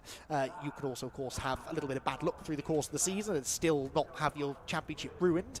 What you really don't want at this level is drivers halfway through the season to think, oh, well, I'm not going to win it now, so I won't bother entering the final rounds, because that does no one any good, really, from a financial perspective. So drop scores are a necessary evil, unfortunately, at this level. I don't like them because they're an absolute devil to try and calculate, but... yeah, because of the drop score situation, Sam Watkins is very much still in this at the moment. George Foxlow as well will be thinking back to those 9 penalty points that he picked up earlier in the season. I forget where, when or why that was, but he did pick up 9 penalty points, which gets subtracted from his total. Without that, he would be in a much better position. He would possibly have already wrapped the championship up, or certainly would not be feeling quite as bad about the current situation. But those 9 penalty points did, unfortunately, cost him... well, now, any chance of winning the championship, definitely. Even if he hadn't been in this race, though, he might have had a chance had it not been for that. So he'll be ruining that incident from earlier in the season. But that's always the way, isn't it? You get to the end of the year, there's always a lot of ifs, buts and maybes. And, oh, well, if I hadn't done that, if I'd have done that, if he hadn't done that. Well, that's motor racing for you. There are so many moving parts, so unpredictable. And we've seen it all across this season. It's been actually a remarkably inconsistent year, really, for most of the championship contenders in this this series, with Dylan Davis having an absolutely awful start to the season at Snetterton. He finished 3rd in the last race, but the first 2 races did not go to plan. He was well down the order. And then at Mallory Park, the next round, he had a win and a 2nd place. It's just been very up and down for all of the championship contenders in this one. And that's very much continued now. Into the final race of the season. So, there is the recovery operation. And it's taken a while, hasn't it? Because it's missing a wheel. The suspension and the brake system and everything that's behind the wheel normally will have been digging awkwardly into the gravel and making this a slightly trickier extrication process than they would have liked. But they have now got it onto the flatbed. They'll have to hoist that up, of course, and then be able to drive it away.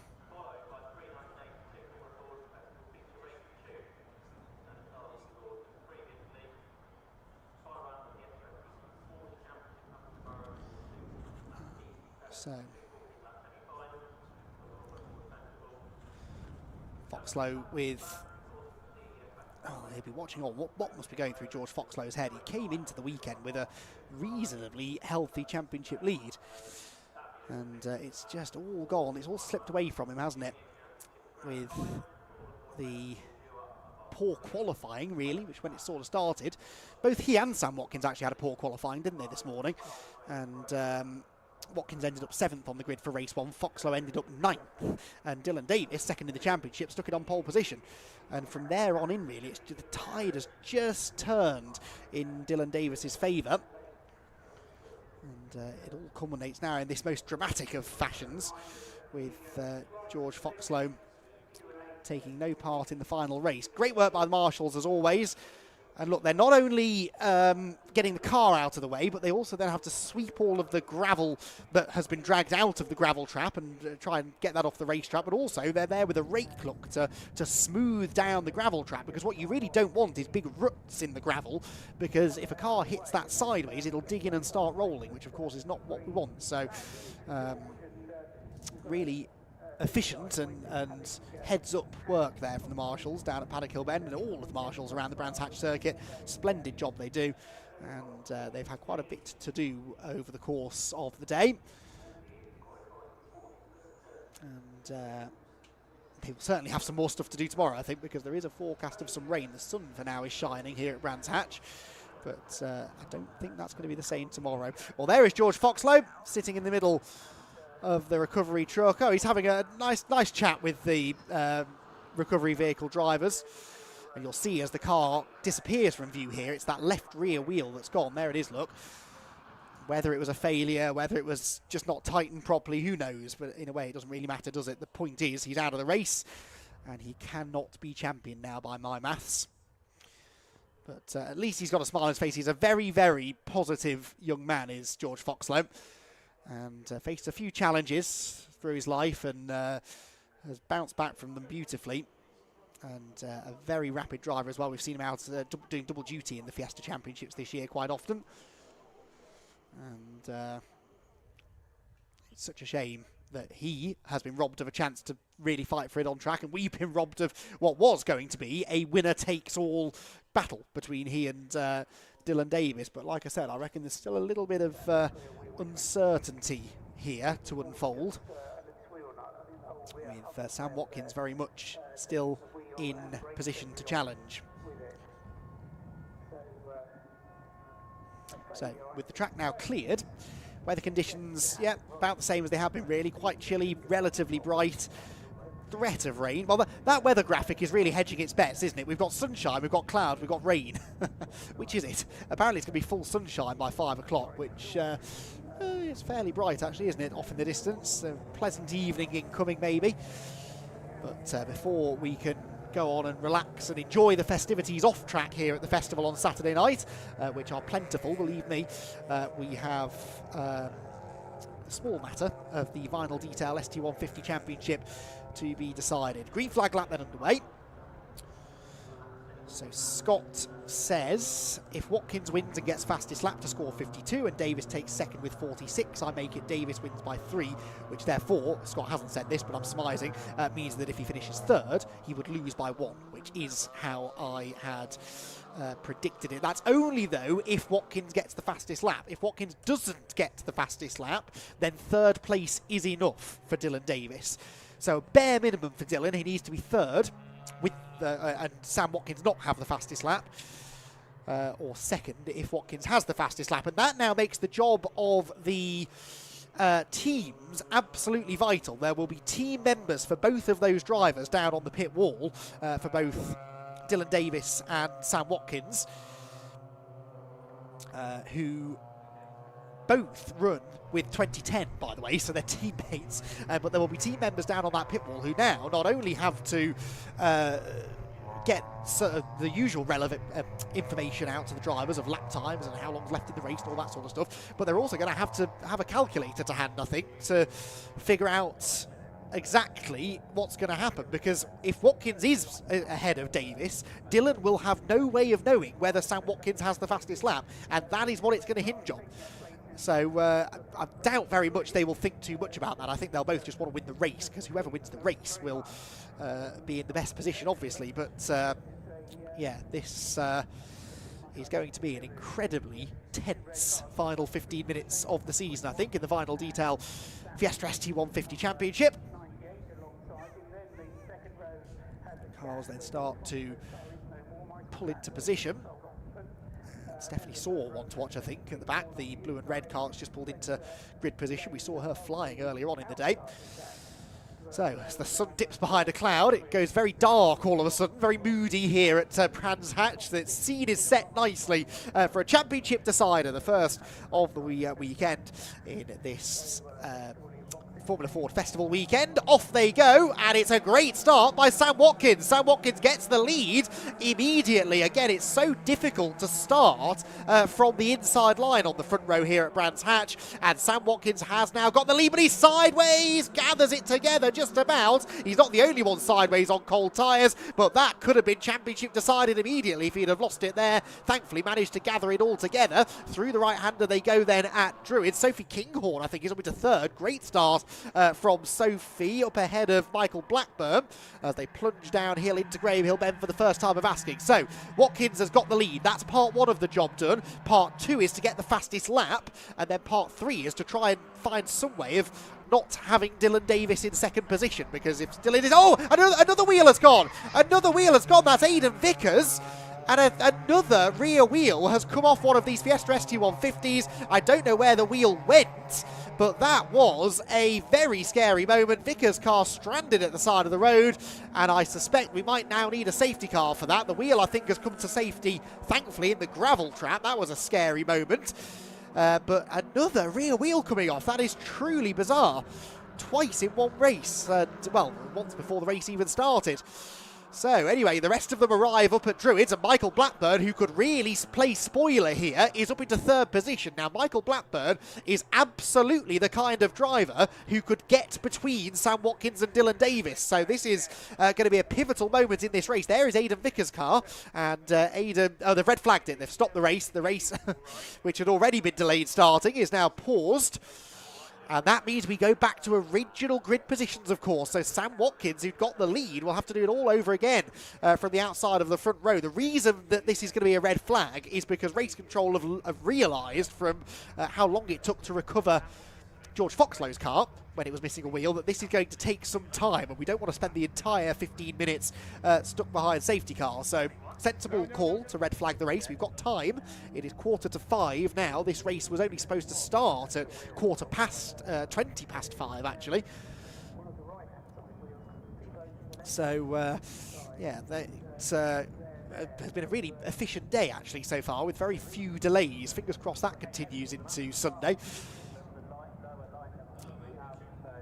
So cars then line up on the grid again, this time single file of course, because we've now got to re-grid them all and get them back in their original positions. There is Aidan Vickers' wheel. Now thank goodness it stayed within the confines of the racetrack. That would have been my main concern. I want to try and get a look at the middle of the wheel to see whether anything's sheared or whether it's just not been attached properly. It's completely the wrong angle at the moment, but eventually it will turn.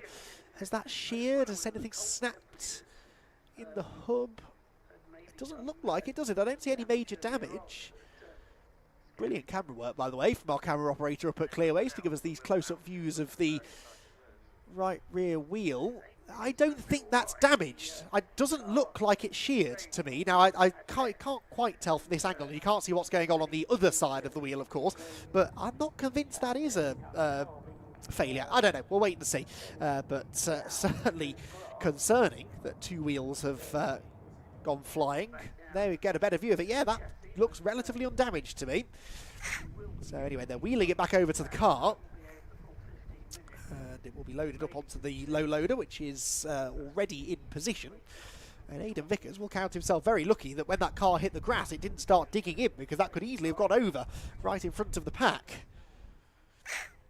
So, as I started to say, they will now re-grid them all in original grid order. So Sam Watkins will have to start from the outside of row 1 again, but then I don't think that's a bad thing, actually. I think he would rather be on the outside of row 1 than the inside, because it's so notoriously difficult to get the car off the line from pole position here. The reason has been well documented over the years. It's basically because the track is cambered on the start-finish line.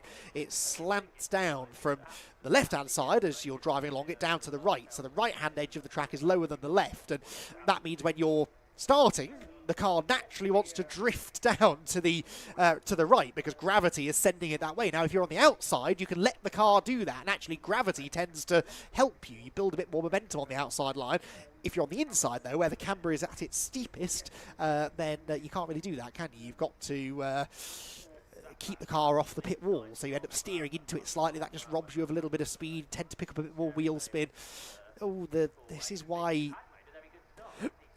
they were struggling to get the car out of the gravel before, because that rear suspension assembly is digging into the grass. I don't think it's actually picked up too much of the Brands Hatch turf. Jonathan Palmer will charge you if you take too much of that turf home with you, so for the best, really, that they've managed to avoid it digging in too far. That was a joke, by the way, Jonathan, if you're listening. But the cars hopefully won't be sitting on this grid for too long then, because that car actually has been taken off the grass pretty quickly. And they'll just need to get it up onto the low loader, which should take only a couple of minutes. The point I was starting to make before the red flag came out is that Michael Blackburn, I think, could have a key role to play in all of this. If Sam Watkins wins the race, then he needs someone, anyone, to finish between himself and Dylan Davis. And that anyone could well be Michael Blackburn, the reigning champion. He is the reigning champion for a reason. He's more than quick enough to get in amongst those top two.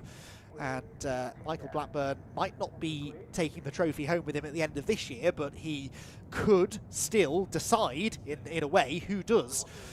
And he wouldn't be doing any of that maliciously or because he's got favouritism towards one driver or the other. He just wants to get the best result he can. Of course, it's entirely possible he could beat both of them. He could get himself ahead of both Sam Watkins and Dylan Davis and win the race, and then it hands it on a plate to Davis anyway. But if he were to finish in between them, then that would potentially make a big difference, but only if Sam Watkins gets the fastest lap. He really needs the fastest lap, because I don't really see Dylan Davis finishing outside of the top 3, which is what would need to happen for Watkins to win the championship if he doesn't get fastest lap bonus points. So, recovery still ongoing. They haven't actually got the car onto the flatbed truck yet, so that's going to take another couple of minutes or so. A couple of gaps on the grid now as well, of course. One where George Foxlow should be. And one now where Aidan Vickers' car is absent from about 2/3 of the way down the grid. But a healthy grid of ST150s, which is nice to see actually, because there was a bit of uncertainty when the ST240 Championship took off. Of course, these are the cars that used to race in the Fiesta ST Championship, as it was, I think, or just Ford Fiesta Championship as it was back then, because there was only one. The ST150 car was the car to have, and then the ST240 came in and replaced it, and we weren't really sure what was going to happen to the ST150s. And obviously, the plan was always to start a new championship for them, but how successful that would be was always a bit up in the air. And at about the same time, the XR Challenge, which was a Northwest-based BRSCC run championship, which had been running since the 80s, when the Ford XR2s and XR3s first came into being, was sort of coming to the end of its natural life, really. There weren't many cars still running, and they were becoming very, very difficult to find spare parts for. So the XR Challenge was sort of coming towards the end of its life, and so the BRSCC had the very, very clever idea about 3 or 4 years ago to merge the ST150 cars with the XR Challenge cars, and they ran side by side for a couple of years, but eventually obviously the XR Challenge cars have disappeared entirely. A lot of drivers moved over into the ST150s instead, including Michael Blackburn, who was a very quick driver in an XR, and made the move over to the ST150s, where he found success pretty much immediately. But yeah, really nice that the ST150s have been able to carry on, and this year's championship has been the most competitive ever, I'd say, in this current iteration. So really good work by the BRSCC to give us such a very entertaining championship. Now, speaking of entertaining, we've already got a lot of drama in this race because of the very close nature of the championship battle. We've had 2 sort of false starts to the race already, and now we add an extra ingredient to the mix. There are windscreen wipers going on those cars on the grid because it has just started raining. It is not super heavy, but there's a good amount of water on the commentary box window at the moment. And if that persists, then the track conditions are going to start to change quite significantly. We've seen already numerous drivers struggling for rear tyre temperature, and that was when it was just cold. Now it's going to be cold and wet, and that is going to present a real challenge to our ST150 drivers. So as and when we restart, the sooner the better, really. I suspect we're going to have 2 green flag laps now because of a change of conditions, but this just adds to the tension, doesn't it? It's remarkable how sometimes you get to the last round of a championship and it's like someone is writing the script. And it's got all the ingredients, this now, hasn't it, to be an absolute thriller, because when it's wet, anything can happen.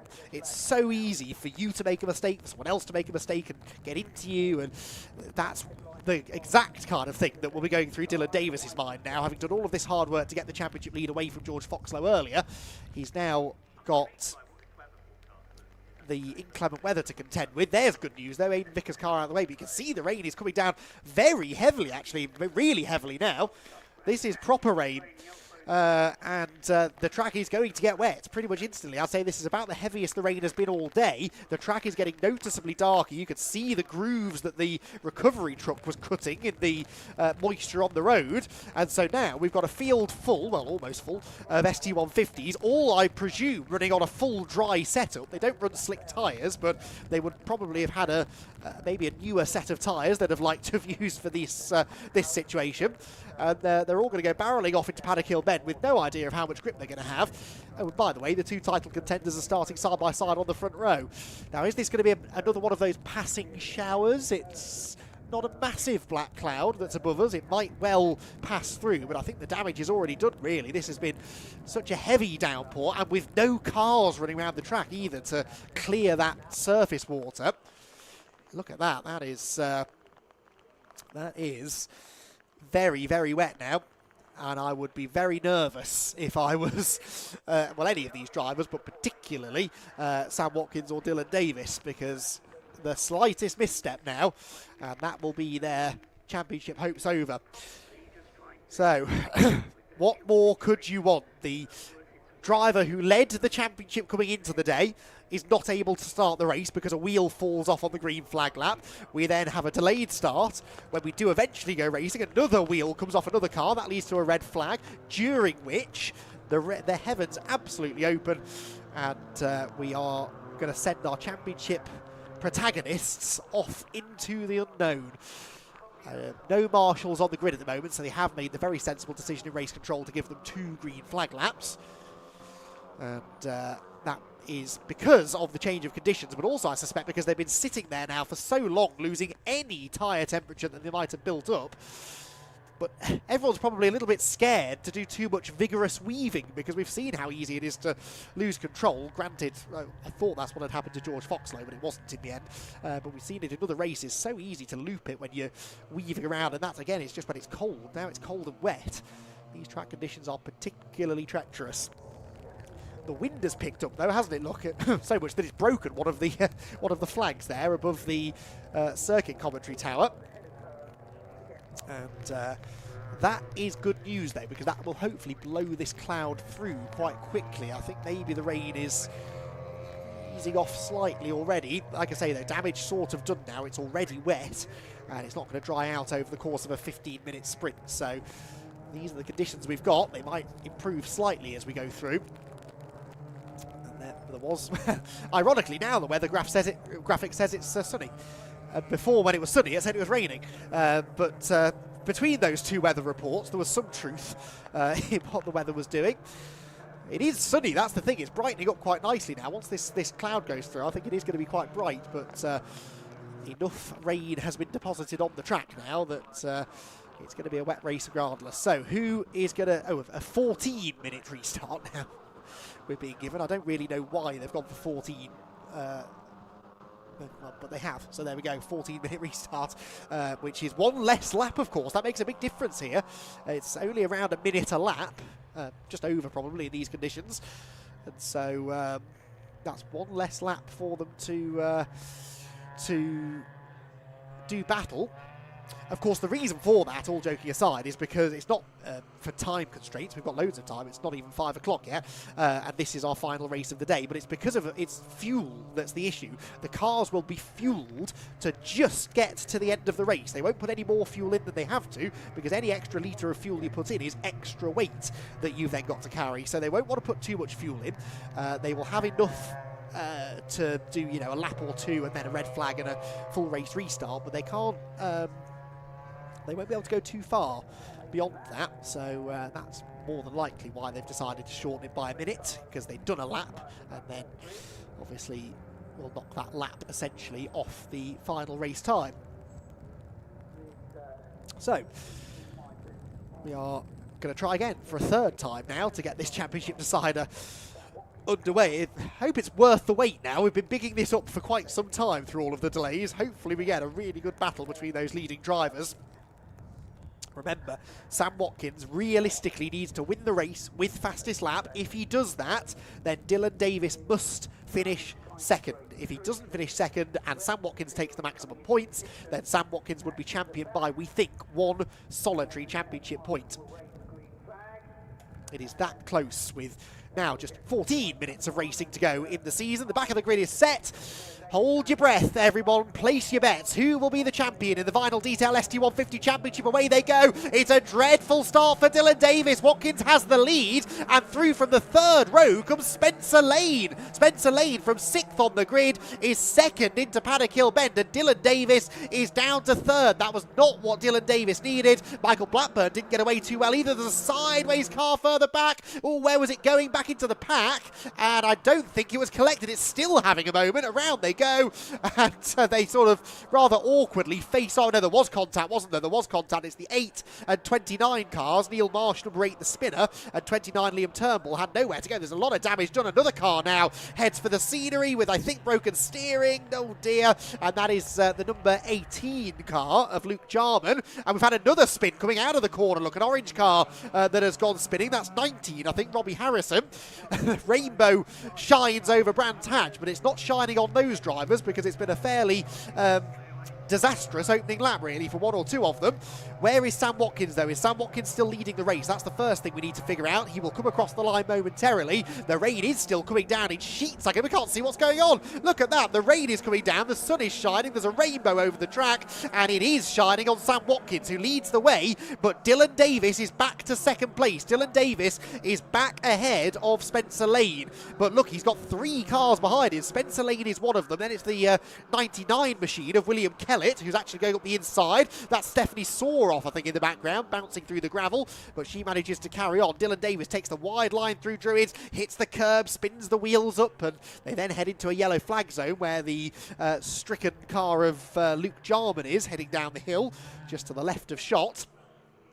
And that meant that Dylan Davis was able to retain the position. So, real drama in this one. Sam Watkins is loving this. He's loving these conditions. He's disappeared off up the road. There's a real chance, isn't there, that he'll win this race with fastest lap. So it all comes down to whether or not Dylan Davis can stay in second place. But look at the charge from William Kellett, who is all over him now in the 99 car. William Kellett to the outside line, and in increasingly treacherous conditions, he's going for second place. William Kellett pulls to the outside line. Dylan Davis just about hangs on for now. He'll have the inside line into paddock. Is that the line he wants, though? Really, I'm not so sure in the wet conditions. I think the outside is better, isn't it, usually? William Kellett, there's another one off, look. Oh, who was that? Was that? No, it wasn't Watkins, was it? No, it's another red car, and the safety car is out. The safety car is out. There's another car off at Paddock Hill Bend, a red car. There it is. Oh, it's Marsh. And that's a big one for Neil Marsh. He's been in the tyre wall pretty substantially. And so Neil Marsh out of the race. There is no choice but to put the Jaguar safety car on the track. And just in the nick of time for Dylan Davis, because he was coming under serious threat then. I wondered why William Kellett backed out of that move into Paddock Hill Bend, and it's because he could see the yellow flags were out. And, well, he could see the car. That car that was in a very sorry state at the side of the road. So Neil Marsh hopefully is out of the car, or perhaps just waiting for the marshals to get to him before he gets out, which is not a bad idea, to be honest. You don't really want to get out of the car until you're absolutely sure it's safe to do so. Oh, Michael Blackburn's retiring. Michael Blackburn is retiring to the paddock. Michael Blackburn, I'm seeing this out of the window, has just driven into the outer paddock. What is that all about? Where was Blackburn? Had he pitted on lap 1, I believe. So he must have had a mechanical issue. I don't see any damage on that car. There's going to be no one left at this rate. So, well, Michael Blackburn, who I said was one of those drivers who could get in amongst the championship contenders, well, that's not going to happen now, is it? He is out of the race. So a couple of heavy hitters out. He and George Foxlow, both potential race winners, not taking any further part in this one. So, for what it's worth, Sam Watkins leads. He has the fastest lap, so at the moment he's scoring maximum points, 52, but Dylan Davis in second would be scoring 46. As it stands, it would be Dylan Davis the champion by 3 points over Sam Watkins, but if he were to lose another position, that's a 4-point swing. That would put him 1 point behind. So at the moment, Dylan Davis is in an okay position, but he was under some real threat just before that safety car came out. The Luke Jarman car, whether that will now need to be recovered or not, I don't know. That was an odd one, wasn't it, Jarman? It looked like the steering had already been broken. It certainly was after he hit the wall, but I think it had already been broken, which is why he couldn't steer the car. I know he was on wet grass, which would have made steering difficult, but I suspect that was more the bit of contact maybe on the exit of the corner, which had maybe led to damaged steering. Now, the rainbow is shining over Brands Hatch. There's a pot of gold somewhere in those woods, just behind the outer paddock. I'm sure there are quite a few people in the paddock who would like to go and find a pot of gold. That might be their racing budget for next year. But in fact, 2 rainbows actually I can see right next to each other out of the window. It's certainly a spectacular conclusion to the day, this, isn't it? And this is only day 1. We've got day 2 to come tomorrow, remember, with unfortunately no Fiesta ST150s, but a whole host of other races. We'll have racing starting tomorrow at 10 o'clock with the 2 progression races, 10 laps each for the Formula Ford Festival. We're joined tomorrow as well by the Classic and Modern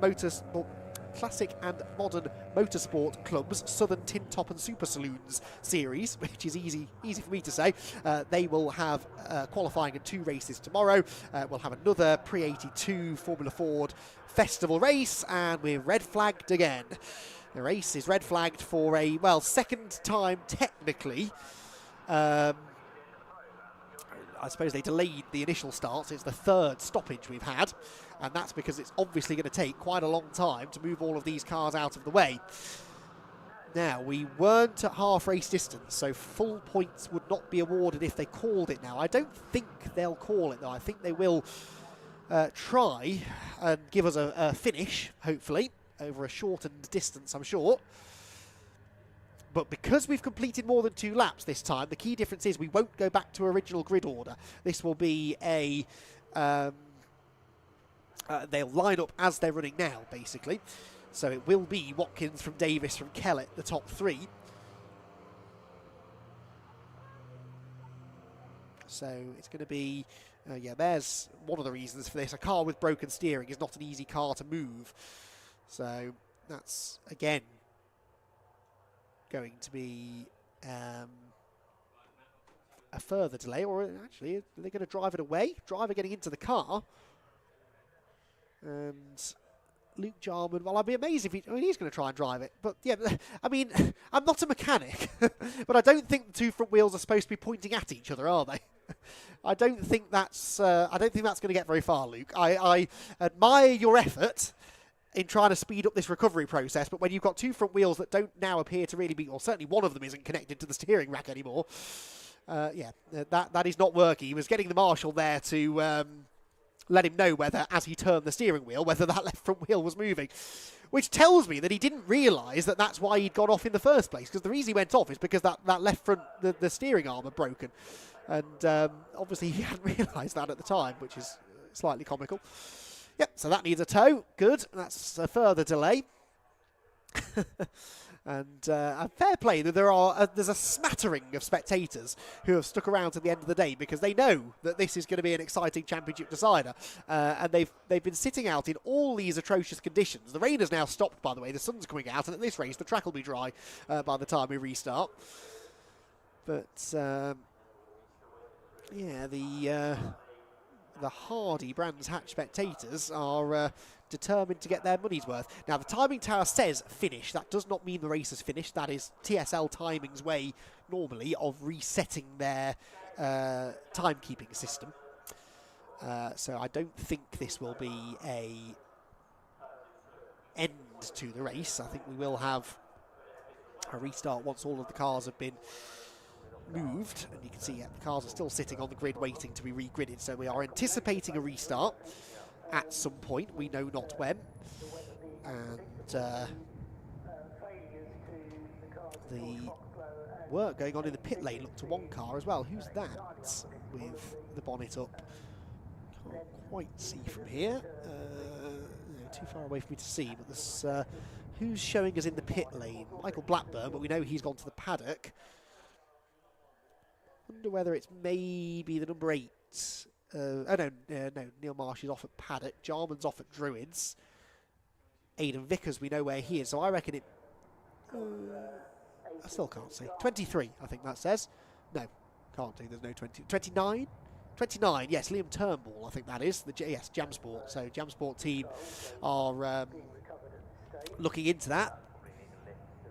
So there is the other car. There's a lot of standing around and looking at it, which won't ultimately move it, but obviously the recovery vehicles are a little bit stretched thin now, aren't they? We've got one at paddock, now one arriving at Druids, and there Luke Jarman watches on as the recovery vehicle arrives on the scene, and shouldn't take too long, although again, with it having damaged steering, it's going to be quite hard to manoeuvre onto the flatbed truck, isn't it? So that might take a minute.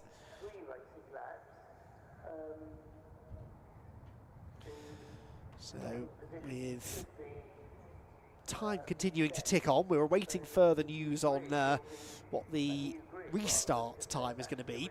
We had, I think, about 8 minutes to go, didn't we? 8 or 9 minutes to go. So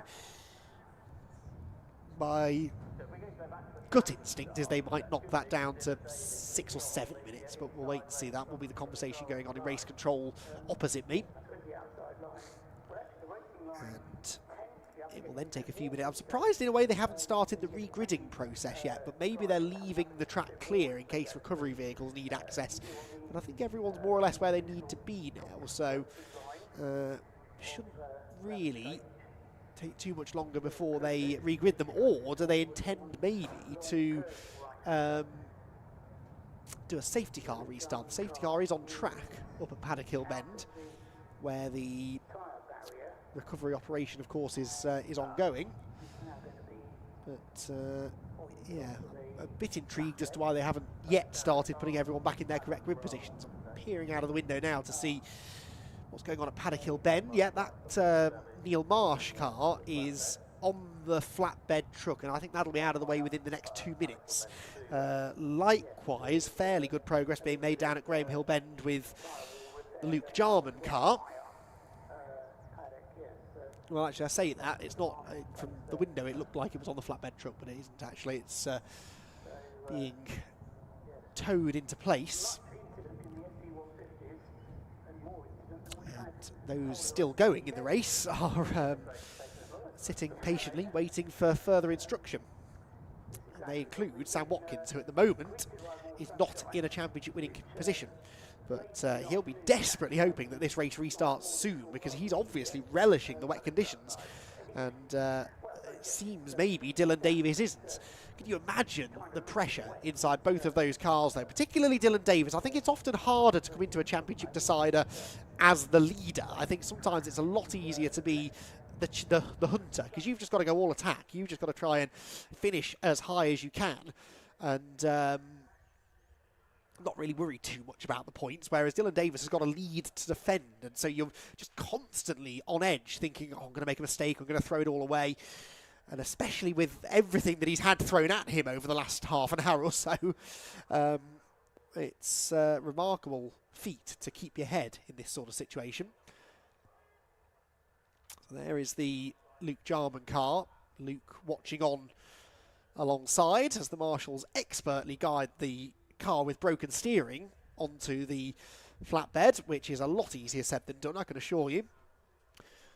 Neil Marsh's car is also about to move off, so I think within a couple of minutes the track will be clear. They are now regridding them, so everyone pulling into grid position. Of course, it's a quicker process now because they were restarting them in the order they were currently running in. And so that was, in the end, the work of a moment, really. So there are the title contenders, Sam Watkins and Dylan Davis. Dylan Davis just almost looked like his head was in his hands. He must be thinking, what do I have to do to win this championship? But the answer is finish second. If you finish second, then you are champion, regardless of what happens with Sam Watkins. And of course, this time around, interestingly, Watkins is starting on pole, which has not been a good thing for Dylan Davis. Dylan Davis has really struggled to start from there. There's Neil Marsh, by the way. Good to see Neil is okay after what was clearly a fairly hefty hit into the tyre wall. And the number 8 machine looking a little bit worse for wear, but thankfully Neil appears absolutely fine. He's getting a lift back in the recovery truck, not in an ambulance, so that's a good sign. And he'll be already, I'm sure, counting the cost, but hopefully we see Neil back out next year.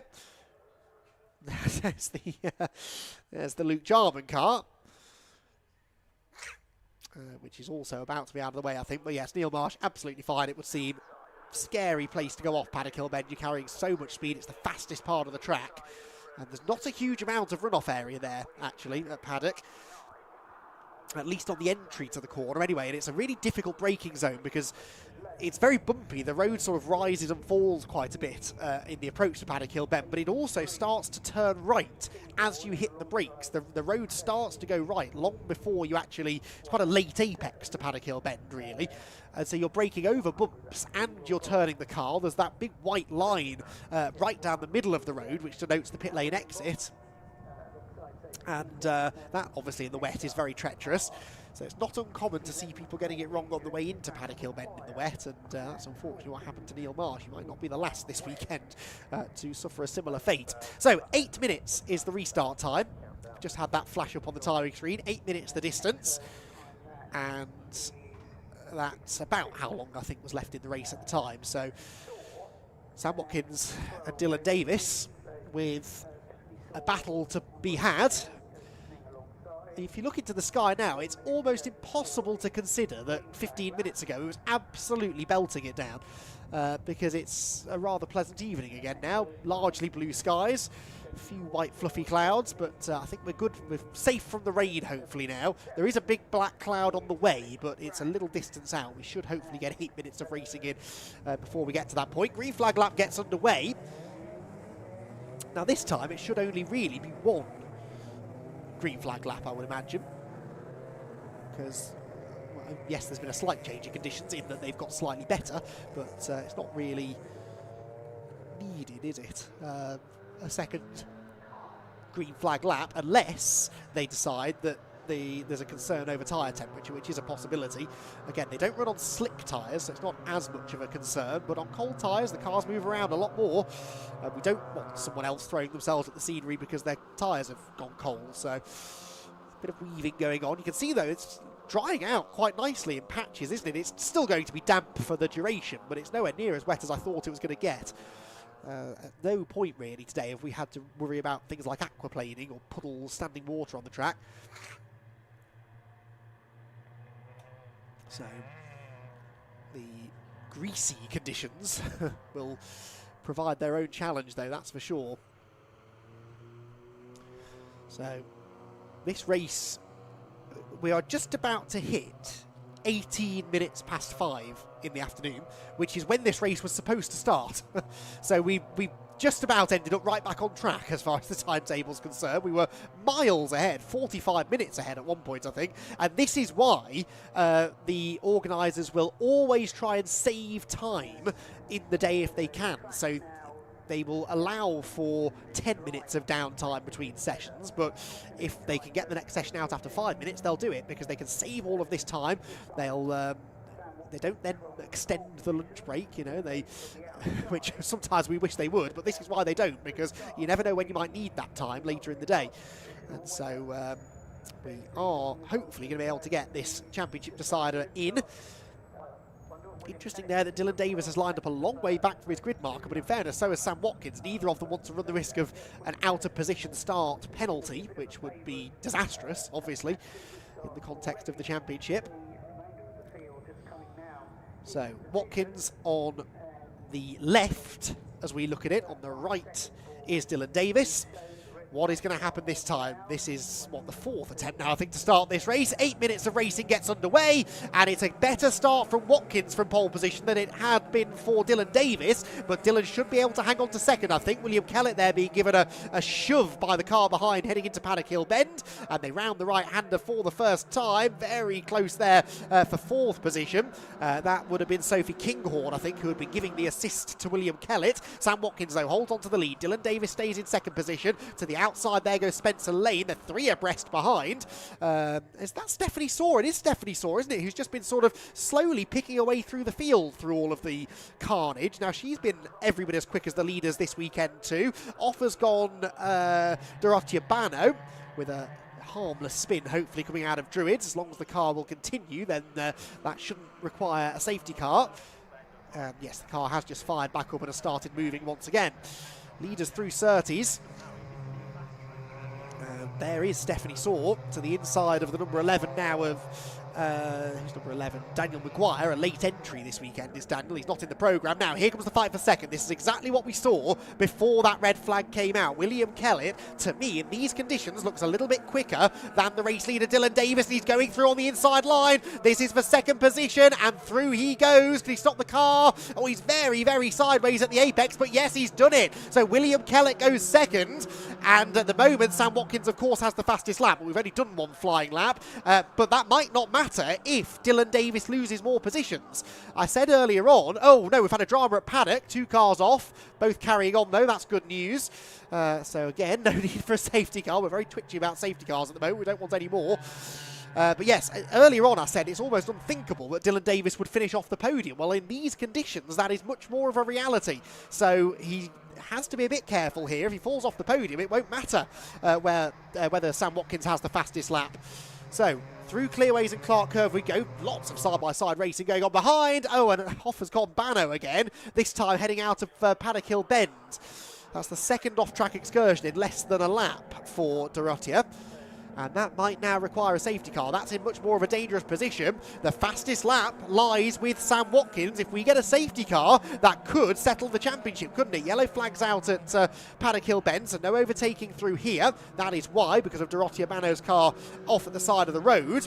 So at the moment, Watkins scoring 52, Dylan Davis scoring 42, and there's a move made there by Spencer Lane up the inside of Sophie Kinghorn at Druids. That's not going to work, though. As it stands, I believe Sam Watkins would be champion by a single point, as it stands. There isn't a safety car yet. They're not stopping the race because of this car off at the side of the road, so if they keep covering it in the yellows, then that's okay. We can carry on. But that is a significant overtaking opportunity, of course, that's now off limits. You can't overtake at Paddock Hill Bend now because of the yellow flags. So where is Dylan Davis going to make this move? Is he close enough to Kellett to make the move? Could Kellett challenge Watkins for the win? That's the other question, of course, which we haven't necessarily factored into this. If Watkins finishes second with fastest lap, he scores 48 points, which is not enough. He needs to win with Dylan Davis in third. So if William Kellett comes knocking for the race lead, then Sam Watkins has to defend that. The lap previously, Kellett was fractionally quicker than Watkins, but I'm talking a couple of hundredths, so not enough to be of major concern. Oh, big slide up the curb there for Spencer Lane, who this time tries the inside again at Druids. Can't do it, though. Big slide from a car in the next group behind as well, I just saw out of the window. Oh, and this was what I saw. It was the number 11 car, I think, that got sideways of Daniel Maguire, and that's stacked up this little group. He's sideways again now through Graham Hill Bend, battling with the number 100 of William Box. But what's going on at the front of the field? If William Kellett... Oh, Kellett is a guest. So Richard John Neal, thank you, Richard, with a vital bit of information. William Kellett is a guest driver.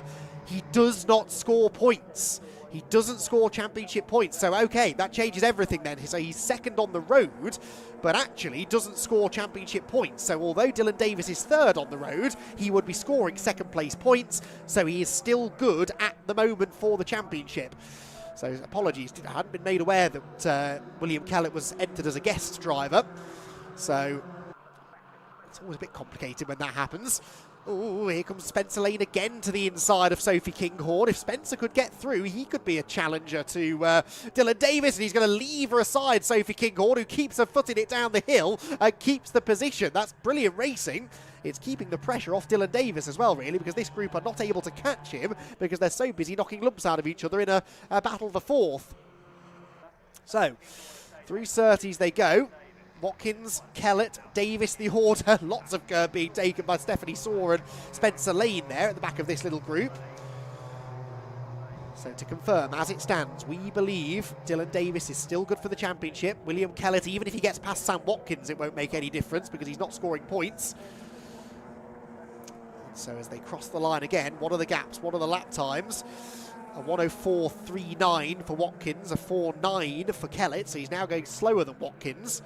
And interestingly, Watkins was only 3 1,000ths quicker than Dylan Davis that time. Spencer Lane, a huge slide, gathers it together. Brilliant car control when the left rear tyre got onto that green painted concrete. I feared the worst there, but thankfully he gathered it together and keeps on going. But with Sophie Kinghorn still in front of him.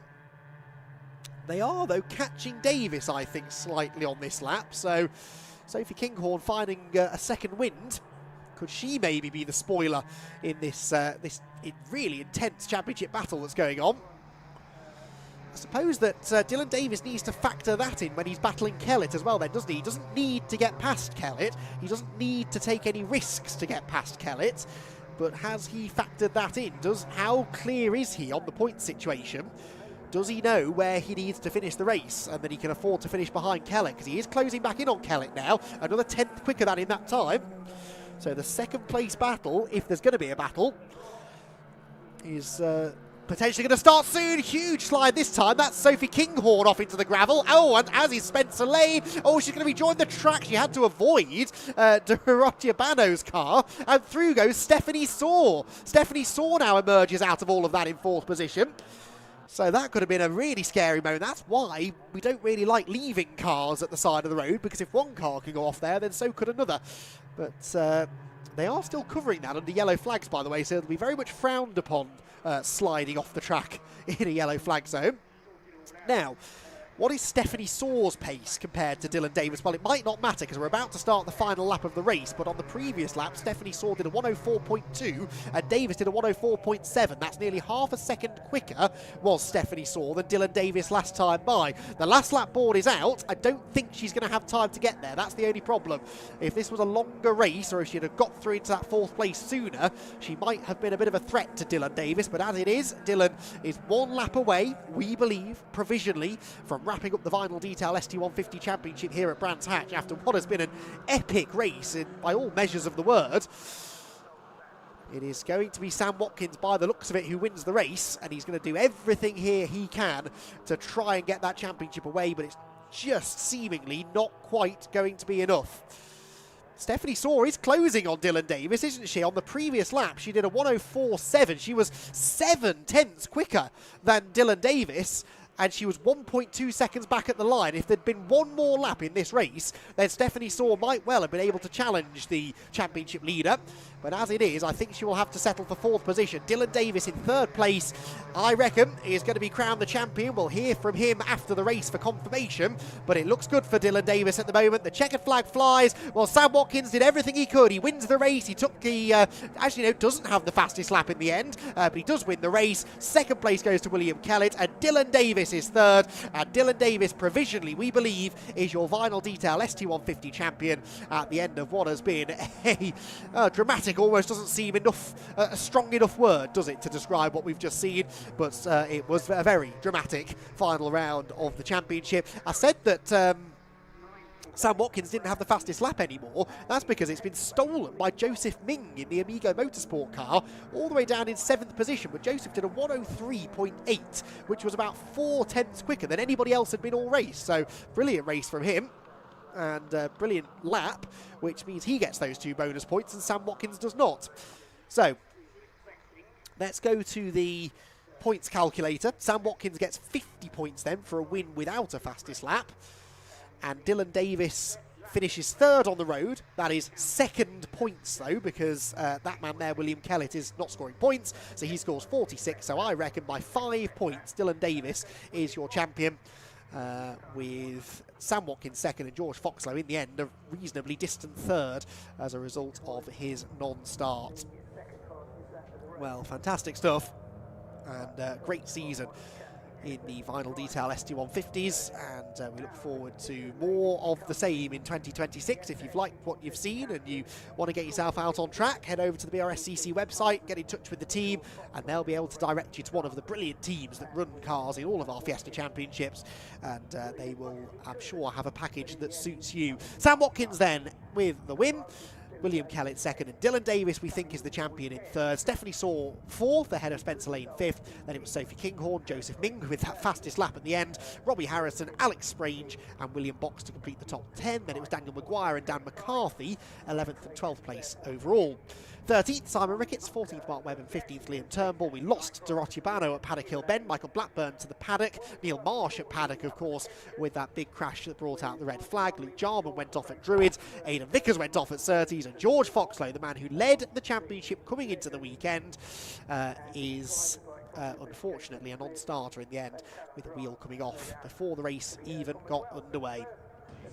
So there are the drivers. In amongst them is Richard John Neal to hopefully confirm what we think we already know, and that is that we have a new champion in the way of Dylan Davis. Here we go. So for the last time today, we are down in Parc Fermé, and we're going to have a word with our race winner first, Sam Watkins. Let's get you over, Sam, and spoils of victory to come to you. Very nearly, we think, on points got the championship, but it's all provisional, isn't it, until... But great race win. You had fastest lap, and then Joseph Ming pinged in the fastest lap. And, of course, Will Kellett's not on points, so if you'd have won fastest lap points, you know the story. Yeah. Anyway, great race win. Eventually got there, didn't we? Yeah, eventually got there. 3rd time of trying. Kept thinking I was going to mess the start up the next time and then the next time, but no, it's gone really well. Really difficult out there. Yeah, it was really fun, to be fair, actually, to drive them. It's a bit weird in the wet on these tyres, but yeah, really fun. Happy overall with the championship? I mean, obviously you want to win outright, but really strong year. Yeah, it was good. A few just bad luck weekends mixed in, so to still finish this high up is really good. Me personally, as an anorak, I always look at the top threes over all the championships. Yeah, you got to do. No, it's been good so far. Just bad luck ones. Without them, you'd be a little bit further up, more points. But it's a good weekend to end it. All got to knit together, but 2 wins at the festival, not too bad. Yeah, it's going well. Nice one. Thanks very much, Sam Watkins. Well done. Let's get our P2 driver, and it's William Kellett in P2. William, lovely to see you. Thank you for coming. We'll just get you over here. And many congratulations. Lovely to see you over here. And tell us about your year, first of all. Yeah, I haven't done a whole lot. I won the Irish Fest Championship last year, and then I've been coaching. Done a lot of coaching over here. Moved to England, didn't go coaching. Said I'd do the festival. I said, you know what, it's festival weekend. You have to come out for it. Did a deal with Simon. Got the car. They're a bit tricky to drive in the dry. The dry pace isn't really there. And when it rained on the first restart, I was like, there's going to be a moment for me to make a move. Being Irish, we're used to a bit of rain. It was that. It hooked up lovely. It felt brilliant. A little bit leery in a couple of places, but charged up the second. Me and Sam were kind of in the same times. I didn't want to do anything stupid and risk throwing it off. So I said, Joe, bring it home. Brilliant weekend. Big thanks to 2010. Big thanks to James especially. He's done a lot of work with that car this weekend. It's nice to reward him with a great result. Can we see a bit more of you in the future? It would be a great thing for the championship. I'd love to. Look, it all comes down to budget at the end of the day. I'll see. This has kind of got the ball. I was a little bit... not so much to this morning, but that's really got the bug going now. So look, it's a long winter ahead now, so hopefully in April you might see me back on the grid. I hope so. We'd love to see you back. Well done, super drive. Thank you very much. And thanks very much for coming to us at the festival. We're going to have a word with our champion, our provisional. We've got to say provisional, we throw that in, but our champion currently being interviewed. Thank you, Josh. Josh has done the honours. Let's have a bit of a whoop for Dylan Davis. Dylan, many congratulations. Did you know the maths going into that? I didn't think about it. I've been trying to ignore it all day. But, I don't know. It hasn't really hit yet. That's a really good way of dealing with it, isn't it? Trying to block it out, because I guess that suppresses an amount of pressure. Yeah, I mean, to be honest, the actual race itself, kind of distracted me, with all the red flags and the safety cars. So when I was actually racing, I didn't really think about it, to be honest. What were your thoughts when the first stoppage? I mean, they just kept coming, didn't they? That must have been really frustrating. Yeah, so I was asking the lady on the pit wall if there's going to be an extra green flag and stuff, but it was just horrible being sat there, especially with the most important race of the year. I mean, we haven't had a safety car all year, and then we have one in the last round. So thinking back over the season, what was a key moment, would you say, for you? Well, to be honest, it's a bit weird because we raced at Snetterton at the start and I didn't do too well there. But then I adjust the seat, I moved the seat further back and I felt a lot more comfy in the car. And ever since then, I've been miles quicker and got a podium there and then won Mallory, did well at Anglesey, and it just carried on through the year. Well, mega job. That's a really interesting point that we got there. Dylan Davis, vinyl detail champion. Congratulations. Thank you. Well done, Dylan. That's all right. We can have a cheer. Let's have a cheer again for Dylan Davis, our champion.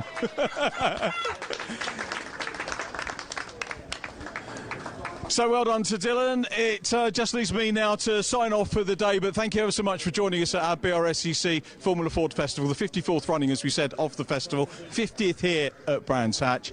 We had 4 heats earlier on for the festival. The winners were Tom Nippers, Jason Smythe, Rory Smith, and of course Niall Murray. They will go into key slots in the 2 semi-finals. Before we get to the semi-finals tomorrow, of course, we've got the 2 progression races, and they will kick off tomorrow morning's racing. So make sure that you are near the stream, that you'll be able to watch that and join us as we follow the story of the festival. From all of us here at Brands Hatch, the BRSCC, thanks ever so much to all of our marshals, medics and rescue crews, as ever, that have done a super job. The crew from Digitex, everyone at BRSCC has done a great job.